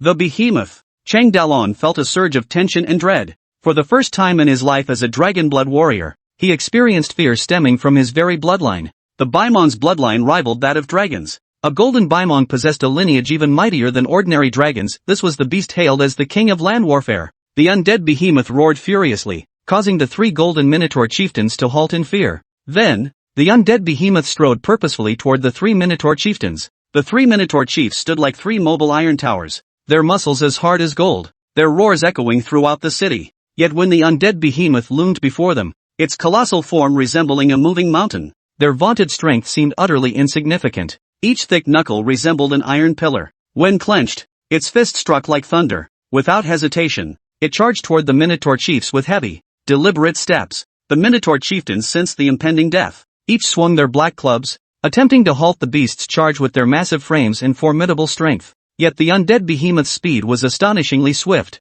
Its massive frame left deep gouges in the earth, as if the ground itself trembled beneath its weight. The Taurus chief's weapons left only feeble marks upon its stone-hard hide, scarcely inflicting any damage. The undead behemoth roared deafeningly, its fists like divine hammers shattering heaven and earth. Blow after thunderous blow rained down, each strike carrying the force of 1,000 thunderbolts. The Minotaur chieftain's flesh and weapons proved utterly helpless against the beast's savage might, shattered into fragments in an instant. The battle lasted but minutes before the 3 golden seat Minotaur chiefs were beaten into golden pulp by the undead behemoth. Very well. The battle is over, Lin Jie said calmly. Chapter 62, The Principal Returns. With the death of the golden seat Minotaur chiefs, the balance of the battle shifted instantly. The remaining Minotaurs were no match for the undead behemoth. A single stomp could crush 3 or 5 of them instantly. By the time only scattered Minotaurs remained, Lin Jie recalled the undead behemoth. The creature had already inflicted far greater damage. Soon, the fighting ceased. Everything was over within mere minutes of Lin Jie's arrival. So swiftly, in fact, that the crowd hadn't yet recovered from their recent despair. The National Guard confirms Zone A is clear of beasts. Zone B clear of beasts. Zone C clear of beasts. As the reports kept coming in, all combat personnel finally relaxed. The battle was truly over. Some teachers in the distance, unaware of the situation, were still puzzling over what that enormous skeleton that had just appeared could possibly be. However, under teacher Wang Shui's coordination, these teachers gathered at the scene. Upon seeing Lin Jie, they exchanged puzzled glances. Only after teacher Wang Shui's explanation did they gradually grasp the situation. Leave the disaster relief efforts to the National Guard and Fire Department. Also, have the school send over some healing class professionals. Now, the combat personnel could withdraw. Wang Shui gazed at the debris scattered across the ground, her expression solemn and grave. This disaster will claim at least 100 lives. Lin Jie glanced at the others around him, his voice tinged with confusion. What's going on? Why would such a high-level demon beast appear in an urban area like this? And how could the defenses be so weak? Jiang Ruoxuan was about to explain when suddenly, darkness engulfed her vision and she fainted. As Qi Jiao reached out to help her up, Lin Jie moved faster, catching Jiang Ruoxuan before she hit the ground. What's wrong with her? Too many instances of mental energy depletion. Her brain couldn't handle it. Lin Jie scooped Jiang Ruoxuan into his arms. Alright, let's get her treated first. Wang Shui stepped forward, studying Lin Jie as she spoke. Let's head back to school. I'll have a teacher from the healing department check your condition. You've been missing for so long, we'd love to hear what you've been through. Lin Jie nodded. He owed it to the school community to share what had transpired during his absence. Li He stood atop the tower, his gaze fixed sharply on Lin Jie's receding figure. As the night breeze stirred, His hair and the hem of his robe danced in the wind. An indescribable emotion surged within him, as if 1,000 words were crammed in his throat, desperate to burst forth. Suddenly, a wild grin spread across his lips, a near-frenzied murmur escaped his mouth, echoing through the empty tower with an unusual thrill and satisfaction.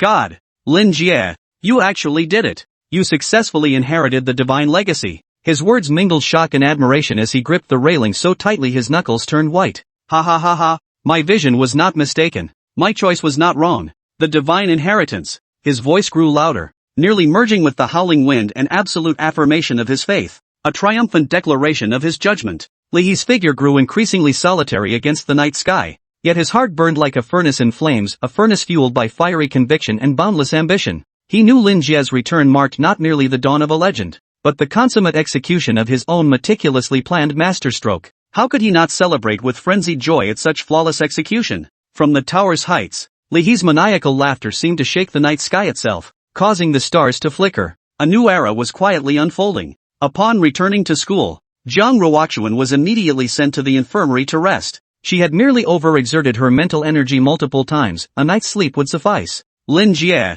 however, was placed in a special small room. Upon entering, one could immediately sense a distinct, oppressive force. Apologies, Lin Jie. The events surrounding you are too extraordinary. We'll need you to stay here for a few days until the principal and others return to question you. Are the principal and the others all out? Hearing they were absent, Lin Jie was puzzled. In his memory, these teachers never left together. Wang Shui could only sigh. It's a long story. After you vanished, we conducted a cleanup operation against the cult. Then the situation on the multiverse battlefield became critical, so the principal and the others all went to provide support. Hearing that the principal and the others had all gone to the battlefield to provide support, Lin Jie frowned. Has the situation become that dire? Yes, but you should rest well first. None of this is a major problem. With that, Wang Shui left the room, leaving Lin Jie alone. Lying on the bed, Lin Jie began organizing the information he had gathered. Ultimately, all the clues pointed to one person. The Divine Servant Cult.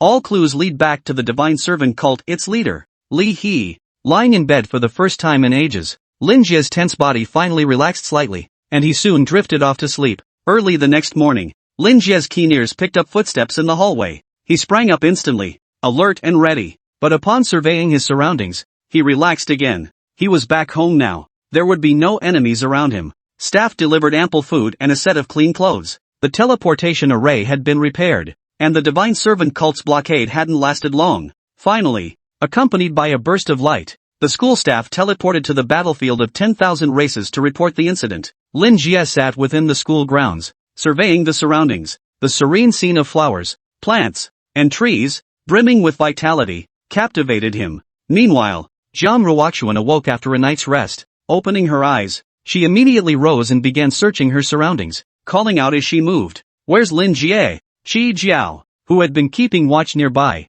heard the commotion and rushed over, firmly holding down the flustered Jiang Ruoxuan. Lin Jie is fine. He's resting in the confinement chamber. Hearing this, Jiang Ruoxuan grew even more anxious. The confinement room? Why would he be there? Shi Jiao had no choice but to hold her down again to calm her. It's fine. He's just resting there. Once the principal and the others return to question him and confirm everything is okay, Lin Jie won't have any problems either. Hearing this, Jiang Ruoxuan finally felt slightly reassured. When will the principal and the others return? Soon. The teleportation array has been repaired, and someone has been sent to activate it. The principal and the others should be back shortly. With that, Jiang Ruoxuan finally lay back down. Sure enough, two dust-covered figures appeared in the teleportation hall. The headmaster and Lang Yang returned together, both bearing traces of bloodstains, disheveled hair, and a hint of exhaustion in their eyes. This alone spoke volumes about the gravity of the situation on the battlefield of 10,000 tribes. Wang Shui and the other teachers who had participated in the battle last night were all gathered here, awaiting the report. After hearing about last night's battle, the principal's first question was, has Lin Jie returned? Chapter 63, Welcome Home. The principal and Lang Yang approached Lin Jie's room. Through the window in the door, they saw him standing with his back to them, staring straight out the window. Has he always been like this? The principal asked a staff member standing nearby. Yes, after eating, he stands by the window looking outside, but there's no one out there, and we don't know what he's looking at. The principal and Lang Yang exchanged glances. Throughout history, there had never been a precedent like this, a person vanishing suddenly only to return mysteriously. and according to reports, during last night's fierce battle, Lin Jie seemed to have acted alone, using immense power to tear open a rift in space and traverse back. He single-handedly shattered the portal to another plane? Such power was undeniably staggering. Even the principal, upon hearing this news, couldn't help but wear a solemn expression. Breaking a planar gate with one hand, the principal was confident he could achieve it too,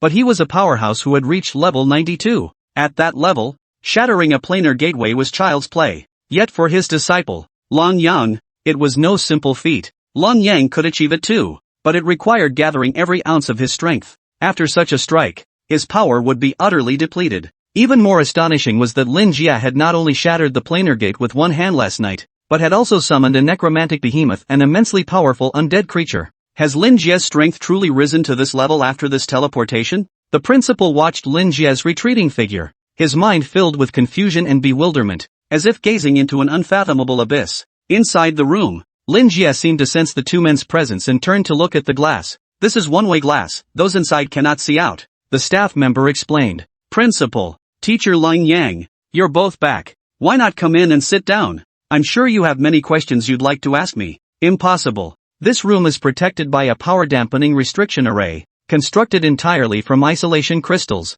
How could anyone see through the glass? The principal gave a wry smile. Nothing is impossible. We won't know what happened to this guy unless we ask him ourselves. So the two pushed open the door, and the three finally met. Lin Jie's eyes were remarkably calm, even cold. Even the principal felt a hint of pressure emanating from him. This shouldn't be happening. Why do I feel even a hint of pressure facing Lin Jie? He quickly shook his head to dismiss the thought. After they all sat down, Lin Yang couldn't help but ask Lin Jie, what exactly has happened to you these past few days? Lin Jie's gaze was steady and profound as he quietly appraised the two before him. After a moment, he spoke slowly, his voice carrying an unusual calmness, as if everything he had just experienced was merely a minor detail. Yet, when he revealed the first part of his journey in the other world, the content that emerged from that calmness instantly left the two present speechless and incredulous. Principal, teacher, the divine servant cult's approach might actually be correct. The words instantly made both of them widen their eyes. Lin Yang was about to jump up in anger when the principal grabbed his arm and held him back. The principal then produced several talismanic scrolls. After activating them, the surroundings seemed to grow quiet. Alright, I've now completely blocked all sound. You can speak freely without worry. Held down by the principal, Lin Yang had no choice but to sit and listen obediently as Lin Jie recounted his story. Some of the divine servant cult's principles are indeed correct. I was transported to a barren plane of death, where I encountered a divine inheritance point. These words made Lin Yang blurt out involuntarily. Nonsense. Let him continue. Lin Jie paid no mind to this minor interruption and continued after the two had finished. Having successfully obtained the divine inheritance, my class has now changed. I am now a necromancer, and my powers have transformed. As he spoke, a swirl of black mist flickered beside him. A skeleton soldier materialized from within. This is merely the simplest skeleton soldier I can summon, with average stats barely reaching 20. Of course, I'd be honored if you, teacher, or even the headmaster, would care to try eliminating him. Lin Yang snorted coldly, flicked his finger, and a burst of blade energy instantly pulverized the skeleton soldier beside him. Alright, under my previous circumstances, that would have been the end of my skeleton soldiers, but after inheriting this legacy, things are different now. A faint, ghostly green flame flickered over the pile of bone fragments. Then, to the stunned gazes of the two, the skeleton began to reassemble itself. Within mere seconds, the skeleton soldier stood before them, perfectly intact. This is the new skill I gained after inheriting the legacy, necromancy. This is the true essence of the undead. The principal and Lin Yang scrutinized the skeleton soldier, their eyes filled with disbelief. How many times can this skeleton soldier be restored? And its combat effectiveness isn't particularly impressive. Lin Jie remained perfectly composed. As long as it stays within 5 kilometers of me, this skeleton can respawn infinitely without draining any of my energy. Moreover, I can gain attributes from the skeleton itself. Additionally, I can determine the type of undead creature summoned each time based on the mental energy expended. You've seen the undead behemoth for yourselves. Both men were increasingly stunned. They never imagined Lin Jie could grow to this extent in such a short time. So you were the one who shattered the planar gate? Lin Jie replied calmly to Lin Yang's question. After inheriting the god's legacy, I gained several abilities. While I'm not yet proficient in them, shattering a planar gate is quite simple. However, the principal sensed something amiss in Lin Jie's words. You can acquire the attributes of undead creatures? Then you can also gain some of their inherent traits? Lin Jie silently nodded. Undead creatures possess numerous traits: immunity to pain, infinite stamina, cold-blooded rationality, and most crucially, immortality. These were all the superior attributes that defined undead creatures. If Lin Jia acquired them all, he would become a perpetual motion machine on the battlefield. Of course it's possible, but acquiring these attributes is incredibly difficult. I've only managed to obtain 2 of them so far. Which 2? Endless stamina and cold, ruthless rationality. Both men sucked in a sharp breath. Though Lin Jia's mastery of these abilities wasn't overwhelming, their inherent nature alone already made him comparable to a top-tier warrior. The concept of infinite stamina was simply staggering. Seeing their stunned expressions, Lin Jia smiled. That's why I said the servants of the God sect wasn't entirely wrong. Now I'd like to ask you, Principal, is it correct that the sect's occupational ranks are based on the degree of resonance with the gods? The headmaster pondered for a long moment before reluctantly nodding in acknowledgement. Indeed, everyone's power originates from divine blessings. The so-called occupational tiers naturally reflect resonance with the gods. We withheld this information because we harbored another concern. Lin Jia seemed to have guessed what it was and stated bluntly. You feared the gods might parasitize our bodies. The principal nodded silently. Lin Jia took a deep breath. That's understandable. But honestly, I feel pretty good right now even though I've undergone some changes myself. The principal suddenly smiled with relief. Well then, it's good you're back. And aside from gaining power, nothing else has changed, right? So Lin Jia, welcome home. The principal was straightforward. As long as this power could be utilized by the human race, it didn't matter. Chapter 64, The End. In the end, Chang Daolong, Jiang Ruoxuan, and the others saw Lin Jia emerge safely from the confinement chamber. Overjoyed, they prepared a welcome banquet that very evening. Wow, Brother Jia, you're incredible. We never thought you'd actually make it back. Can you tell us what happened? Lin Jia smiled faintly, his eyes seemingly untroubled by anything. Nothing much, just went to a strange place, fought my way through, gained some new powers, and then came back. Jiang Ruoxuan looked at Lin Jia. His words sounded so casual, yet the difficulty behind them was unimaginable. Yet Jiang Ruoxuan couldn't shake the feeling that Lin Jia had changed profoundly. He seemed perpetually composed now, the reckless youth of before completely gone. As the banquet drew to a close, Chang Daolong, already tipsy, turned to Lin Jia. Brother Jia, just how strong are you now? This was the topic that preoccupied Chang Daolong most. Don't worry, when we enter the battlefield of 10,000 tribes, I'll look out for you. Lin Jia never explicitly revealed the extent of his power growth throughout the conversation, not even as the banquet dispersed. Amidst the silent night, Lin Jia's sobriety stood out starkly against the drunken figures around him. He patiently saw each friend home to their warm dwellings before pausing alone, gazing up at the night sky swallowed by darkness. Tonight, the stars were hidden, and even the silver moon had retreated behind the clouds, as if refusing to share its light with the world. The entire sky was immersed in a profound and unfathomable darkness. Lin Jia did not pause. He lingered briefly beneath his residence before launching himself into the night like a nocturnal predator. His form traced an elegant arc across the sky, vanishing in an instant into the thick darkness. At the edge of Jingzhou City, within a forgotten ruin, Li He sat alone, resting. After enduring a series of turbulent events, the forces of the divine servant cult were now dwindling. He lifted his gaze to the starless night sky, a faint, almost imperceptible smile curving his lips. Finally, it has come. Suddenly, a dull thud shattered the night silence. Lin Jia descended silently like a specter, his gaze as cold and sharp as an icy blade, piercing straight toward Li He. The air between them seemed to freeze, marking the beginning of a tense standoff filled with hidden currents. Ha ha ha ha, my hunch was right after all. Excellent. This is simply excellent. Li He burst into maniacal laughter the moment he saw Lin Jia. Lin Jia responded with an equally cold expression. So this is the purpose of your divine servant cult? Li He laughed until he was breathless, finally straightening up to look at Lin Jia when he heard his words. Of course, the human race has always refused to accept this method. They're always worrying about this and that. In my opinion, the human race is already on the brink of extinction. What good does all this worrying do? Lin Jia stared at this madman, sighing inwardly. He had to admit the man was right. But do you understand the risks involved? Lin Jia recalled his days there, enduring the god's seduction daily. Had he not possessed the unwavering will of a traveler through time, he would likely have become a vessel for the gods long ago. Those so-called gods couldn't care less about humanity's survival. They only seek vessels for reincarnation. If I fail to withstand this challenge, the human race will vanish even faster. Worse still, all races across the heavens will be reduced to undead. Li He flashed a confident smile. Now, we focus only on the outcome. We do not discuss what has not yet happened. Lin Jia frowned upon hearing this. Therefore, For the future of humanity. You cannot continue living in this world. Should others be transported here like me? It would spell disaster for all the races across the heavens. He calmly removed his divine servant cult robes. My mission is complete, and nearly all of the divine servant cult's followers are dead. Whether to continue seeking the divine inheritance now rests entirely with you. For you, it should be easy. Lin Jie frowned, finally grasping Li He's plan. It could be said that Li He's actions had completely bound the fate of the human race to his own shoulders. His decisions would determine humanity's future. It must be said, Li He's scheme had succeeded brilliantly.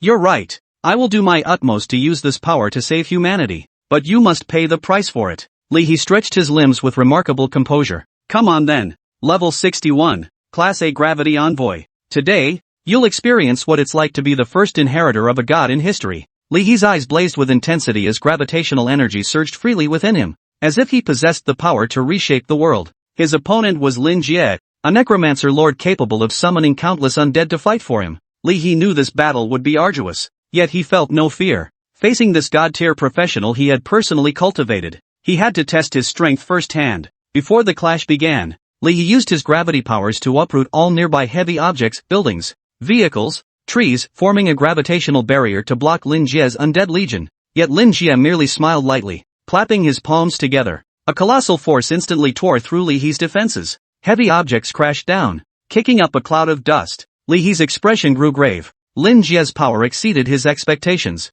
His thoughts shifted, and his supernatural abilities erupted instantly. The ground began to tremble, the air thick with intense energy fluctuations. Lin Jie watched coldly as his undead legion surged toward him like mountains, each specter carrying terrifying power and an unstoppable will. With a wave of his hand, Li He's gravity powers transformed into sharp arrows, darting through the undead ranks in an attempt to shatter them one by one. Yet with a mere flick of Lin Jie's wrist, the undead evaded Li He's attacks with fluid grace, as if possessed of their own will, impervious to any physical assault. Li He grew increasingly frenzied. Excellent! This is the power I came to see. He adjusted his strategy, pushing his gravity powers to their absolute limit, attempting to crush Lin Jie's undead legion with sheer pressure, immobilizing them. Yet, a terrifying force radiated from Lin Jie, instantly neutralizing Li He's gravitational assault. The undead legion surged forward once more, like a flood breaking through a dam. Li He now knew the outcome. He had abandoned all resistance. Lin Jie, well done. The future of humanity is now in your hands, the world's sole god. Ha ha ha ha. Li He surrendered without hesitation. All his tactics had proven utterly futile. He had witnessed firsthand the terror of divine inheritance, and he was satisfied. In an instant, Li He's figure vanished within the undead legion. He died with purpose. Lin Jie waved his hand, and the undead legion vanished. He gazed at the ruins below without a word. As night fell, the school's lights grew sparse, only a few scattered windows still glowing faintly. Lin Jie's figure moved like a ghost through the night, swift and silent along the campus paths, racing back into the embrace of the school. The moment he stepped onto the familiar grounds, he keenly sensed eyes watching from the shadows. Those eyes were both familiar and profound, filled with a subtle blend of worry and anticipation. Principal, Lin Jie called softly, his voice carrying a barely perceptible note of respect. In the darkness, a breeze seemed to sweep past, followed by a sigh heavy with weight. You've truly become formidable now. There's little left for me to say.